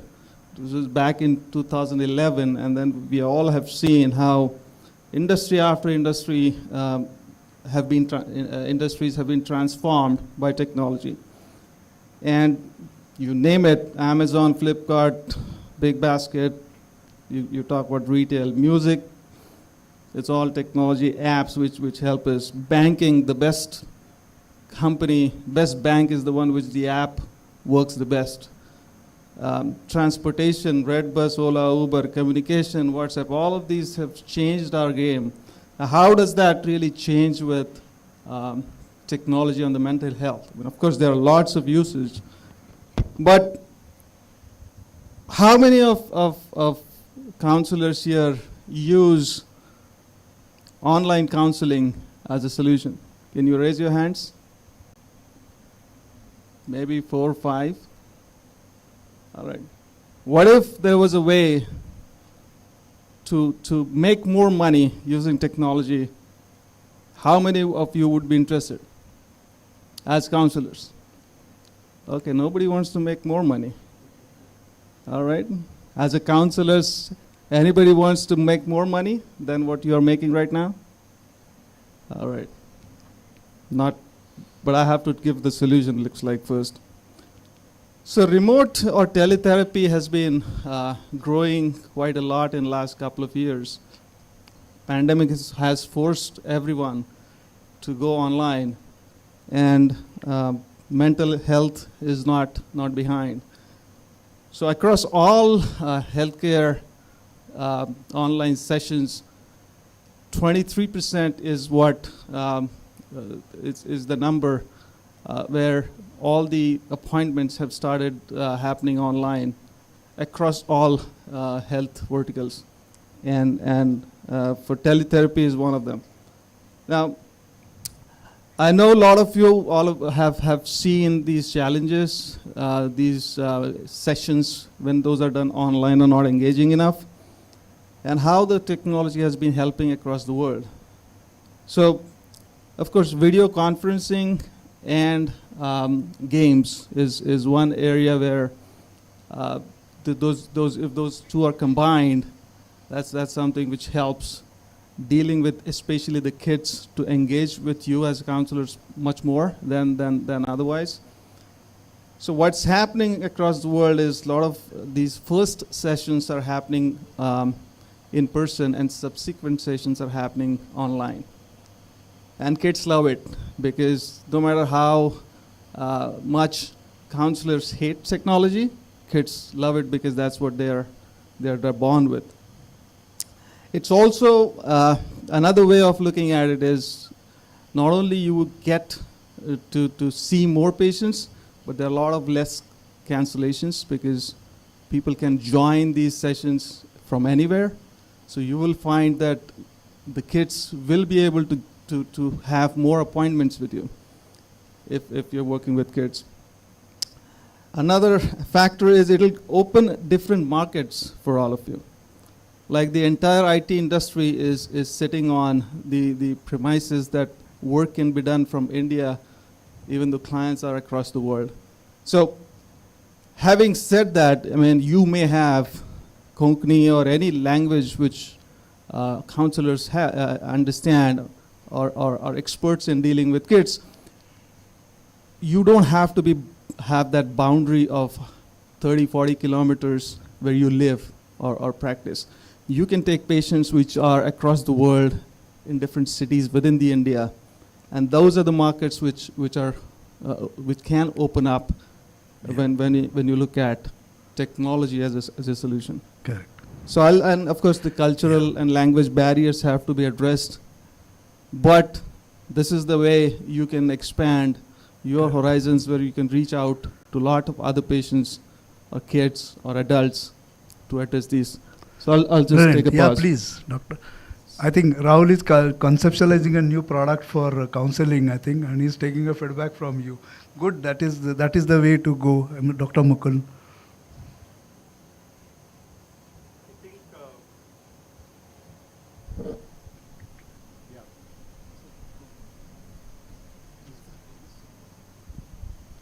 All right. I think the future is tech-enabled. There is no two ways about it.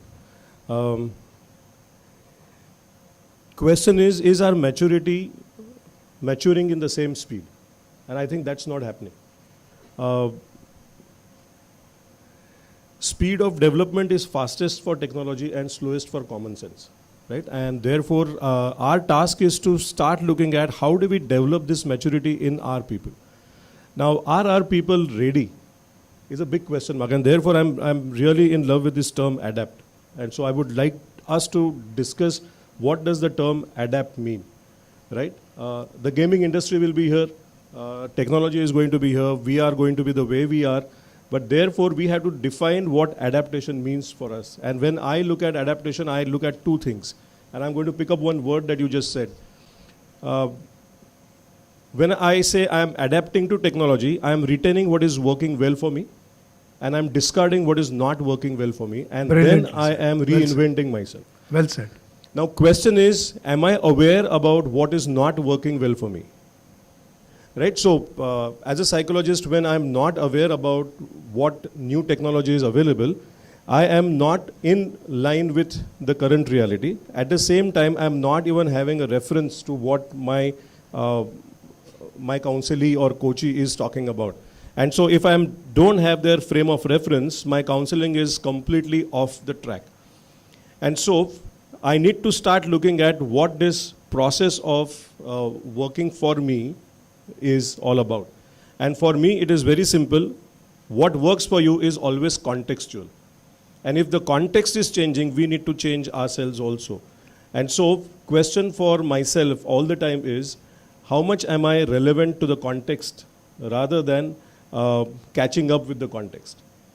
In 2011, when I met one gentleman who was, at that time there was iPhone, introduced just 2-3 years. And it was the costliest gadget to hold. And he was insisting that I should buy an iPhone. I said, no, sorry, I don't want an iPhone. I still don't have an iPhone. But he insisted. I asked him, why do you want the gadget? And his answer was, Mukul, I need to be relevant. And my relevance is always defined by what technology I am going to be cognizant with. And so that's my take on what is adaptation about the tech-enabled future. Very well said, sir. Ninad, it's to you. So, I think Rahul and Mukul covered pretty much everything that needs to be covered on the topic. And typically in conferences like these, right, I mean, where we have counselors, teachers, parents, I'm either the most hated guy or the most loved guy. Because I'm the gaming guy, right? I encourage you all and your kids to play games, not because it's a PUBG bloody gory game, nor because it is just mindless candy crushing, but there's a science behind it. There is behavioral science so deep-rooted. And what was mentioned in the earlier panel by, I think, Dr. Millen, that these applications are designed to promote behavior in a certain way. And that's technology. The technology layer is so invisible over there that you think it's actually you who are doing it, but at the end is the AI, right? And in our gaming studio, a lot of times people get stuck with some problem, and I ask them to use AI, and I say kids because most of the team is in their mid-20s and I am on the other side of 40. And they say, sir, हम AI नहीं use करते. मैंने कहा नहीं, artificial intelligence मत use करो, अपना intelligence use करो. Use the other kind of AI. So the thing I'm trying to say is technology is going to be there. It is always going to be there. It was there when the man invented the wheel, although it was a very rudimentary sort of technology. When the computers were invented, people said, oh, these machines will take away human jobs.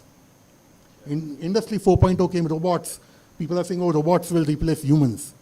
Humans will survive. Humans will adapt. And like Mukul said, and that is what's going to give Darwin's theory of evolution a new meaning, where it is not the strongest or the fastest who survives. The species who is most resilient and who is open to adapting will survive. So technology is something which we need to be open about, yes. We had, before telephones came in, we would write postcards. I don't think kids of today know what a postcard even is. Then the landlines came. To book a trunk call to the US was like a 3-day torturous affair. And suddenly in the middle of the night, the phone rang and you had to like rush and pick it up before the operator cut you off. Today, my niece in Seattle talks to me on a WhatsApp video call every single day. So, and that's technology. She doesn't know it's technology. For her, it's a natural way of life.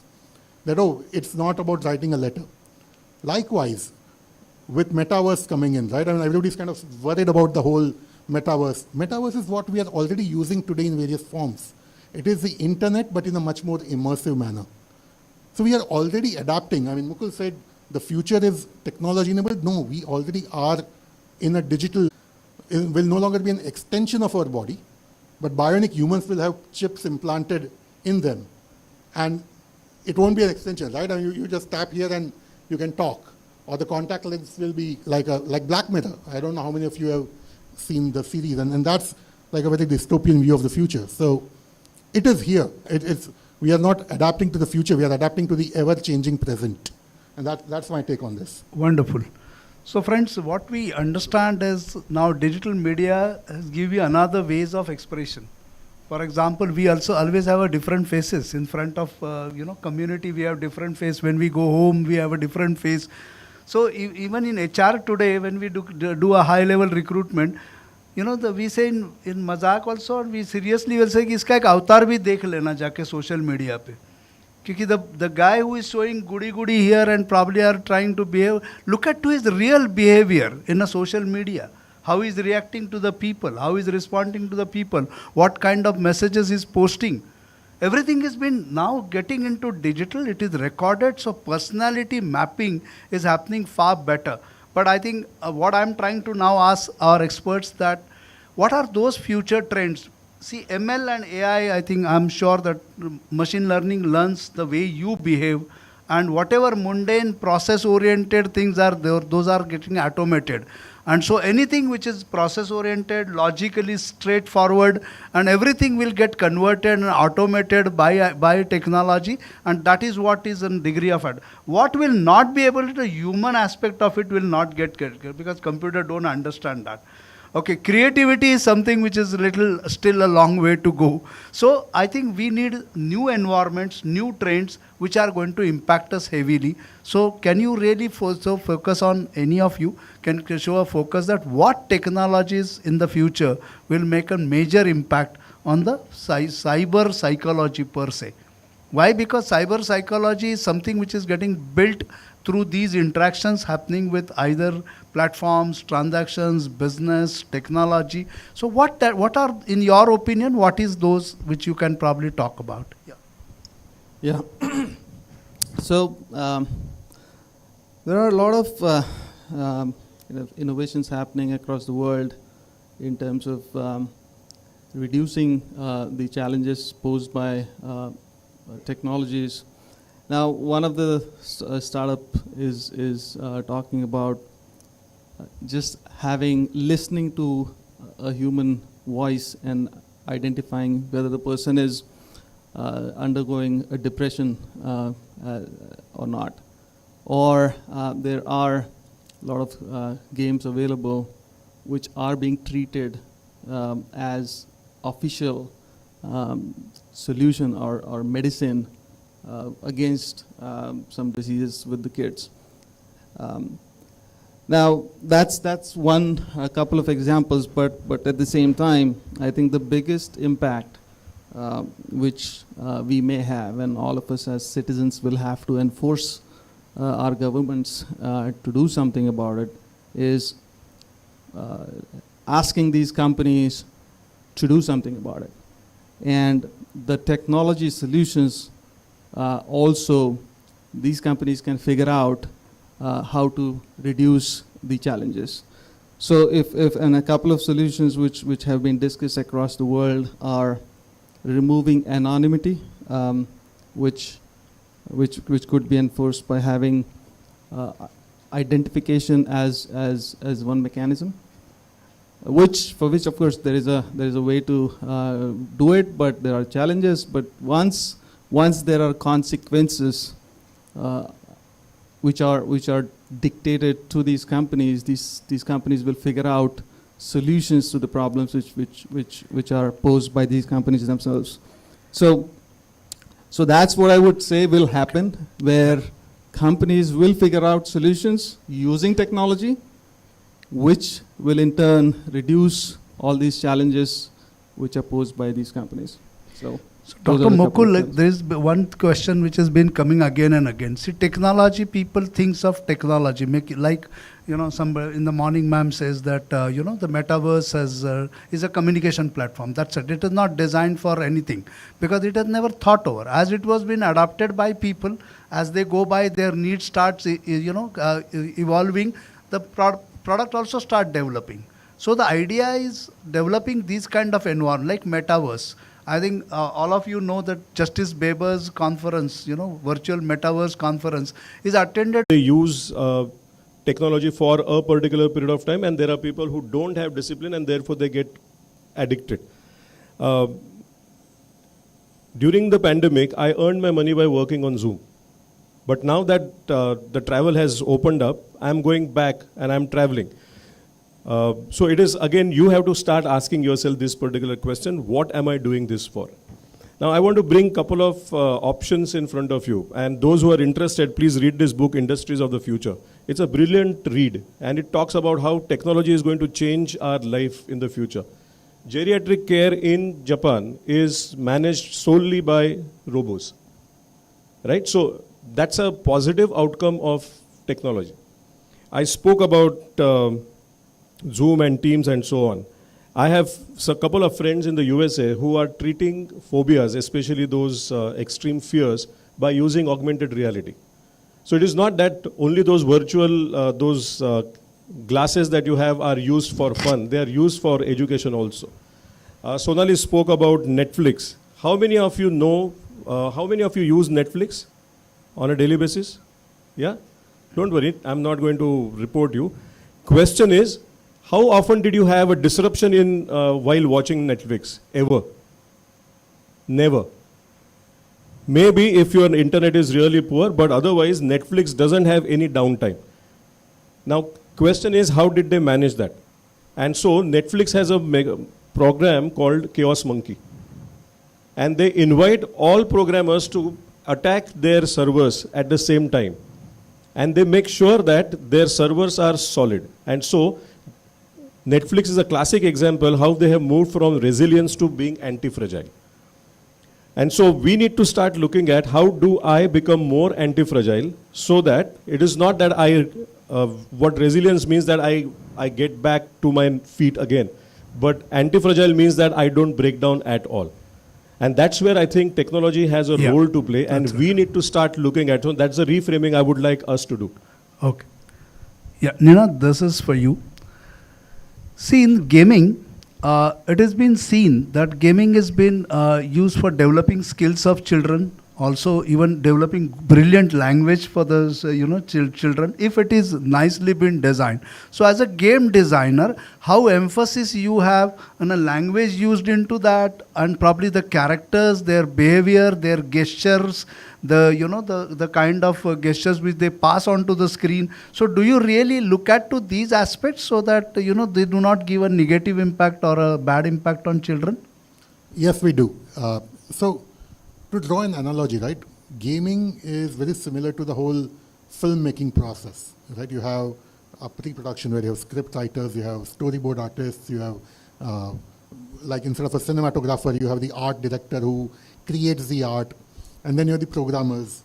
But the core is the player, right? For us, we need to understand what is it that is going to motivate the player to keep coming back to the game. And depending on the age group that we are creating the game for, the treatment varies, right from the colors we use inside the game to the gameplay complexity. Let me ask a question. How many of you in this room play or have ever played Candy Crush? The others are lying. Those, at some point of time, right? I mean, almost every, or the snake game. Let me go way back 20 years ago, right? So many hands, right? So the way these games are designed is that as your gameplay quotient, Praful mentioned about TQ, which is technology quotient, as your gameplay quotient enhances, evolves, improves, the game becomes more and more difficult, such that at some point if you get stuck, and people who have played Candy Crush will relate to this, maybe you are on level 347, and I have a relative who is on that level, and you give up. After a few days, when you start playing the game again, you suddenly start winning, and you cross that level. So it's the whole psychological aspect. And that is where the game designer is working with the data analytics guy, with the product manager, and in large companies, they work with behavioral scientists to create these games to bring about, I would not say addiction, I would say enhanced engagement. Right? Let's try and put a positive spin to it. सुबह से addiction सुन रहे यार. Enhanced engagement. This is as if we are calling ice cream cannot be done by some large industry, so they call it a frozen desert. They sell an ice cream, but they call it a frozen desert. So no, I think, but our question is still, I mean, I understand your viewpoint and we take it, right spirit.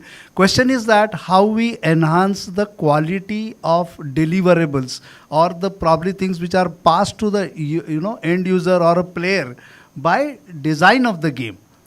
By how we... So at the core, gaming is for entertainment, right? Correct. And we used to call it interactive multimedia software because parents always think, yaar, ye games is time pass. I mean, like when I got into gaming 25 years ago, my dad was like, what are you doing? I mean, you are a postgraduate in organic chemistry, why are you getting into gaming? And I was like, because I love playing games. I've been playing games since the age of 5. But at the end, you have to see that it is the whole... what am I delivering to the player, right? It's the sense of achievement. And through the competitive element. So it is not just mindless entertainment, it's engaging and interactive. I'm such being an advocate of video games in a panel where since morning I've been hearing about video game addiction. No. Somebody's got to take the flag for video games. I understand. And it's rightly taking it. Rahul, it's for you. Rahul, the people need more engaging technologies because they are lonely or they need to spend time. They don't want to waste time. They already have more value for the time, and they are very complex, creative. They wanted to express themselves.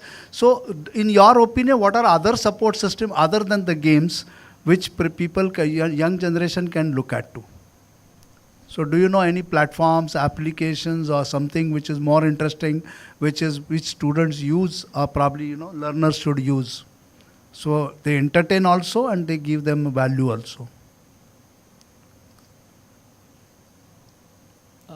Is your question about being entertained? Support system for creative support system other than the games. Do we have anything? Right. So again, for entertainment, I think... OTT, I think OTT changed the game. I mean, in pandemic, without OTT, would have been nightmare for the entire world altogether. But OTT created, and that was a combination of data content creators and then data service providers because they all want to make money and they all wanted to reach to every hand, every mobile, every device. So they did that. So is there anything else in your mind which can be thought of? Yeah. It's some bad news though for Indian people here. So the young adults in US have been getting away from OTT platforms. Correct. And also media, TV and otherwise. Yeah. And guess what? Where they are going? They're going to TikTok, right? So that is really where almost more than 60% of the time is being spent on TikTok, where it is being used as a search, as an entertainment, and as a source of news as well. So that's where the world is going outside of India. But can we categorize as user content creator? User created content are more popular than a formal content creator? Of course, yeah. I mean, there are TikTok content creators just like they are on YouTube or any other platforms. Yeah. Okay. But that's where the entertainment is going across the world, and I'm sure there would be some counterparts coming up in India, like TikTok. But I think I just would like to add something which I wanted to talk about is that in terms of how to use technology, because a lot of speakers have already spoken about behavioral changes which we all can make to reduce the addiction and all those challenges. But how do these technology, how can the technology itself can help us to do that is something which what I would call personal technology hygiene is, and these are recommended where you turn off all the notifications so that you get to those apps whenever you want to see those, rather than the apps manipulating us by sending notifications perfectly matching to our dopamine levels. So that's one thing all of us can do, and then we can schedule the time we spend on social media apps, if at all. It's a possibility, but that's a personal thing you can do. There is also some apps which are part of operating systems now, Android or iPhone, which give us how much usage we are having for each app, and then you can put some restrictions as well yourself, so that we get reminded about our awareness of time, how much we are spending on these apps. So these technology solutions which can tell us while we are using these apps can help us get away from it. A lot of people are not aware of these settings, so that's why I wanted to bring this up. So that's it. Dr. Mukul, there is one famous thought process which is like this, that people say, like for example, Jackie Chan, instead of creating a movie, he prefers an animated movie because it is more creative, more faster, more nicely done, and people appreciate it more. Similarly, I met the VG Samant who made Hanuman as a first animated content film or content what. When I ask him why not film, why these kind of character, he says nobody would like to see an Hanuman sitting next to them because everybody have their own image of Hanuman and they wanted to preserve that image with them. With an animated or this kind of content, we can actually give a justice to all of everybody's thought process. So now as we discuss that technology is available in abundance and support systems are available, question rise about good content, good quality content and good engaging content. So in your opinion, what should be our future steps to really create a good quality content? One of the things which came user created content, where forget about TikTok as a company or as a product. What we are saying, what people like is something which people have created. They find it astonishing. Rather than creating a big 3 hours of film by somebody with 100 crores or 200, they don't want to do it. They want to see simple something happening, innovation happening in the farm, innovation happening in the school, innovation happening in the college, something they wanted to see. So in your opinion, what is our future direction for good quality content? So I'll answer that part in a little, I'll add one aspect here. When we facilitate, we hold one principle in our mind, and that is adults are children in big bodies, right? And anything that touches the child in you is going to last long. And that's exactly what games do. That's exactly what animation does. And therefore, they have a long life. Whether it is Jackie Chan or somebody else, that's going to stay here. Now the question for all of us is our content providing that need fulfillment? Any content that is fulfilling those needs is going to stay. And so good writers, good thinking people in this audience should get onto the social media platform. Unfortunately, what happens is our understanding of what needs are prevalent today is archaic. So I was discussing this with one of my colleagues, a senior professor in IIM, and she asked me, Mukul, do you know why we have maximum, or not maximum, but the third populous nation is on Facebook in the social media? Why? And so her take is that people love visibility. Okay. And it fulfills your need of visibility. So we need to understand what needs are important today. Correct. And if we fulfill those needs, that content will stay. Correct. I think he had a wide point. You look at all television programs, the most popular programs are those where the people are participating. They have been appearing there, they have been asking there, their names are appearing there. One-way traffic kind of a content people are not appreciating much. This has been happening on social media also. Wherever you go, you probably see that kind of changes which are happening. like many of you must be knowing, there are chatbot kind of a day. So at one point of time, we were thinking that India is becoming a call center hub for the world.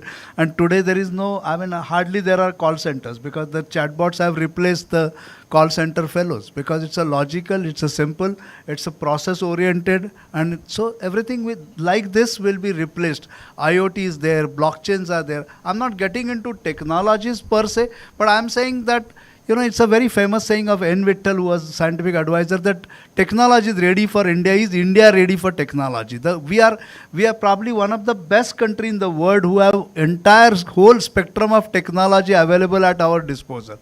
We also not only deployed it, but we have various examples. I was just giving one example.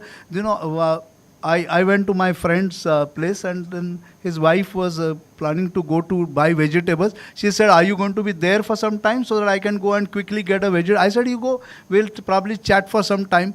But she didn't go. She brought a tea, and then so I said, no, I called up her, I'm coming late. The lady who sells the vegetable, she said, "Madam, why you are coming? So tell me, send me the list on WhatsApp, I will send you the material." Na? So she said, "No, I want to see a vegetable." Na? So video call karaycha na ma. So she said, she called me up and make a video call, tell me which vegetables you want to see. Look at to the use of technology in real sense. It has gone to a ground root, and that's the reason why we cannot blame it. The question is that how effectively, maturatively people are using into their own brain.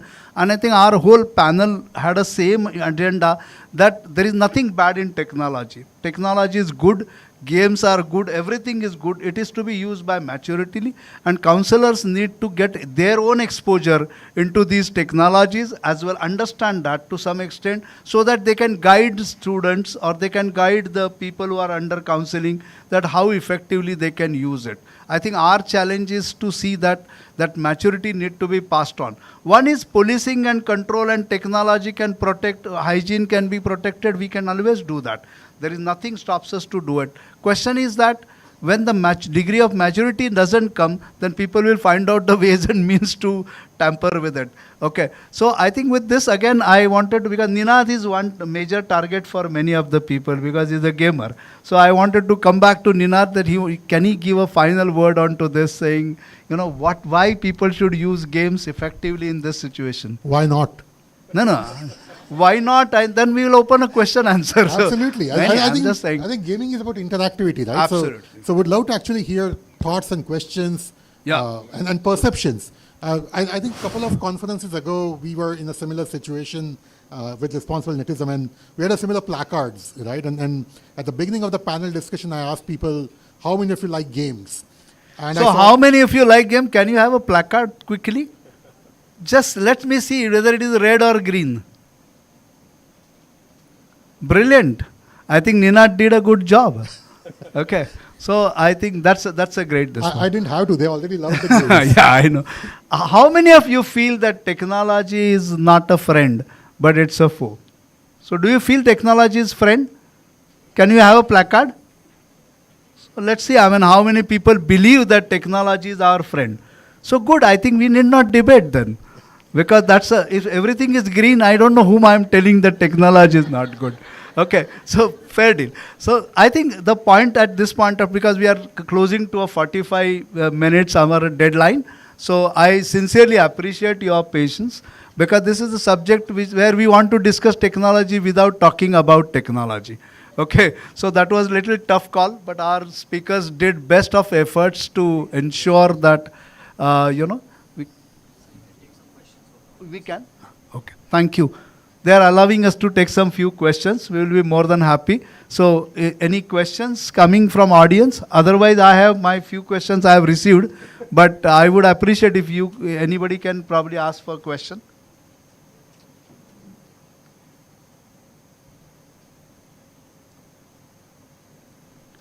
Now is the time, ask, you won't get these people later.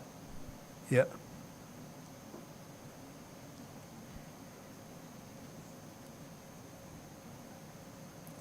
There is something yeah, please, sir.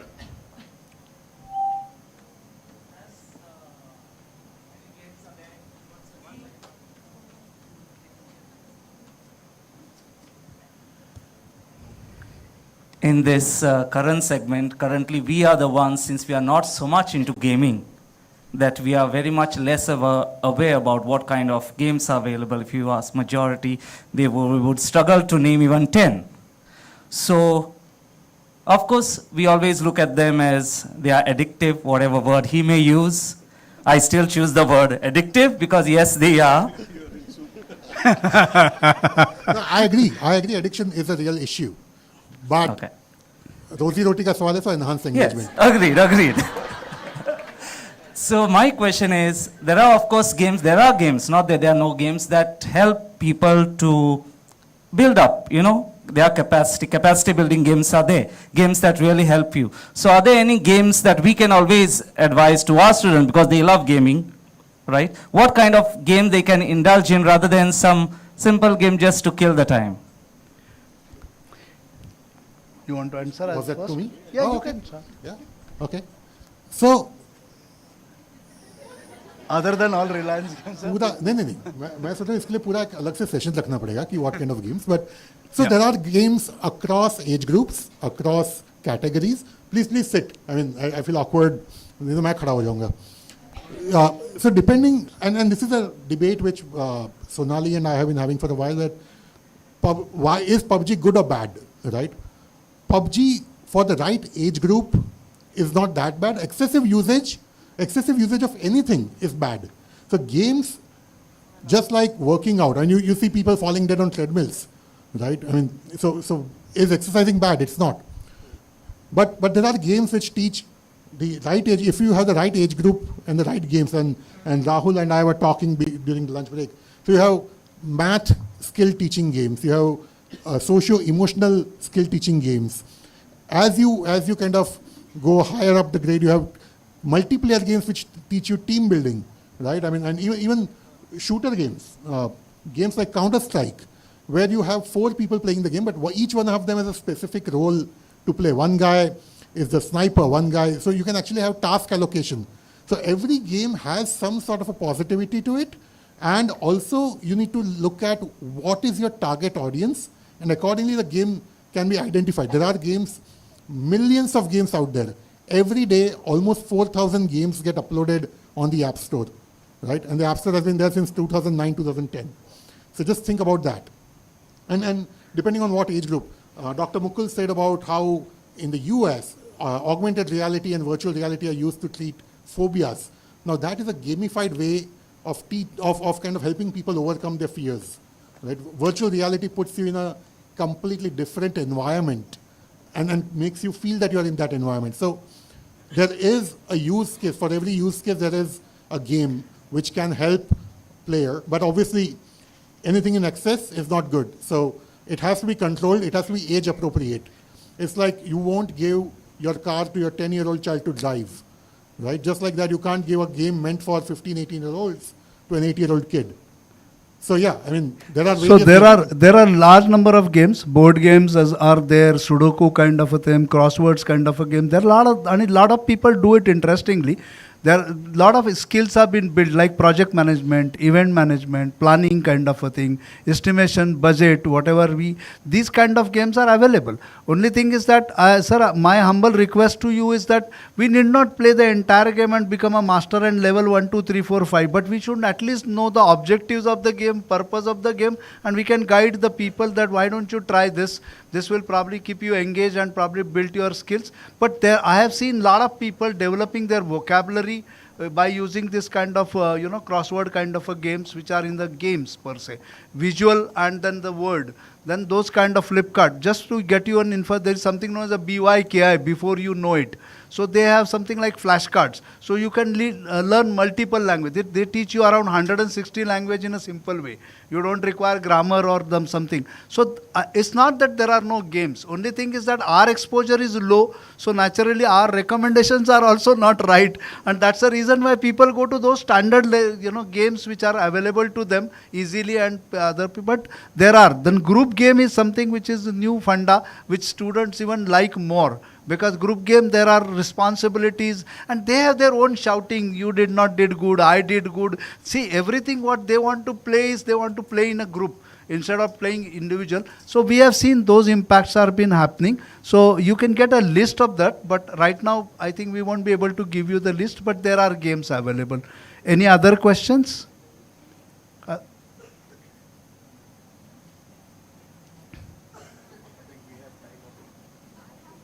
Yeah. Yeah, please, ma'am. We'll just take a last question and we'll close it. Huh? Ma'am, please. So, you know, we've all used such wonderful words like engagement and positive engagement, but addiction is a reality. So, and gaming platforms, as far as I know today, are not regulated. So if there is a self-regulation mechanism, what are the, say, 3 things gaming platforms will on their own do before even a legislation comes, knowing that these risks exist or are willing to do? So as an industry, yes, we are willing to do.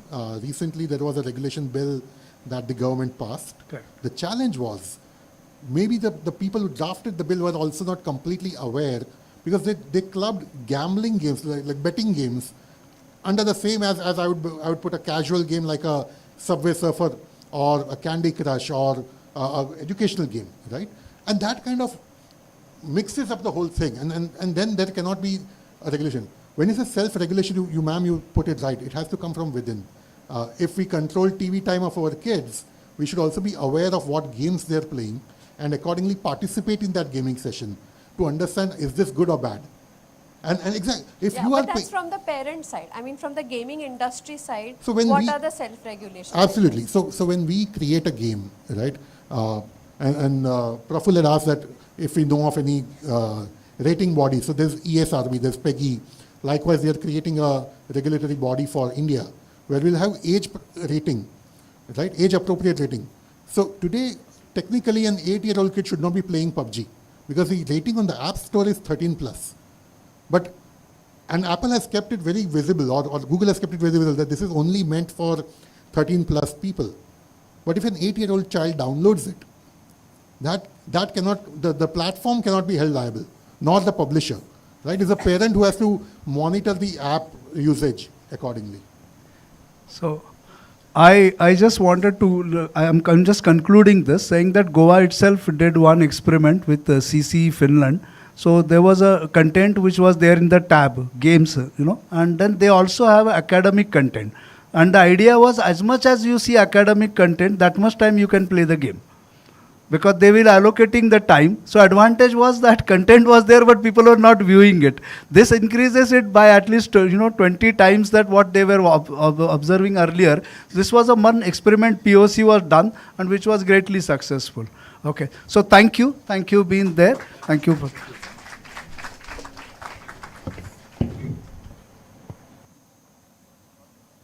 I request the panelists to please be on the stage, and amazing, beautiful session. Can we have the placard, please? Yes. Yes, indeed. No doubt, with the person from the gaming industry when present, you can ask so many questions. I take this opportunity to felicitate our panelists, and I request Ms. Shilpa Chandolikar to felicitate Mr. Ninad Chhaya, please. A big round of applause for him. Thank you for your time and presence on the stage and guiding us and giving your insights from the industry perspective. Now I request Shilpa to felicitate Mr. Rahul Asnikar. Thank you for your time on stage, sir. And now I request Shilpa to felicitate Mr. Dilip Tikle. Thank you very much, sir. Thank you very much for your time. Once again, can we hear a big round of applause for all the panelists? Okay, quick reminder for all of you. Remember, I had mentioned about the crossword puzzle. How many of you were able to go through it, solve it, finish it, complete it? If you think you need some more time, do you need any more time? No? You're sure? Fine. So a small instruction, if you have completed and you want to submit it, we have Steffi Benjamin, who is right next to the table here. You can go and submit your paper to her, and then very soon we will have the results out, where we will announce the 3 winners and who will be receiving some goodies. So you may want to collect one person can collect from each row and submit it. Not everyone need to go up to the table. In the meantime, I will take you through the introduction of the next session, the one which will be the concluding panel discussion session for this 7th National Cyber Psychology Conference 2023, themed Cyber Wellness Ensuring Mental Well-Being in Cyberspace. Cyber wellness refers to the positive well-being of internet users. It involves an understanding of the norms of appropriate responsible behavior with regard to technology use as well as knowledge, skills, values and attitudes on how to protect oneself and other internet users in the cyber world. So how do we achieve this? To know about this, let us move to our last panel discussion of the Responsible Netism 7th National Cyber Psychology Conference 2023. The topic is Building Support Systems on Cyber Wellness. I would like to invite on stage, first, I request Mr. Nithin Walson, sir, IPS Deputy Commissioner. Is he present here right now? He's okay. I'll announce the next name. I request respected Shri Shailesh Zingadeji, the Director of Department of Education, Goa. He holds the prime responsibility of ensuring education reaches the last mile and has been extremely supportive and sensitive towards the cause of child online protection and safety. Sir, welcome on the stage and welcome to this conference. Now I request Dr. Rajesh Dhume, sir, a senior consultant psychiatrist at the Directorate of Health Services and nodal officer at the Drug Treatment Clinic, DTC, in North Goa District Hospital. Sir has been known for his work in promoting mental health across the state and beyond. His work on drug de-addiction and its awareness has been commendable. So welcome on the stage and to the conference. And now I take the opportunity to welcome Mr. Nithin Walson, sir, IPS Deputy Commissioner of Police Cyber Goa, one of the key stakeholders ensuring safety and security of netizens in cyberspace. Sir has been extremely cooperative and actively engaging in creating awareness about online safety. Welcome to the stage, Walson, sir. And now I request Ms. Sumedha Bilokar to please come on stage. Serves as a Superintendent cum Probation Officer, Department of Women and Child, Goa. She holds over 25 plus years of experience and expertise in child protection and has been associated with various child rights organizations. She plays a critical role in safeguarding children in conflict with law and has worked towards strengthening the child protection mechanism within Goa. Welcome, ma'am, on the stage. And for this session, I request Ms. Sonali Patankar to come on stage as the moderator. Can we hear a big round of applause for all the panelists? Sonali, over to you. I get this. It's working. So good evening, everybody. Welcome back to one power-packed session because we have very powerful people here in the session. The ones that hold the maximum responsibility of protection, safety, and wellness. And I'm honored to have all of you today on this panel. Thank you for your valuable time, and we're looking forward to seeking your support and insights on this cause of cyber wellness. So today's theme is building support systems on cyber wellness, which obviously means, like I said in the earlier session, this is a collective effort. We're all in it together because we're all working towards safeguarding the rights of children in cyberspace and of course of women who are also vulnerable in cyberspace. Today's session revolves around what support systems are currently available and what do we need to strengthen in order to make Goa City. From morning we are talking about this. CyberSafe. So we are all here to make Goa City CyberSafe, and we need to understand what are the roles each one of them play and how we can collectively make the city CyberSafe. I would like to initiate this conversation with you, Nithin Walson, sir. You hold the prime responsibility of safeguarding not just netizens but citizens in our country, and your responsibility therefore in the space of the internet, what is the ratio of cyber crimes that you have seen in your experience of work? Mic check.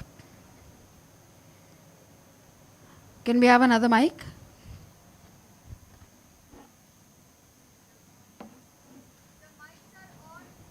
just... Hello, hello. I think I can give this one.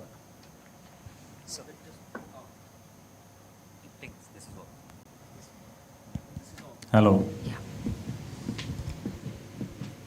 Good afternoon, everyone. As far as cyber crime against women and children are concerned, I got some statistics from the year 2014 to 2022. The number of crimes registered against cyber crimes registered against women are 25, and against crime against children, cyber crime against children registered in Goa is 15, vis-a-vis the total number of crimes which stands at 187.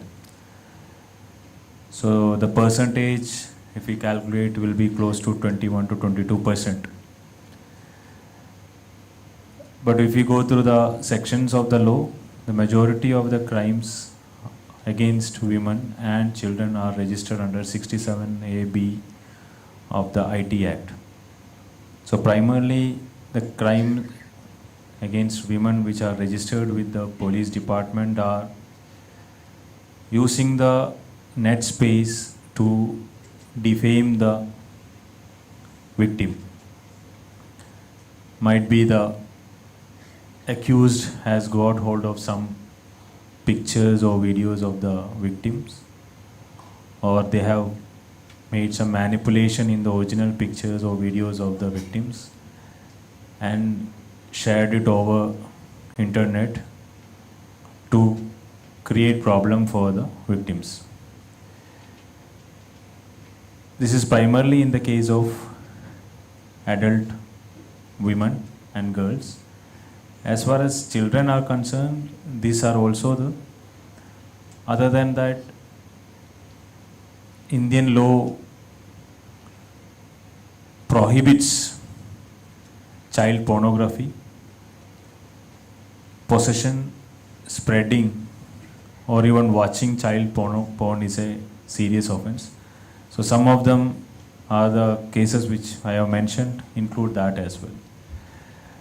Might be, I would say, the numbers are increasing.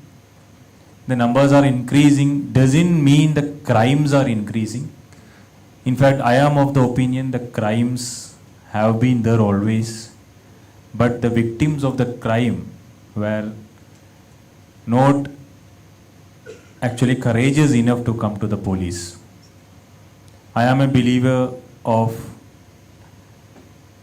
the school of thought in which the humankind is improving every day.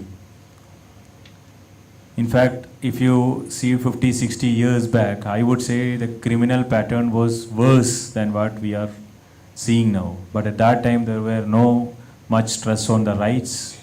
There was no much awareness. There was no much publicity. There was no much of organizations. There was no much of civic society involved. But nowadays, because of so much of awareness, education, and involvement of multiple stakeholders, we have seen people coming forward. The women, the children are speaking. They are speaking the facts. And because of that, we have seen increased registration of crime. In fact, it mandates on the police department, as far as any complaint, as far as a woman or a girl is concerned, we are mandated by law to register an FIR immediately. So that is what is the current situation. Thank you, sir. I think you brought in a very critical point here, that crime existed all our life. You know, how we look at it, why we report, why we do not report is something that needs to be reflected on. And is there then the capacity that needs to be built in so that people report more aggressively, so that action is taken? Very well said, sir. Moving on to you, Shailesh Ingadi, sir. I would like to ask you, having worked in the system with children and ensuring education to all, have you seen cases of online distress of children in the school or in the academic pattern or in the system? Officially speaking, I have not received any such complaint.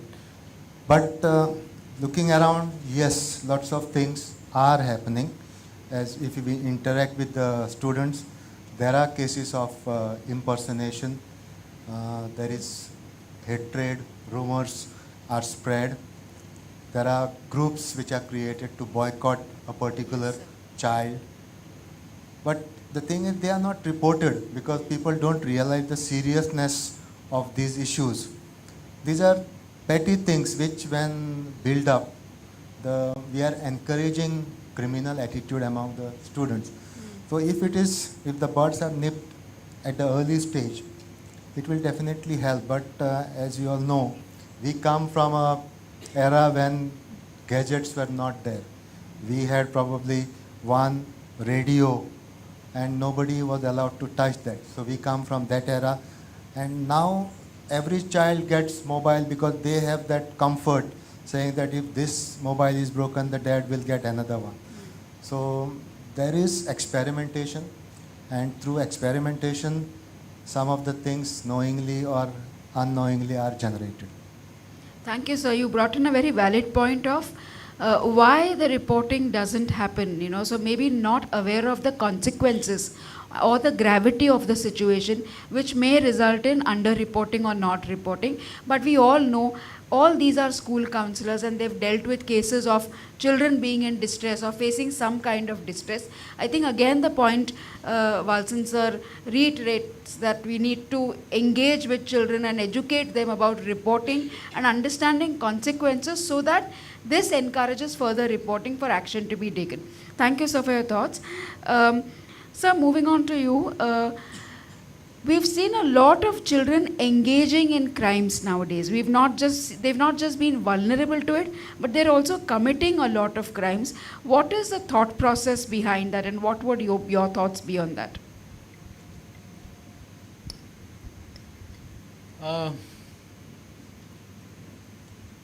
Some of the crimes that we have come across at the psychiatry department are those of perpetrators of cybercrime, like Sir said, of impersonation, and the victims of impersonation who come to us in severe depression or suicidal.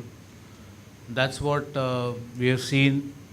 We've also seen porn addiction in young children. We have seen Snapchat chats, video chats, which involve nudity among two people. We have seen money exchanges against presentation of a nude picture. So there have been people who have been enticing, the 10th standard person enticing a 7th standard girl to send nude pictures of her and paying her money. That has been there, and these are some of the very weird type of things. Why would they do that? One is to gain popularity, power, imagination of strength, imagination of control, and then the sense of anonymity. Because cyberplace is only one place where you need not be, your avatar could be somebody else. You could operate under some other name, some other personality, some other age, some other connection, and lure these people, youngsters, into doing other crimes on their behalf. So those are also things. I think it's more of power, it's more of control, and it's more of a sense of achievement by trying to impinge onto the rights of other children. I agree, sir. We've been discussing this morning because we realized internet is giving children the power, the anonymity, the recognition for their TQ, which is the technology quotient, which is very high in children, and comparatively very low or under poverty line in parents and adults, which is again why it gives them the power to explore and be more adventurous in cyberspace. Absolutely. Sumedha, coming to you, you also hold the responsibility of safeguarding children in your work. So what has been your role in the state child protection mechanism?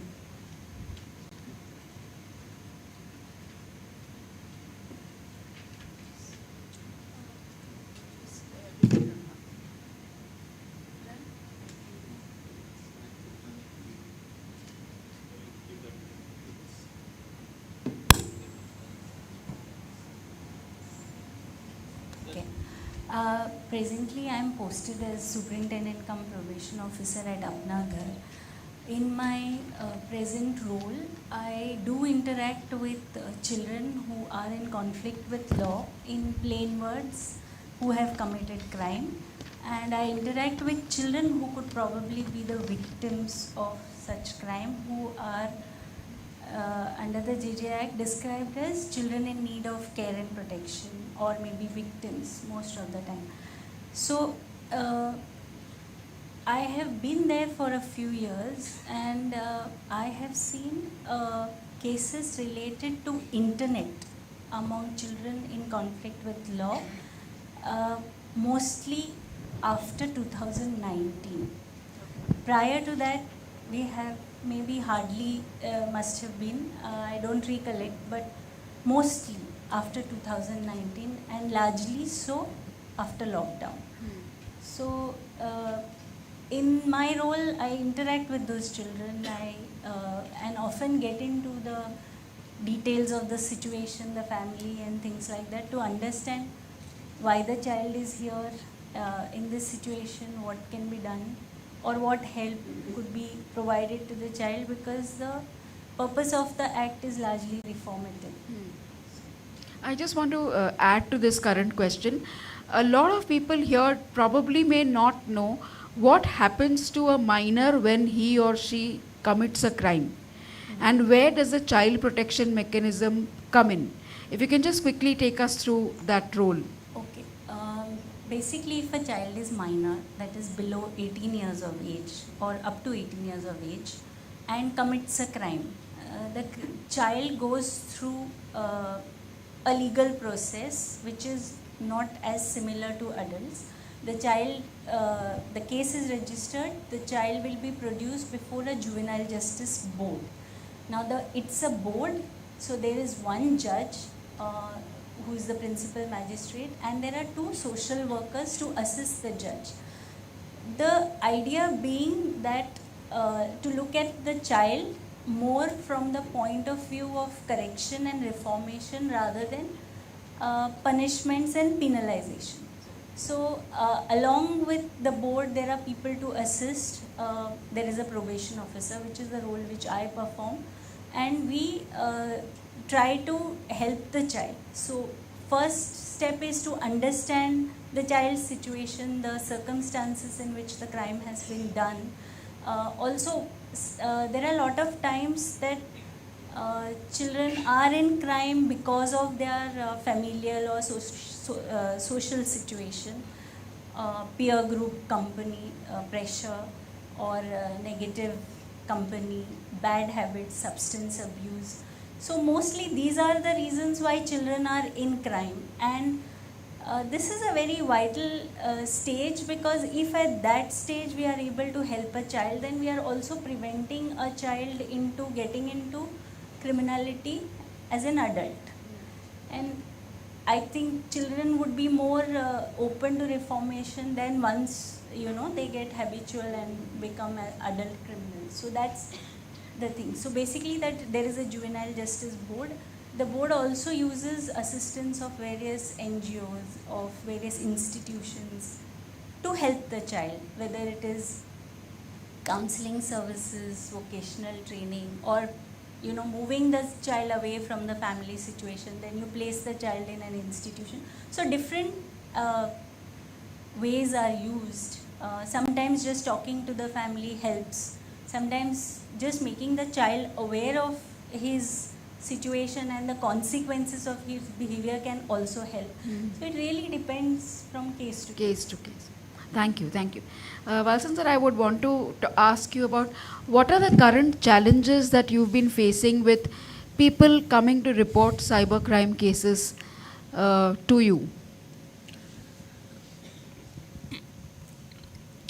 First and the foremost thing, there are two aspects to it. First is the complainant coming and the police response. As far as citizens or netizens are concerned, the biggest challenge which we face is the lack of awareness. So they are unaware, like they are actually passing on information or dealing with people which has got malicious intentions. And the problem with cybercrime is geographical anonymity as well as there is impersonation.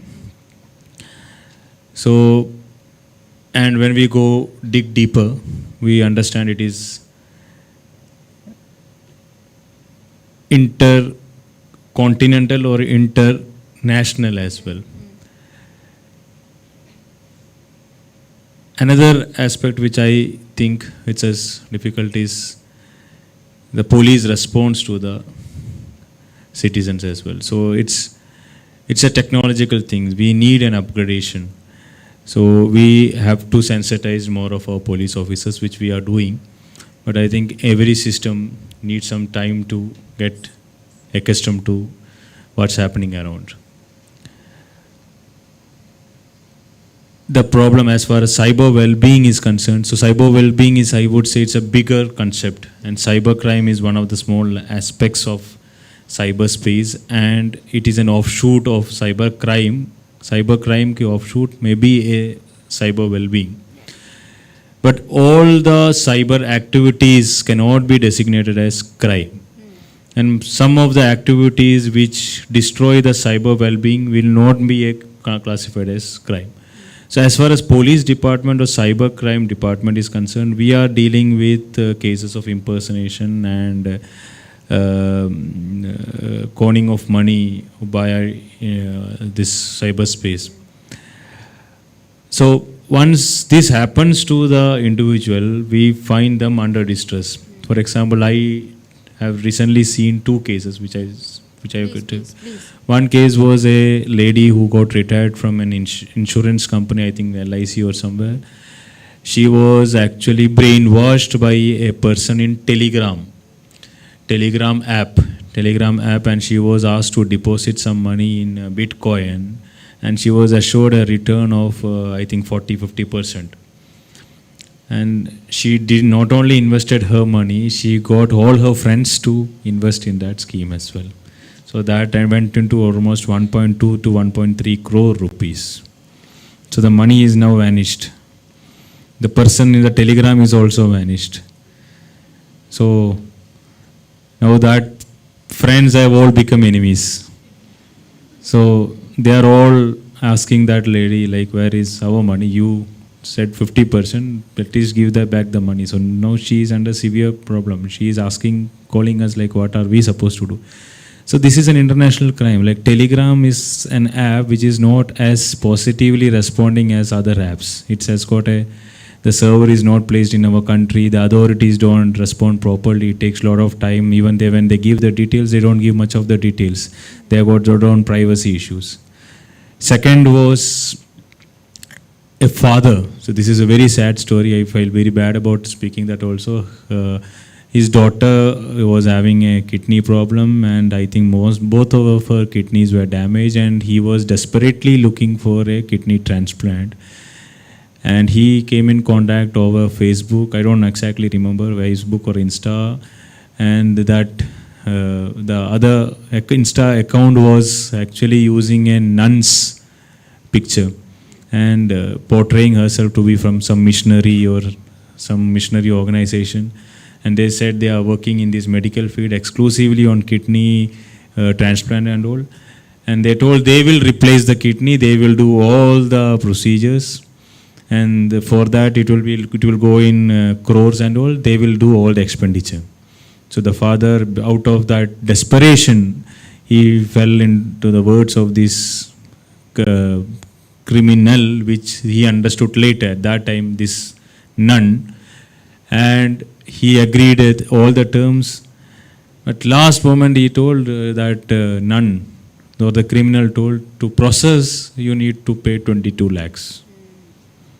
But we don't know, like, the emotional status of the person. I am a police officer. I might be more cautious. But a person who is not much of interacting with any criminal elements, who is having a very nice interaction with almost all the people in his entire life and who is desperate to save his daughter, will not think much, and he just transferred the 24 lakh. The nun is gone, the money is gone, no kidney. So that is what happened. So these are the situations which we face. Now how are we supposed to deal with the complainant? The complainant keeps desperately asking, sir, what about my money? They don't care about the criminal, they don't care about justice. For them it is hard-earned money. But which making them understand like it is difficult. It is in fact, I would say, as far as cybercrime is concerned, the most important thing everybody should do is to be cautious and to prevent it than to ask for the cure, because it is very, very difficult, because it transcends boundaries.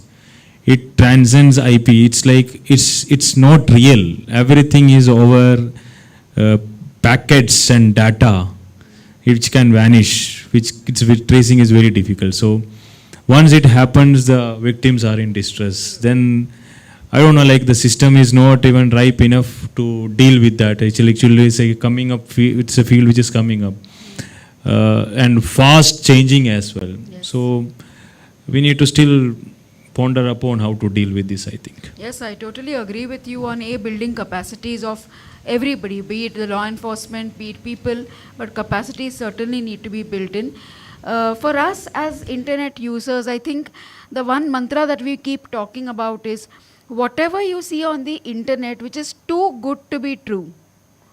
You know, Kanjeevaram sari 10,000 का 200 रुपए में, अपना नहीं है नसीब मिलने का. So don't get into that trap. So like exactly what sir said, prevention is the best cure. You can't do anything about it after the crime happens with you. The chances of gaining back what you've lost are almost nil many a times. So which is why prevention is the best cure in cyber related offenses, and which is why your alertness is very important. Your awareness and education is important on those aspects. Thank you, sir, for those insights.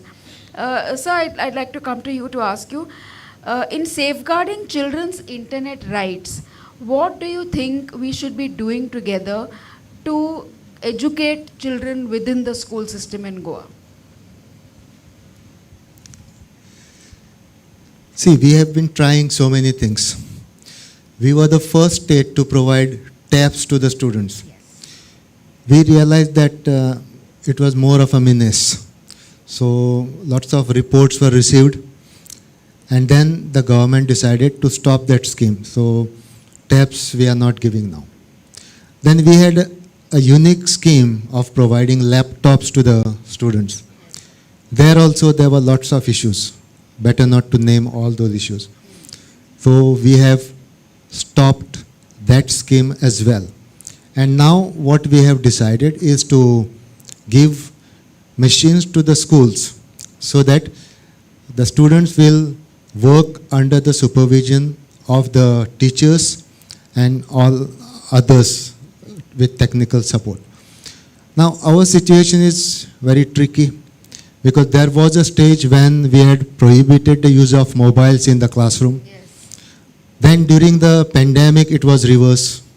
We had to compel the students to get the mobile to the classroom or be with it during the school hours and even beyond. Yes. I personally feel that the earlier we get rid of that mobile from the students, it is better. But I also know from my son that that will not happen. Because you must have heard in the previous discussion, through the gaming and all other things, more than the teachers, the other people know how to capture the attention of the students. That is where I feel we teachers are lagging behind. So they know how to capture the attention of the students. If we could replicate that in the education system, we will win over. But we are trying, we are restricting the use of internet. Rather, lack of internet is also supporting us. So there is no connectivity in some of the schools. The GBBN is not functioning in some of the schools. So because of that, maybe we are slightly better off. I agree on two things, sir, with you, that we need to have a hybrid system, meaning some bit online, more bit offline, because we believe teaching is a person-oriented, facilitation is person-oriented, and technology is just an add-on facility or a tool to convey that education to children. So hybrid is certainly one way to go.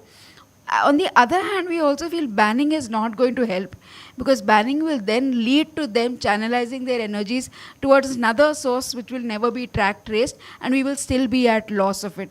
Also, we feel the point that you noted, a teacher training, I think is very, very critical, and we would love to have your support on that front, where we equip our teachers to understand and adapt with technology, not at the level of children, but thoda por aage piche, so that at least we are at par, not at par, we are somewhere closer. So, when a teacher today goes and asks, "Dekho, PUBG ka age limit malum hai kya?" Suddenly there is awareness, and children are also talking, teachers are also talking children's language. So I think that gap needs to be bridged a little through education, and we would be so happy to have your support on that. Sir, coming to you, we've been talking about internet addiction since morning, and the whole session, the day has been about how bad the internet is, thanks to our previous panel who brought light on how positive internet has also been. So we're kind of balanced, but we also wanted to know, what are the facilities here in case you find children with internet dependency disorder or related issues? What are the services that we can offer to them? Three-letter word, nil. Because there is no research, there is nobody who is trying to work on this as of now. We created a menace. I mean, I feel that we created a monster. We as the citizens of this world, because of COVID, created a monster. When I started looking at what we used to call as addiction, internet addiction syndrome, IAS, which was then the internet addiction disorder, it doesn't even feature in a psychiatric ailment. It is not seen in a DSM-3, a DSM-5, or the ICD, International Classification of Disease 11. The only disorder as a psychiatric disorder which is labeled there is gaming disorder. No other disorder. Then there is porn addiction disorder. There is gambling disorder, which is now cyber gambling. So when you look at what I am left with are the remnants of having indulged in a particular activity which has led to some sort of monetary loss, emotional loss, or psychological degradement. So this becomes a tool for another tool for getting depression, getting psychosis, getting increasing substance use, probably even obtaining substances which were not available. Today I am having a child who is 12 years old who is addicted to gummies made of CBD, that is cannabis. And that is somehow getting through the cyberspace. They are getting it through the bad web, the dark web. The dark web. Children know how to do that. Children know how to negotiate around their parents' debit cards without the parents not knowing what the debit cards, how they negotiate. They've been able to negotiate, So my thing is that how has internet done that? We have spoiled, because we used to say that no, 1 hour a day, TV. We were limited to that screen. But today screen addiction is something that we pushed them into. My question, I will ask Sir also, is that was it really necessary to get education online for the 2 years? I'm coming to think in those type of very prudent, very thing. Couldn't we have said that, okay, 2019, 2020, 21, nothing. We promote the child from here and take him there. Because what has happened is that today, I am having suicides and suicidal problem in 10 years old. In 10 years old, because the mobile has just been moved from this. Where is my mobile is the first question. Where is my breakfast is not the question. I am hungry is not the question. No hunger is the issue. Malnutrition, one of the cause of malnutrition is excessive screen use. And what are they using? They are not even eating mindfully. They are eating. There is no style of eating also. I mean, there is that etiquettes of eating also have gone. So when you are roti kapda or makan, the basics are faltered because of the use, then you are having a very abnormal generation that is coming up. Along with that, you have got other problems that come up. Have I answered a question? Or? Yes, sir. Yes, sir, you have. So you started off with nil, but I'm sure there are some plans in terms of having some facilities around counseling, because I'm sure if you can see the entire fraternity of counselors here, they're all striving towards ensuring children's mental well-being also in cyberspace now. So we're all gearing towards it and we're hopeful about it. See, when I said nil, I said as of now, we don't have anything. Are there plans to do so? Yes. Nimhans is working on something like, I think one of the panelists was saying that you have games that you can substitute in gaming addiction, which will unknowingly, subliminally train somebody in to how to make those games as interesting as PUBG is something we have started to work on with AIMS and with Nimhans. We are trying to work on those type of models. So until those come here and we have a beta available, we are just trying to work on it. We right now have no tools to try and wean a person off. We still have the thing, you limit the time usage. But limiting the time usage, a child becomes so violent that he refuses to eat, and I mean, the only thing left for us is sedating the child. That's very inhuman. A child, 8 years, 9 years. Earlier we had problem in teenage. Now the problem has come down. So right now, that's why I give you a very pessimistic answer that it is nil. But work is going on. We are in the process of producing some things. Thank you for building hope, sir. We were very hopeful that something is coming up and we are looking forward to that.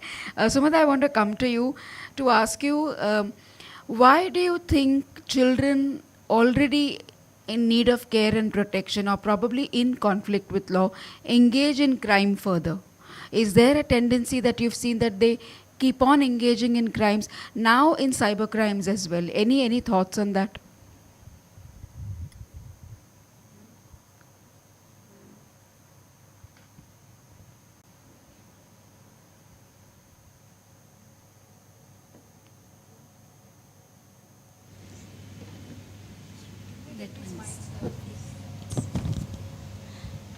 This is working, yeah. See, the kind of cybercrime specifically, I would say anything, instead of saying cybercrime, anything related to internet, okay. At least I remember in the last 2-3 years only we have got those cases. Prior to that, I think hardly there would have been something. So the reasons have been very petty sometimes. Like we had a 16-year-old boy who was there before us because he sent a link of a porn video to his teacher because he was very upset because she had scolded him in class because as he was laughing, and he thought it was not his mistake. Somebody else had done it. So it is as simple as that. We had a case of one 16-year-old girl who morphed images of one of the other girls she knew, obscene pictures posted on Instagram in public space, and also some personally. She found out tools on internet to do that, and she did it. The reason very simple being she said something to her nasty, or she behaved in a certain nasty way. So these are very small reasons. I mean, these are issues that can be handled in very different ways. You don't have to go out and take revenge or express your anger in such a way in public spaces. There was a boy from Bihar who by chance took a SIM card on his uncle's name, put the SIM card in his father's phone. It already had some contacts. He loaded WhatsApp and he sent hi hello messages to some people And then he sent messages asking for money to 6 people. Of course, he was caught and he was brought to Goa because one of the messages reached here and that person complained.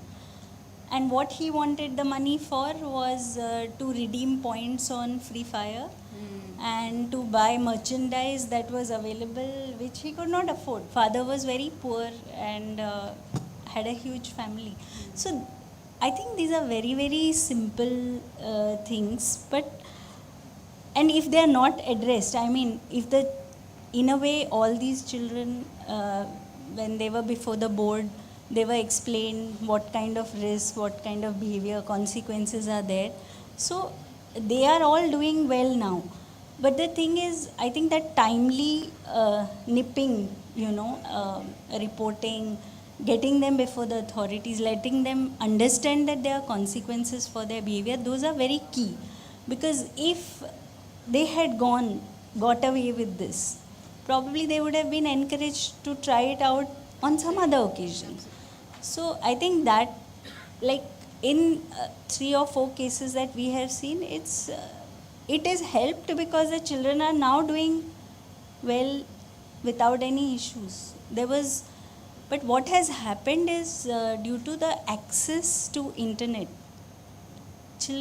many children are accessing porn sites, watching porn, and that is when I'm interacting with children who are in need of care and protection or in conflict with law, this is something they will tell. You ask them what type of videos they are watching, they will tell you very frankly what they are watching. So I feel a lot of children are having access to this, which is not good, because there was one case where the child decided to experiment. 14-year-old boy experiments with a 5-year-old girl, of course lands up with a crime. And on his mother's phone, mother is unaware totally of what the child is watching, and she says, I don't know much to use the phone and I don't know what he does on it. And she is not aware, she is not sensitized to the use of technology. So I think if as parents we are aware on what terms and conditions or what settings, what privacy settings we give the child to use the internet, also tell the child how responsibility to use it. We definitely can reduce such instances. So awareness is definitely the key. In fact, we've also been working with ma'am. Thank you for the permission to work with CCIs and CWCs to educate children as well as their workers, because they're also part of the entire system.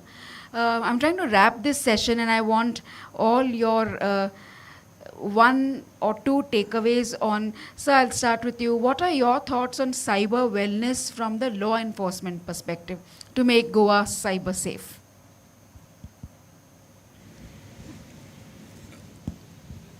Cyber wellness, as far as law enforcement agency is concerned,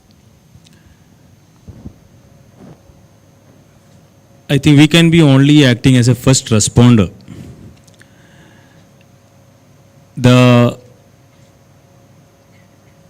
agencies which should be taking care of, in my opinion, would be the medical department or the medical fraternity, and with special stress on the psychologists or psychiatric division, I would say. And that is post the crime. And to prevent crime, the most important thing which we all have been stressing upon is awareness. We can be a party of to what this awareness is about. We can be one of the stakeholders. But here also I would say the primary stakeholder will be the education department. I too am a from a psychology background. So what psychology teaches is like till the age of around 20-21, the human brain has got generic intelligence which is more active than a specific intelligence. So the kids are able to grasp everything very fast. For example, if you ask a kid, if you go to a different state, if you take the kids along with you, you will not learn the language, but the kids will take the language. So it's like it's very easy for them that because they are in the growing stage. And for us, the parents, we have gone past that generic stage and got onto that specific stage. We are actually, I am a law enforcement agency, my expertise is in the police field. And for example, my father and mother used to say, yaar, tum logon ka generation barbaad hai. And I am 100% sure, unke father, mother ne unko bhi bola hoga, tera generation barbaad hai. And now I am saying my kids, कि तेरा generation बर्बाद है, ठीक है? So that's I think it's a technological change, because when I was a kid, TV में remote change करना, my parents didn't know, my grandparents didn't know. For that was a great thing. Now तो मेरा छोटा बच्चा वो इसको पढ़ना लिखना भी नहीं आता, he can change it. So that actually is part of the human cycle. We have to actually embrace it. So then we have to build ourselves to how to deal with it. Might be the society will find a solution within itself. And we are all stakeholders. What I said, I told you, the education department and the medical fraternity all can contribute. And primarily it all lands up in what ma'am said. It's like how responsible we make our kids as. Absolutely. Like, I am from a generation which came from no phone, no TV, to phone, to TV, to mobile. And I won't blame my younger generation, because if I was given the same thing, I would have done the same nonsense which my kids are doing. But my parents, I'm not saying, like, I'm not trying to boast, my parents taught me the responsibility, where you should stop and where you should come back. That threshold was taught to me properly by my teachers, by my elders, by my parents, or I myself, in my environment I generated or I developed myself. So we have to give that environment to the children to be like how responsible you should be. For example, everybody in college we had that कि मतलब एक बार दारू try करना है, एक बार try करना है. Cigarette, how do you get addicted to cigarette? It all starts with that just wanted to experience it. So, but once you try that, where you keep that barrier is more important. That is what we have to pass on from one generation to another generation to save our future generation. That is what I would say. Wonderful, wonderful. I so agree. Absolutely. That deserves an applaud. So I really appreciate your thoughts on being first responders, which you are in your capacity. And I also totally agree that it is a multi-stakeholder approach that needs to be built in, and all of us here play a very critical role in that. Another very critical point you mentioned here is values that need to be inculcated and to be able to value what we get. And as parents, those need to be imbibed into children, not when they're 16, but when they're 2-year-old or 1-year-old, you know. That's how early we need to start interventions with our children. And thank you, sir, for your thoughts on that. Brilliant. Sir, coming to you, as the key stakeholders of providing education to children, how does cyber wellness fit into the education system, and when should we start to work on it? Definitely as early as possible. Let me just tell you two basic principles which we normally use in education. So right from the childhood, you tell a child, maybe an infant, not to touch a flame. The child will not listen until the child actually touches the flame. And then the child realizes that if I touch there, it hurts. Second thing is, if a bottle is not opening, give it to the child and tell that don't touch it. Within no time, the bottle will be opened. But please let me remind you, this doesn't apply to cyber. Because I was recently told about one experiment that was, I don't know the details, but there was a wall next to a slum area. They made 2 windows, and across the wall, they put 2 computers, 2 machines. There was no trainer, nobody.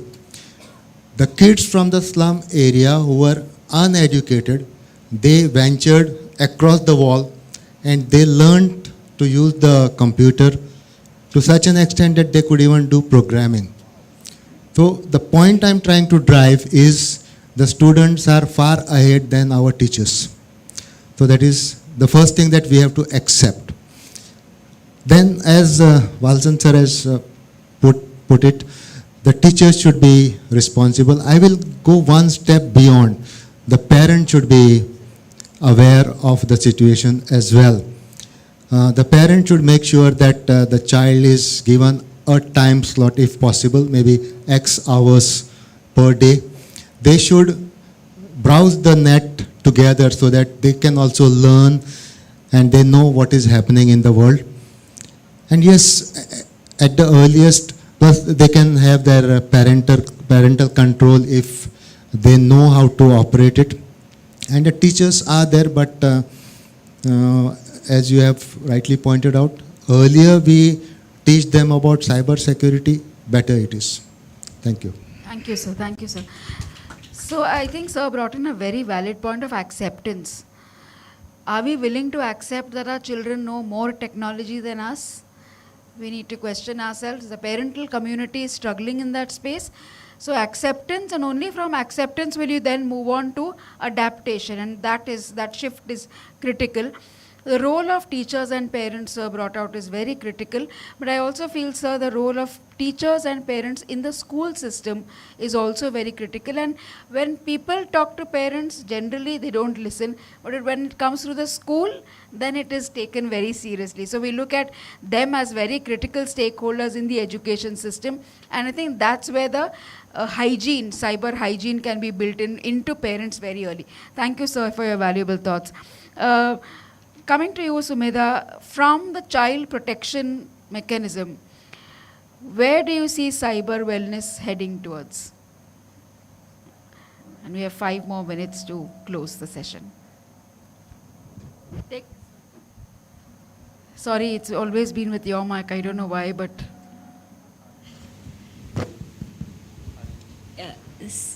See, like I heard in the previous session, they said technology is here to stay, adapt, this, that. I agree with them, technology is here to stay. I think the challenge for people who are working with children is to teach them to be responsible, to help them to distinguish between how to limit your use of technology for your use. You use it as a tool, or you use it for something which is not acceptable or which can land them in trouble or for risky behaviors. So I think that would be the most critical thing. But I also understood from the last session, one of the thoughts that was left with me was that these people think so deeply when they have to design a product for children to use. I mean, I was surprised when I was listening to the gaming person. And I just thought to myself, I said, do we think so deeply when we have to help that child, you know, to get him or her out of something like this? No, I don't think. We don't have those kind of mechanisms. Maybe thought process, I don't know what else. But I was left with that thought when I was listening to them talking. And such smart ways of saying that, you know, what was that, multimedia something, you know, but maybe then there is a need for us to also change our approach. You know, I think it's just the way we need to look at it, because the technology is here to stay. Absolutely, wonderful. I think the third A that I've got here was acceptance. Sir said adaptation, and she said approach. And these three need to change definitely, because we are living in an era where technology has definitely hit us. And also a very critical thought that you brought in, when people are putting in so much effort into designing something for us, there is no effort going into counter that. And I think that effort is needed. I think these are takeaways that we will definitely present to the government to think on. Sir, the entire responsibility of wellness is onto your shoulders, because we are not only talking about, yes, and physical wellness, but emotional, psychological wellness, and which is what cyber wellness is what about. And you really inspired us when we met you last time with your thoughts. We would love you to inspire our people on it also. I think you take the messages that have been given by the three gentlemen and the ladies, I would think very differently. I would tell you that we have to reinvent the wheel. Cyber wellness will start when the family sits together and uses the smartphone together. I have seen families saying that, I don't know this banking thing. Now Papa has just gone. I have to make this payment. That is the time you are giving them the PIN number and everything, the child. Once you do that, then the responsibility of parents is to learn with the child. If you can learn algebra, geometry, English and take their studies, what is your problem learning Word, Excel, PowerPoint along with the child? The child only will teach you. No, says, Baba, tell me how I have a presentation. Help me do it. Because if you ask for help, tomorrow he will come for help. He's saying that my girlfriend ditched me. She's on the thing. She has blocked me from Instagram. That block me from Instagram has become like a slap. I mean, girls used to slap us when we used to, in our colleges, or give us a very bad look. That slap is gone. At least there was a physical touch from the girl, but nevertheless, that apart. But today, blocking and unfriending have become like missiles on people. How could he block me? I have done so much for him. I showed him my paper, he copied from me. He copied from me. I gave him that Bluetooth earphone inside. And from outside I was telling him. And he was writing. He passed because of me. And he has blocked me. How dare he blocks me. So if you have this attitude towards with your child, you will be able to understand what journey, as Sir said, what journey he is taking. So cyber wellness will start when the family thinks well about themselves, not as a child, as an entity. कि वो कोई crime कर रहा है. He is being. What are you talking? I mean, I have seen cyber crimes. Today I'm dealing with two grannies who are addicted to poker. They have finished their pokerbazi.com. They have finished their money that they have got. And ultimately the husband it was so it's like being a beoda for treatment. I have to, people are waiting. And she's telling the husband, तुम्हारे बहन, उसका भाई, इन्हीं से बैठ के मैं poker खेलती हूँ. As if that is absolving her of all the crime. Her thing has come out, and we say that he has come out of age, he has come out of the closet. When he came out of the closet, it was minus 15 lakhs. But then she is having this logic at whatever 62. She is saying that कुछ सीखने के लिए, कुछ earning करने के लिए, कुछ investment भी करना पड़ता है. You have got two wasted business attempts. Then you had to pick up a job to sustain the family. So you allow me, I'm going to earn. Now that exactly is the Amish that keeps the people into the addiction thing. The possibility of winning and collecting all the losses, correcting all the losses. And they create this enigma around them. So my take is that if you really want to have wellness, you have to have education that starts. Now I'll give you a simple example. You visit any flat today, the child is sitting and watching Cocomelon and eating food. Mother is saying, chalo, Cocomelon lagaenge. The child is coming and sitting there. He sits on a particular place, the mother sits on the left, and then she starts feeding it. Now there is no mindfulness, there is nothing about food. Somehow that image is there. So when I saw this thing happening, there was one more gadget there. I said, the first word that the child used is Adapta. Alexa. Not Mama, not Papa. Alexa. Alexa. Alexa is the is the thing that is working. So at least Alexa is preferable, because still builds up imagination. So it takes you, when the Kesaria plays, it sees those people, they have imagery in front. Some intellectual thing is there, rather than.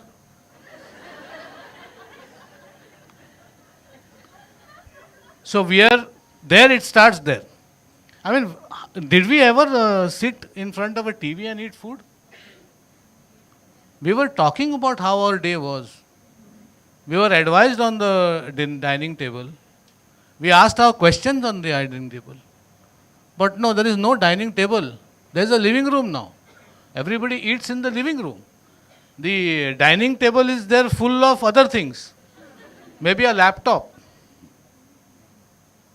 So my thing is that if you really want to have cyber wellness, then it has to start as a unit of family and not expect that you can teach wellness. Wellness is a way of life.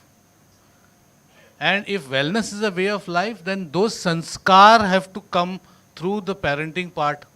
Parents have to be educated along with the children. And that is how you will probably be able to take care of this. Then also, when you work together, you will be able to understand early indicators of depression coming into your child. The child will become open with you and will tell you that aisa aisa hua tha. Otherwise, there is no way to know. Absolutely no way to know. Until the pani idhar tak aayega, tabhi jaake pata chalega. Thank you. Wonderfully said, sir. So I'm going to close this session on sir's last words. In this session, wellness is a way of life and we have to adapt to it. We have one online question for Valsan sir. Could you highlight the punishment of cyber crimes? I think, sir, we'll have to write an essay on that and give. But I'm sure this can be addressed online to our participants, because we're really running short on time and we will address that question. So sorry to have taken that question away from you, but it will be addressed and we will give you details on that. So let us all move towards wellness and let us all towards making wellness and mindfulness a part of our lives. Thank you so much, all of you, for joining us today. Praful, over to you. Hello.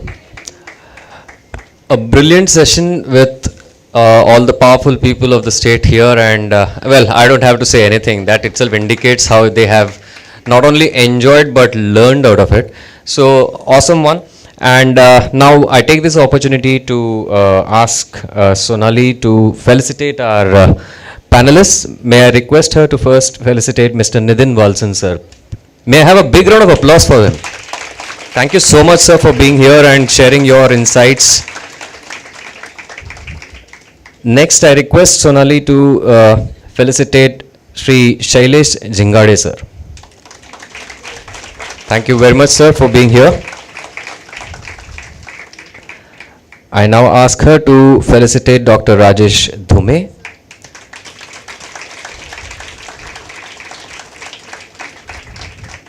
Thank you so much, sir, for your time and the contribution that you made to the whole session. And finally, I'll ask her to felicitate Ms. Sumedha Belokar. Thank you so much, ma'am, for being here with us.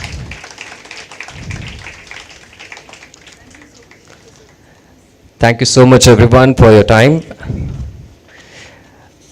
From this session, we now move on to the last section, that is the valedictory note. But before that, we have a couple of announcements to be done. A couple of announcements that are very useful for all of us from this field. We will be launching a couple of very useful details in front of you today, which were earlier launched when it was the 10th anniversary of Responsible Netism last year. So may I request Sonali and Unmesh to please come on stage.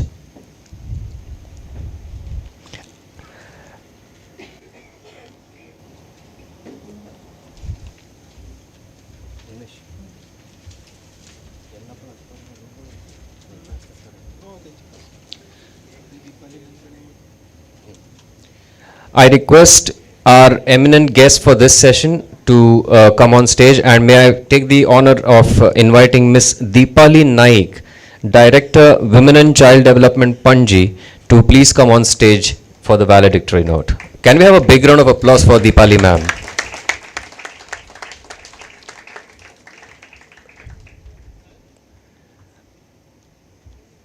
A very warm welcome to you, ma'am, on the stage. And now I take the pleasure of inviting Shri Arun Kumar Mishra, Secretary, Health and Women and Child, Goa. I request him to come on stage for this valedictory note session. Thank you so much for your time, sir. Please be seated. And I take this opportunity to now reveal what we are going to launch in front of you. The first thing that we will be launching is the Cyber Wellness Helpline number, which I'm sure you must have known or noted by now. Anyone has any idea what is that number?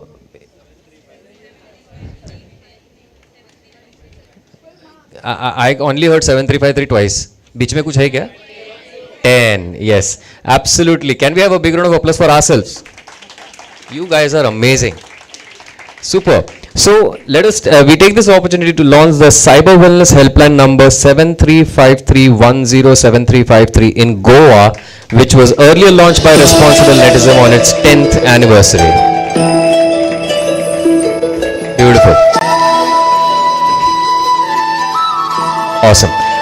The second information, or rather the very important detail that I would like to share here is we are now also going to launch a book, okay, a book on law and order. This is just information about it. A unique handbook named Cybercrime Investigations Against Women and Children, a guide for law enforcement agencies.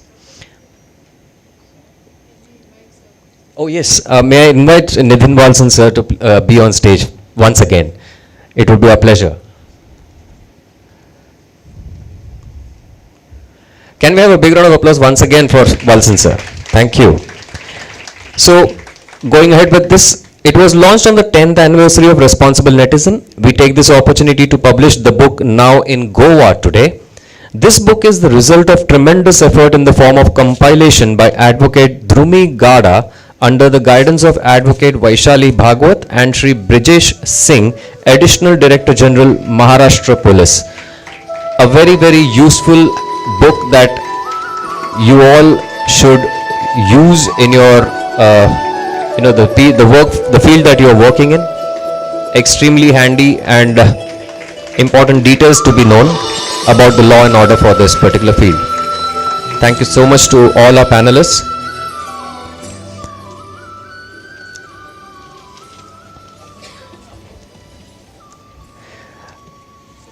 Now, moving ahead with the valedictory note, I would first request Ms. Deepali Naik ma'am to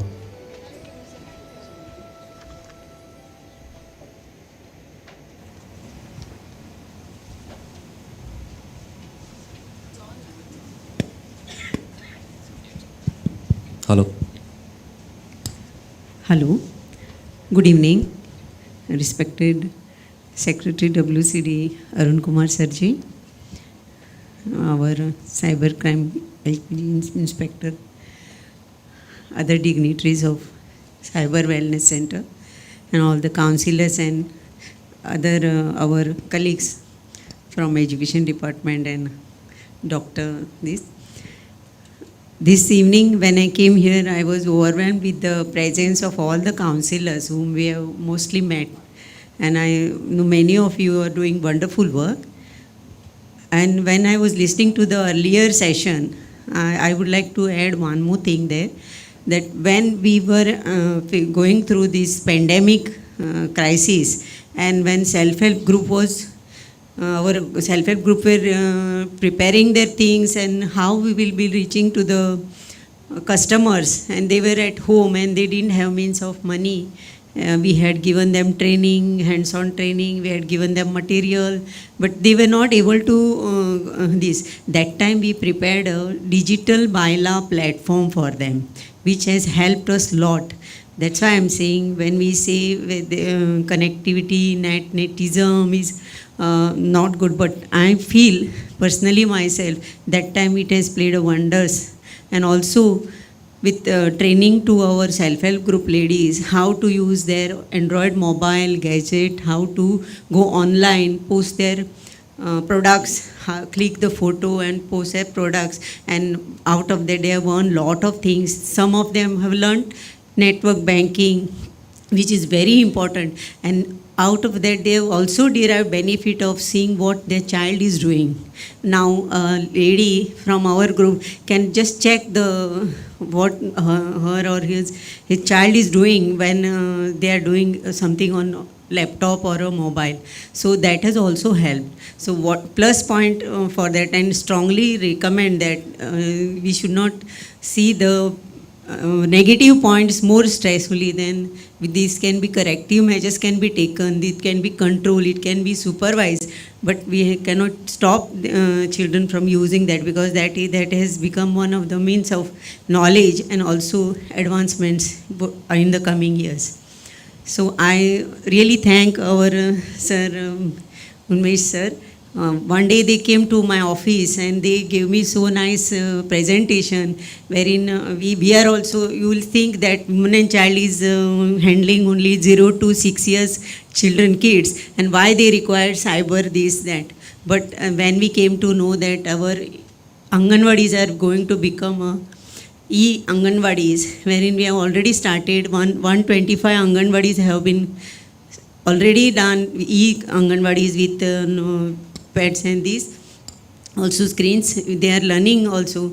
So we wanted to know, and our teachers who are in a grassroots level going to all the beneficiaries, teenagers and everybody, that they can contact them, they can convey and create awareness among them. That's why I told them we will go ahead with this program. And Madam, this time we have not done it because our portion tracker is trainings are going on, but from April we will take to full swing, and I'll give you entire Goa this for that. But small thing has started, we have already entered, which we will take forward and make it a big success. Thank you, ma'am. Thank you for calling this wonderful function. Thank you. Thank you so much, ma'am, for your beautiful words here. And now I request Shri Arun Kumar Mishra ji to say a few words.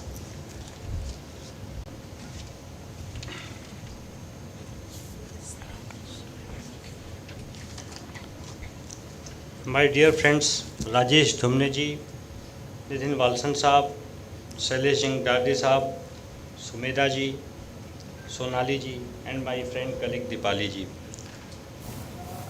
आप लोग बहुत bore हो गए होंगे और बहुत बड़ी बड़ी बातें सुन ली होंगी, तो प्रेशर होगा, मैं ज़्यादा बड़ी बात कुछ नहीं करूँगा, बहुत सरल सी बातें करूँगा।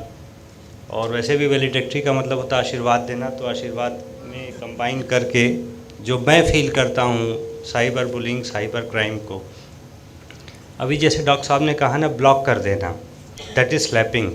तो अपने फ्रेंड से पूछूंगा, इज़ इट साइबर बुलिंग और not? It can be. Yeah, there is dual interpretation. By opening on this lighter note, मैं ऑडियंस से एक क्वेश्चन पूछूंगा, इसमें से किस फ्रेंड का स्क्रीन टाइम 2 घंटे से कम है? किसी का भी नहीं। 3 घंटे से कम है? 1, 2, 3। अच्छा, जिनका 3 घंटे से कम है, बस एक बार मैं सैम्पल सर्वे करना चाहता हूँ, ये चेक कर लें कि सोशल मीडिया है या एजुकेशनल है। बस एक बार वही चेक करके बता देंगे कि उसमें कितना सोशल मीडिया क्या है, यूट्यूब, इंटरनेट पे पता चल जाता है ना, आपको आ जाता है क्लैपिंग। मेरा कहने का पर्पज़ ये था कि फिलॉसफी में कॉन्सेप्ट है टाइम स्पेस का, देश काल का एक कॉन्सेप्ट है। मैं डॉक्टर साहब से ही प्रेरणा लेके आगे बढ़ रहा हूँ। आपके पास टाइम लिमिटेड है, 24 आवर्स ही हैं।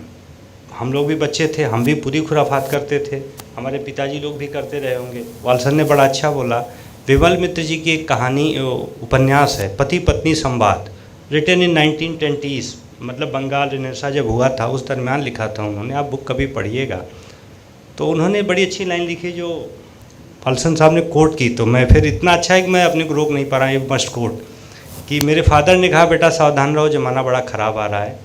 मैं अपने बेटे से कहता हूँ, और मेरा बेटा भी बड़ा हो गया, वो भी कह रहा है कि ज़माना बड़ा ख़राब है, अपने बेटे से बड़ा संभल के रहो। ज़माना तो जैसे जैसे आता जाता है ना, चैलेंजेज आते जाते हैं। आवर आपके पास 24 आवर्स हैं। अब क्रिटिकलिटी नेट पे वेलबींग की आती है। नेट, जैसे अभी डॉक्टर एजुकेशन साहब थे, बात हो रही थी, एक तो एजुकेशन सिस्टम का जो ऑनलाइन मोड है ना, वो बड़ा ख़तरनाक है, वेरी डेंजरस। क्योंकि आप एक स्टडी हम करें, मैं डायरेक्टर साहब से रिक्वेस्ट करूँगा कि ऑनलाइन टाइमिंग में और आपके कीनर फैकल्टीज़ में, साइंस में, मैथ्स में, उस बच्चे के नंबर कितने आ रहे हैं ज़रा वो टेस्ट करें। आपको उसका स्क्रीन टाइम देखें, आपने सारे दे दिए, उसका नंबर कितना आया, कंज्यूमर रेट कितना हुआ, आप देखेंगे कि कोई मैचिंग रिवार्ड नहीं है। Number 2, child education psychologist sir doctor साहब बैठे हैं, एक फोर्स थ्योरी भी होती है। फोर्स थ्योरी ये होती है कि बच्चे को थोड़ा कड़ाई से भी डील करना पड़ता है, ठीक है। जैसे हम वेस्ट से बहुत चीज़ें ले लिए कि नहीं बच्चों के साथ हमें अच्छा रखना है, अच्छा बिहेव करना, हमें उनको टाइट नहीं करना है, लेकिन वेस्ट से हमने ये नहीं सीखा। मैं एक अपना छोटा उदाहरण बताता हूँ कि मैं अपने फ्रेंड्स के साथ 20-22 लोग थे, विदेश गए, तो सबके बच्चे थे, किसी के 12-14 साल के बेटे थे, बेटियां थीं। वहाँ एक यूरोपियन था, उसने अपने बेटे को लाइन में लगाया था, वो 2 फीट की दूरी पे खड़ा था। बच्चा थोड़ा सा आगे हुआ, उसने पीछे किया कम बैक, और बच्चा पीछे आया। हमारे कलीग्स के बेटे बिल्कुल तगड़े तगड़े थे, सैंडविच और पिज्ज़ा खा खा के, 12 साल 14 साल में वो 18 के लगते थे, और वो लाइन में क्रैश कर गए। तो यूरोपियन डोंट लाइक दिस, उन्होंने पुश किया कि नो गो बैक। तो ये लोग बड़े नाराज़ हो गए, ये बहुत नाराज़ हुए कि अरे सर देखिए, मैं उनसे सीनियर भी था, सर देखिए क्या बदतमीजी है बच्चे। हमने कहा तुम्हारा बच्चा जब एडल्ट टाइप बिहेव कर रहा है तो एडल्ट ही ट्रीटमेंट मिलेगा। When offence is adult like, CRPC के चेंजेस आ रहे हैं तो पनिशमेंट भी आपको एडल्ट वाला ही मिलेगा ना, उसने एडल्ट वाला आपको ट्रीटमेंट दे दिया। अब back to cyber crime well being में आता हूँ, इसमें भी हमें थोड़ी फोर्स थ्योरी लगानी पड़ेगी। जैसे मैं अपने घर पे क्या करता हूँ, ये भी एडिक्शन है, मुझे भी है। हम लोगों के कोरोना फेज में जो लोग फील्ड में जुड़े थे, सबके 4-4, 5-5 घंटे चले जाते थे, अब कम करते करते 3 घंटे तक आए हैं। एक बार फोर्स करना पड़ेगा, बेटा आपको 10 बजे के बाद फ़ोन नहीं छुएगा कोई। जैसे लालसन है, मैं हूँ, चलो आप एक फ़ोन रख लो, मदर को दे दो, लेकिन इसके अलावा और कोई फ़ोन नहीं, ये तालीम बंद, ख़त्म खेल। आप देखेंगे 1-2 दिन रेसिस्टेंस होगा, बाद में सब ठीक हो जाता है। नंबर 2, जो भी ऑनलाइन डिज़ाइंस हैं जिस पे ये कहते हैं मैं पढ़ रहा हूँ, आप उससे क्वेश्चन पूछ लो, ठीक है। मदर्स हैं, हम लोग भी जिम्मेदार हैं, आप सारे सब लोग जो यंग बच्चे हैं या जो यूथ है वो भी बहुत जिम्मेदार है, वो सारी कहानियाँ बहुत बनाता है, लेकिन सोशल मीडिया कवरेज 90% है। 90% कवरेज सोशल मीडिया का है। इंटरटेन न्यूज़ बहुत कम लोग पढ़ते हैं, नहीं देखते हैं, तो हम अपना टाइम डाइवर्ट कर रहे हैं, और उसके लिए हमें स्ट्रिक्टली अपने से ही डील करना पड़ेगा, और तो कोई डील नहीं कर सकता। पहले भी ऐसे ही आप देखते होंगे बच्चे हुआ करते थे, हम लोग तो डे ड्रीमिंग में समय निकाल दिया करते थे कि जब मैं बड़ा आदमी बनूंगा, बड़ी चीज़ें करूंगा, तो दिन भर सोए ही निकाल दिए। जैसे पहले चरस और स्मैक और एडिक्शन नहीं होता था, तो डे ड्रीमिंग उस समय का एडिक्शन था, आज का नेट ड्रीमिंग एडिक्शन है। तो कुछ चीज़ों को हमें फोर्सफुली ही डील करना पड़ेगा as a guardian level, as a अपने ऊपर। जैसे मेरी मदर हैं, 85 ईयर 86 ईयर की हैं, वो मुझे फोर्सफुली डील करती हैं। शाम को 6 बजे फ़ोन आ जाता है, कहते तुम गोवा में तो कहते हो, भोजपुरी में बोलती हैं, कहते तो गोवा में कहते हो कि आराम सब लोग यहाँ बहुत अच्छा है, 6 बजे कहाँ गए। तो अब उनको मुझे बताना पड़ता है कि मैं 7 बजे आऊँगा या 88 ईयर की एज, मेरी भी 50 एज हो गई, तो मुझे बताना पड़ता नहीं मैं 6:30 7:30 तक आऊँगा। एक लेवल का फियर फोर्स ज़रूरी है। हम बच्चों के प्रेम में इतना अधिक प्यार हो गया है, सिंगल चाइल्ड डबल चाइल्ड का थ्योरम हो गया है, हम उन पे ज़रा भी फोर्स नहीं लगा रहे। अच्छा, लगा क्यों नहीं रहे, उसकी प्रॉब्लम भी और है, क्योंकि हम as a father, as a mother, हम अपने प्लेजर में इतने ज़्यादा इनग्रॉस्ड हैं, इतने ज़्यादा घुसे हुए हैं उसमें। मैं गोवा की नहीं बात कर रहा हूँ, मैं ऑल ओवर इंडिया पैटर्न बात कर रहा हूँ, पर्टिकुलरली दिल्ली कर रहा हूँ, कि हमें टाइम नहीं। जैसे भी वलसन साहब बोल रहे थे ना, पिज्ज़ा दे दिया वो खा रहा है बच्चा, अरे भाई थोड़ा बैठ जाओ, लेकिन उनको नेट पे भी तो कुछ करना है, किटी चल रही है, तब तक डांडिया आ गया, तब तक 26 जनवरी आ गया, कुछ आ गया, सब चलता रहेगा। तो बेसिकली जो टाइम मैनेजमेंट इशू है नेट वेलबींग में सबसे इम्पॉर्टेंट है 24 घंटे में आपका प्रोडक्टिव टाइम क्या रहा, आपने एक्चुअल खेलने में कितना लगाया, आपने एक्चुअल बुक रीडिंग में कितना लगाया, आपने फिजिकल कितना, आपकी इंड्योरेंस टेस्ट कितनी है। आपका बच्चा है, ज़रा दौड़ाओ उसे 100 मीटर 200 मीटर दौड़ा के देखो तो कि है कि नहीं। मान लो हो सकता है कोई प्रॉब्लम हो, दौड़ते ही पता चल जाएगा कि ये तो हाँफने लगा। अल्तीनो की जो पहाड़ी एक बार चढ़ा दो, 2 बार चढ़ेगा, तीसरी बार पता चल जाएगा कि कोई वाल में डिफेक्ट तो नहीं आ रहा, पैरों में तो गड़बड़ नहीं है। तो थोड़ा सा हर चीज़ में अच्छा 2 रियल टाइम, हमारे फ्रेंड हैं वालसन साहब, पुलिस तो और भी चीज़ें, मैं रियल टाइम की 2 घटनाएं आपको बताता हूं जो मैंने हैंडल की और जो मेरा भाषण ख़त्म, भाषण या वैलिडेक्टरी ख़त्म हो जाएगा।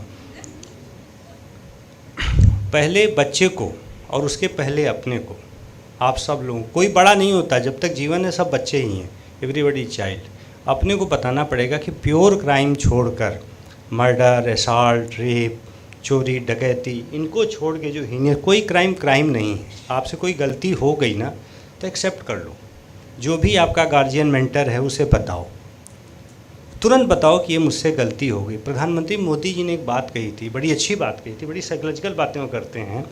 उन्होंने एक बात कही कि आप कोई ऐसा रखो जिससे दिल की बात कह सको। मेरे भी हैं, मेरे भी लोग हैं, गांव में हैं 1-2 लोग, मैं उनसे दिल की बात करता हूँ। कोई हो, आपका पति हो, पत्नी हो, भाई भतीजा, नौकर चाकर, जो भी हो, लेकिन आप दिल की बात बताओ कि ये हुआ। तो आप अपने के जो अंदर बैठा हुआ उसको निकालो, अदरवाइज कोई क्राइम। अब घटनाएँ क्या हुई मैं बताता हूँ, आप तो वैसे कैसे डील किए होंगे। मेरे एक दोस्त आए, बड़े उदास, फ़ोन किया, मैं दिल्ली में डीएम पोस्टेड था, कैसे सर मिलना है, हमने कहा आ जाओ। 1-2 दिल्ली में थोड़ा गोली भी देते हैं, आज आ जाओ, कल आ जाओ, इस तरह का भी चलता रहता है ना। तो मैं उनको थोड़ा घुमाता भी रहा, लेकिन कहे नहीं बहुत ज़रूरी अर्जेंट है, मिलना है। आ गए हो, मैं बोर तो नहीं कर रहा हूँ, जिस दिन लगे आप लोग ताली वाली बजा देना, मैं हट जाऊँगा तुरंत। आ गए हो तो इधर उधर की बातें हुई, चाय हुई, हमने पूछा बच्चे कैसे हैं, कहे सर ठीक है, थोड़ी प्रॉब्लम आ गई है। तो हमने कहा क्या हुआ, तो मेरा एक अटेंडेंट था वहीं पे, बार बार चाय वाय लेके आ रहा था, तो उसको देखा, मैं समझ गया कि उनकी एब्सेंस में बात करना चाहते हैं। हमने कहा तू चल अंदर चल, दोबारा मत आना इधर। उन्होंने कहा कि सर डॉटर का प्रॉब्लम हो गया। हमने कहा क्या हो गया, प्यार वार हो गया, कुछ हो गया ऐसा। 11th में डॉटर थी उनकी। तो कहा नहीं सर क्या हुआ, ऑनलाइन पे ना होते होते होते उसका एक वर्चुअल रियलिटी से उसने प्यार कर लिया। सम मिस्टर कोई थे XYZ, उनसे उनको प्यार हो गया। फिर वही जो होता है जो आपने बताया कि फ़ोटोग्राफी ये वो। फिर हमने कहा फिर, कहा अब क्या करें। हमने कहा करना क्या, गलतियाँ किसी से हो जाती हैं। पहले ज़माने में रानियाँ नहाती थी, फ़ोटो खींच जाते थे, होता था ना, रानी रूपमती का फ़ोटो देख लिया तो कहाँ से कहाँ चला गया अलाउद्दीन। इतनी बड़ी कोई चीज़ें नहीं है सर, मैं मानता हूँ आपकी कोई फ़ोटो भी खींच ले कोई बड़ी बात नहीं, कोई समस्या नहीं, खींचने दीजिए फ़ोटो ना। आपकी फ़ोटो, हमारी फ़ोटो नेचर का वरदान है ना, आप नेचर को ही तो खींच रहे हो। माइकल एंजेलो की फ़ोटो बिक रही है, किस पोस्टर में बिकती है आप बताओ। हमारे माइंडसेट में बैठा हुआ कि अरे बड़ा गड़बड़ हो गया। तो हमने कहा पैसे मत देना आप। कहे सर पैसे तो दे दिए, वही जो आप टेलीग्राम वाला बता रहे थे ना, 10-15 लाख उन्होंने दे चुके थे उसको। हर बार वो डिमांड करता था, हर बार देते थे। वो आए थे हमारे पुलिस की मदद के लिए, तो हमने कहा चलो चलता हूँ, लेकिन इसमें आपको एक बार लड़ना पड़ेगा, आपको एक बार कलेजा मजबूत। मैं इस कहानी इसलिए सुना रहा हूँ कि आप सब लोग इसको नरेट करें, फाइट करें। कहीं कोई ऐसी घटना होती है ना तो डरो मत। मैंने अपनी डॉटर को भी बताया ये कहानी, जबकि वो 10th में पढ़ती थी। उतने छोटे बच्चे को बताने की ज़रूरत नहीं थी, लेकिन अब कोई बच्चा रहा नहीं नेट के बाद, तो मैंने घुमा फिरा कहानी सुना दी। उसने कहा कि पापा आप लगता है मुझे समझाने के लिए समझा रहे हो। हमने कहा बेटा समझ गए, तुम हमसे ज़्यादा इंटेलिजेंट हो। पैसे दे दिए उन्होंने। फिर हम CP साहब के यहाँ गए दिल्ली में, तो स्पेशल CP थे उपाध्याय साहब, उनके यहाँ मिले, साइबर क्राइम देखते थे। तो जो मैंने समझाया था उन्होंने कहा पैसे उसे मिलेंगे नहीं। फिर हमने और स्पेशल CP ने काउंसलिंग की, तो कहे सर वो साइट पे डाल देगा। हमने कहा डाल देगा साइट पे, डार्क वेब पड़ी, हज़ारों साइटें पड़ी रहती, 4 फ़ोन आएंगे 6 महीने बाद। समय हर चीज़ को धूमिल कर देता है, आप उसकी चिंता नहीं करो, उसको साइट पे डालने दो। उसने डाला साइट पे, जब इन्होंने पैसे देने से मना कर दिया उसने साइट पे डाला। लेकिन क्या होता है, डाला आपने धीरे धीरे साइट पे। अब कोई 2010 का पोर्न कोई देखता है आप बताओ। अभी पोर्न की बात हो रही थी ना यहाँ पे, मैं बिल्कुल ओपन और एडल्ट डिस्कशन कर रहा हूँ, कोई नहीं देखता, सब लेटेस्ट पोर्न देखते, कह रहे ये तो मलेशिया वाला हमने देख रखा था, ये नहीं लेटेस्ट लाओ। तो मैंने उनको इनकरेज किया कि आप फाइट आउट करो अपने से, कोई आपको नहीं देख रहा, कोई आपको डॉक्टर, अच्छा समाज को बताने के लिए सिंपल है, मेरी है ही नहीं, जस्ट डिनाई इट, है ही नहीं, काम खत्म हो गया, वो है मॉर्फ फोटो है, नहीं मैंने प्रैक्टिकल राय आप लोगों को दे रहा हूँ, मतलब ऐसा नहीं है कि मैं, आप डिनाई करिए और सोसाइटी से डरने की ज़रूरत नहीं। पहली मेरी राय तो ये है, ये निगेटिव राय थी। पॉजिटिव राय है कि आप अपने टाइम का 24 घंटे का हिसाब रखें और एक्चुअली क्या कर रहे हैं, उसकी प्रोडक्टिव वैल्यू क्या है। आप इंटरनेट पे यदि 5 घंटे दे रहे हैं तो क्या इंटरनेट के द्वारा आपकी इनकम 2 लाख के ऊपर है या नहीं है। आपने अपने 8 घंटे में 5 घंटे दे दिए नेट से, और आपकी नेट से इनकम यदि 1 लाख 1.5 लाख हो रही हो तो it is worth it. If it is not तो you are doing injustice to yourself and cheating to yourself rather. Injustice बजाय मैं कहूँगा कि 5 घंटे आपने वहाँ दिए जहाँ से आपको 1 पैसे भी, कोई भी आपको इनकम नहीं हुई, कोई बुक नहीं पढ़ी, कुछ नहीं किया। तो वो वैलिडेक्टरी था, इसलिए मैं अब यहाँ पे क्लोज करता हूँ। आपको बहुत बहुत धन्यवाद मुझे बुलाने के लिए।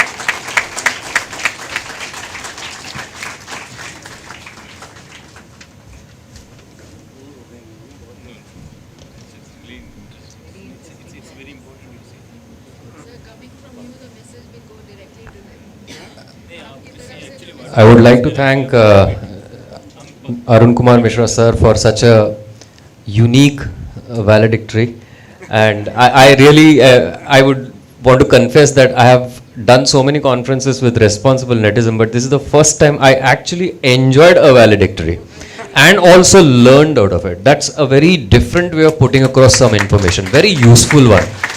Not everyone is able to do that, but he is an amazing person when it comes to narrating certain things. I can make it out easily.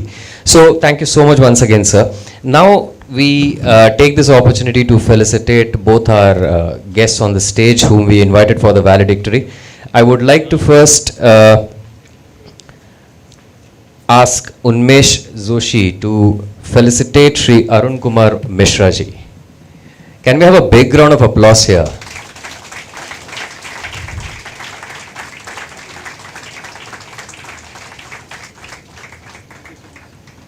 And now I request Ms. Sonali to felicitate Ms. Deepali Naik. A big round of applause for Naik Madam. Thank you so much to both Mishra sir and Naik Madam to be with us here, spending their time and guiding us. Thank you so much. Now, you must be awaiting the results of that, the crossword puzzle that we have been talking about, and submissions have been done, and now we have identified the 3 winners in no particular order. Okay. I will ask our eminent guests on the stage to give away the goodies to those winners. The first person is Kimberly Lobo. Can we have a big round of applause for Kimberly Lobo? You need to come on the stage and collect your goodie. Kimberly? Wow. Any other name you would like to replace with? The second person I would like to call on stage is Scarlett Fernandez. A big round of applause for Scarlett. Please come on stage, and I request Deepali Naik ma'am to give away the goodie to Scarlett. Congratulations and very well done.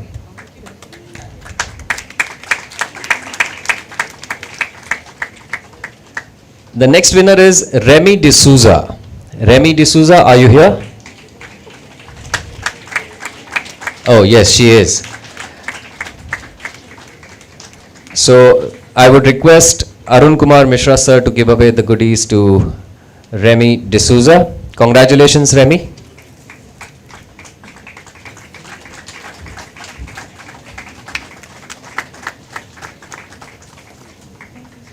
And the third name is Shreya Naik. Is Shreya Naik here? There you are. I think they are all in a group and enjoying that. So I request Walson sir to please give away the goodies to Shreya ji. You may want to come a little faster. सब चाय के लिए रुके यार. Congratulations Shreya ji, and Hope to see you all attend such conferences and contribute after taking away what you have learned here. Right? Thank you so much to all our eminent panelists here, and I now ask our dear friend Sri Mukul Joshi, Dr. Mukul Joshi, to give his vote of thanks.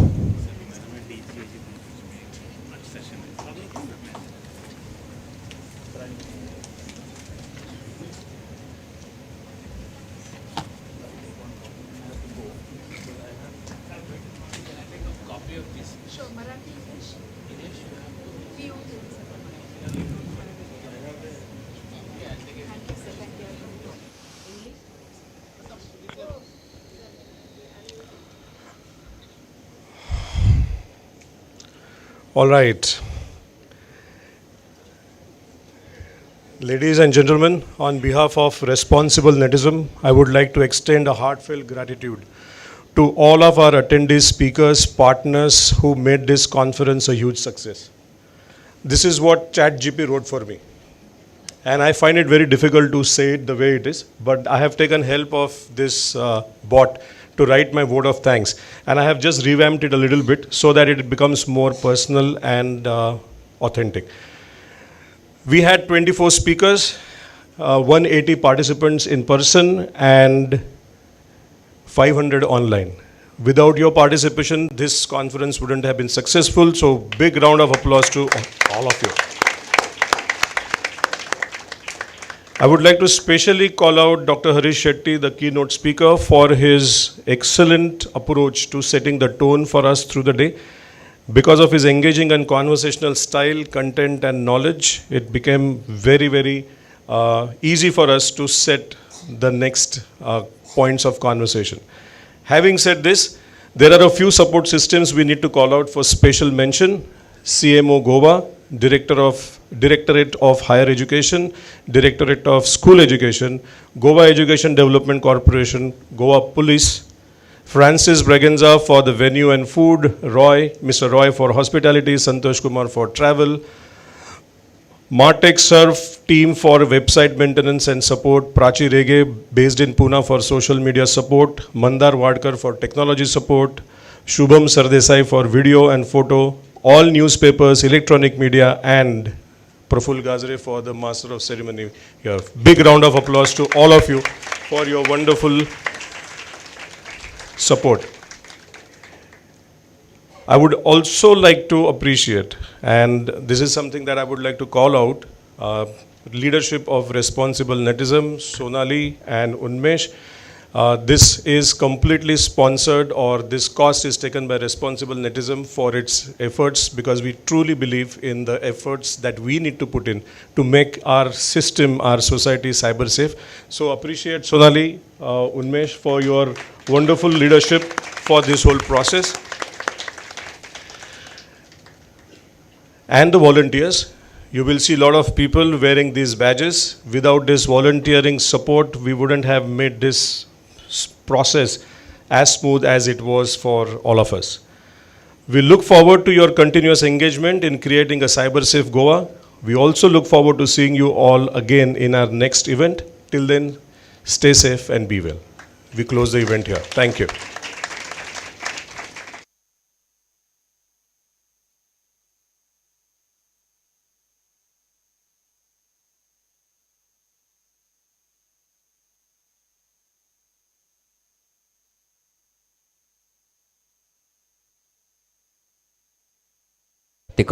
Okay. One little announcement. You can collect your certificates from the registration counter outside. Okay. And also there is a posted board that we have kept for you. Use the posters that are in your kit and put your feedback about the event without fail. That's a request. Please. Thank you so much. Have a wonderful evening.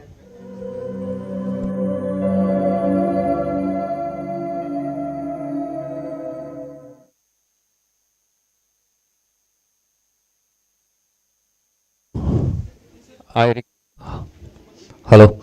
I request the entire team of Responsible Netism to assemble near the stage. Entire team.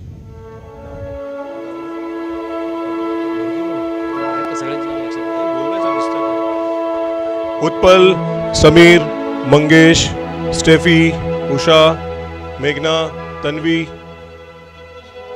Shilpa, Hemant, Tushar, Mandar, Anil, Sudarshan,